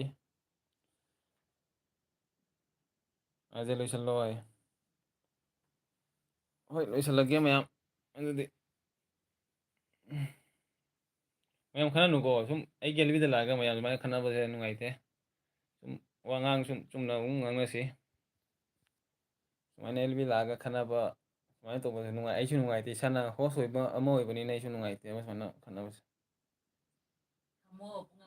ꯑꯗꯨꯒꯤ ꯃꯌꯥꯝ ꯋꯥꯔꯧꯅꯨ ꯑꯗꯨꯒ ꯑꯩꯅ ꯍꯥꯏꯁꯦ ꯋꯥꯔꯧꯅꯨ ꯃꯌꯥꯝ ꯑꯗꯨꯗꯤ ꯂꯣꯏꯁꯤꯜꯂꯁꯤ ꯃꯌꯥꯝ ꯋꯥꯔꯧꯕ ꯌꯥꯗꯦꯀꯣ ꯆꯨꯝꯅ ꯁꯨꯝ ꯃꯌꯥꯝ ꯁꯨꯝ ꯐꯥꯒꯤ ꯇꯧꯅꯕ ꯑꯗꯨꯃꯥꯏꯅ ꯑꯦꯜꯕꯤꯗ ꯁꯨꯝ ꯃꯌꯥꯝꯅ ꯐꯥꯒꯤ ꯇꯧꯅꯕ ꯈꯔ ꯅꯨꯡꯉꯥꯏꯕ ꯑꯗꯨꯗꯅꯤ ꯌꯥꯝꯅ ꯍꯦꯟꯖꯟꯕꯁꯨ ꯉꯥꯡꯕ ꯇꯜꯂꯦ ꯑꯗꯨꯒ ꯑꯩꯁꯨ ꯌꯥꯝꯅ ꯀꯩꯅꯣ ꯇꯧꯕꯁꯨ ꯐꯠꯇꯦ ꯅꯨꯡꯉꯥꯏꯇꯦ ꯑꯖꯦ ꯉꯁꯤ ꯐꯥꯎꯕ ꯏꯆꯦ ꯍꯥꯏꯕꯗꯒꯤ ꯍꯦꯟꯗꯦ ꯑꯖꯦꯅ ꯉꯁꯤ ꯐꯥꯎꯗꯤ ꯏꯆꯦ ꯍꯥꯏꯕꯗꯒꯤ ꯍꯦꯟꯗꯦ ꯍꯣꯏ ꯏꯆꯦ ꯑꯩꯗꯤ ꯃꯌꯥꯝꯗ ꯁꯨꯝ ꯅꯨꯡꯁꯤꯅ ꯏꯆꯦ ꯃꯌꯥꯝꯅ ꯏꯆꯦ ꯍꯥꯏꯅꯗꯒꯤ ꯀꯥꯏꯗꯩꯅꯣꯗꯨꯅꯤ ꯃꯌꯥꯝ ꯋꯥꯔꯧꯅꯨ ꯀꯔꯤꯝ ꯈꯟꯒꯅꯨ ꯑꯗꯨꯕꯨ ꯃꯌꯥꯝ ꯂꯣꯏꯁꯤꯜꯂꯒꯦ ꯃꯇꯥꯡ ꯑꯁꯤꯒ ꯕꯥꯏ ꯕꯥꯏ ꯇꯝꯇꯝ ꯕ꯭ꯔꯣ ꯕꯥꯏ ꯕꯥꯏ ꯀꯩꯅꯣ ꯏꯆꯦ ꯇꯦꯁꯇꯤ ꯕꯥꯏ ꯕꯥꯏ ꯑꯗꯨꯒꯒꯤ ꯔꯕꯤ ꯕ꯭ꯔꯣ ꯕꯥꯏ ꯕꯥꯏ ꯍꯣꯏ ꯃꯌꯥꯝ ꯕꯥꯏ ꯕꯥꯏ ꯕꯥꯏ ꯕꯥꯏ ꯂꯣꯏꯁꯤꯜꯂꯒꯦ ꯀꯔꯤ ꯈꯟꯅꯅꯨꯀꯣ ꯃꯌꯥꯝ ꯁꯨꯝ ꯄꯨꯟꯅ ꯂꯩꯅꯁꯤ ꯄꯨꯟꯅ ꯁꯨꯃꯥꯏꯅ ꯋꯥꯏꯇꯤꯁꯦ ꯁꯨꯃꯥꯏꯅ ꯑꯩꯈꯣꯏ ꯃꯩꯇꯩ ꯃꯆꯥꯅ ꯃꯌꯥꯝꯅ ꯁꯨꯃꯥꯏꯅ ꯁꯞꯄꯣꯔꯠ ꯇꯧꯗꯗꯤ ꯁꯨꯃꯥꯏꯅ ꯇꯧꯔꯗꯤ ꯀꯔꯤ ꯀꯥꯏꯗꯒꯤ ꯆꯥꯎꯈꯠꯇꯣꯏꯅꯣ ꯑꯗꯨꯅꯤ ꯃꯤꯇꯩ ꯃꯆꯥꯒꯤ ꯄꯣꯄꯨꯂꯦꯁꯟ ꯀꯌꯥꯅꯣ ꯑꯩꯈꯣꯏ ꯁꯤꯒ ꯂꯩꯔꯤꯁꯤꯕꯨ ꯑꯗꯨꯒꯤ ꯃꯌꯥꯝ ꯄꯨꯟꯅ ꯅꯨꯡꯁꯤꯅ ꯂꯩꯅꯁꯤ ꯈꯟꯅꯕ ꯌꯥꯗꯦ ꯑꯩꯗꯤ ꯍꯅꯨꯕꯤꯅ ꯃꯤꯡ ꯀꯧꯕ ꯇꯥꯗꯦꯁꯤꯅ ꯀꯔꯤ ꯑꯩꯗꯤ ꯍꯅꯨꯕꯅꯤꯅ ꯏꯪ ꯀꯧꯕ ꯇꯥꯗꯦꯁꯤꯅ ꯑꯥꯏ ꯂꯚ ꯌꯨ ꯃꯌꯥꯝ ꯐꯔꯦ ꯕꯥꯏ ꯕꯥꯏ ꯃꯌꯥꯝ ꯋꯥꯔꯧꯅꯤ ꯕꯥꯏ ꯕꯥꯏ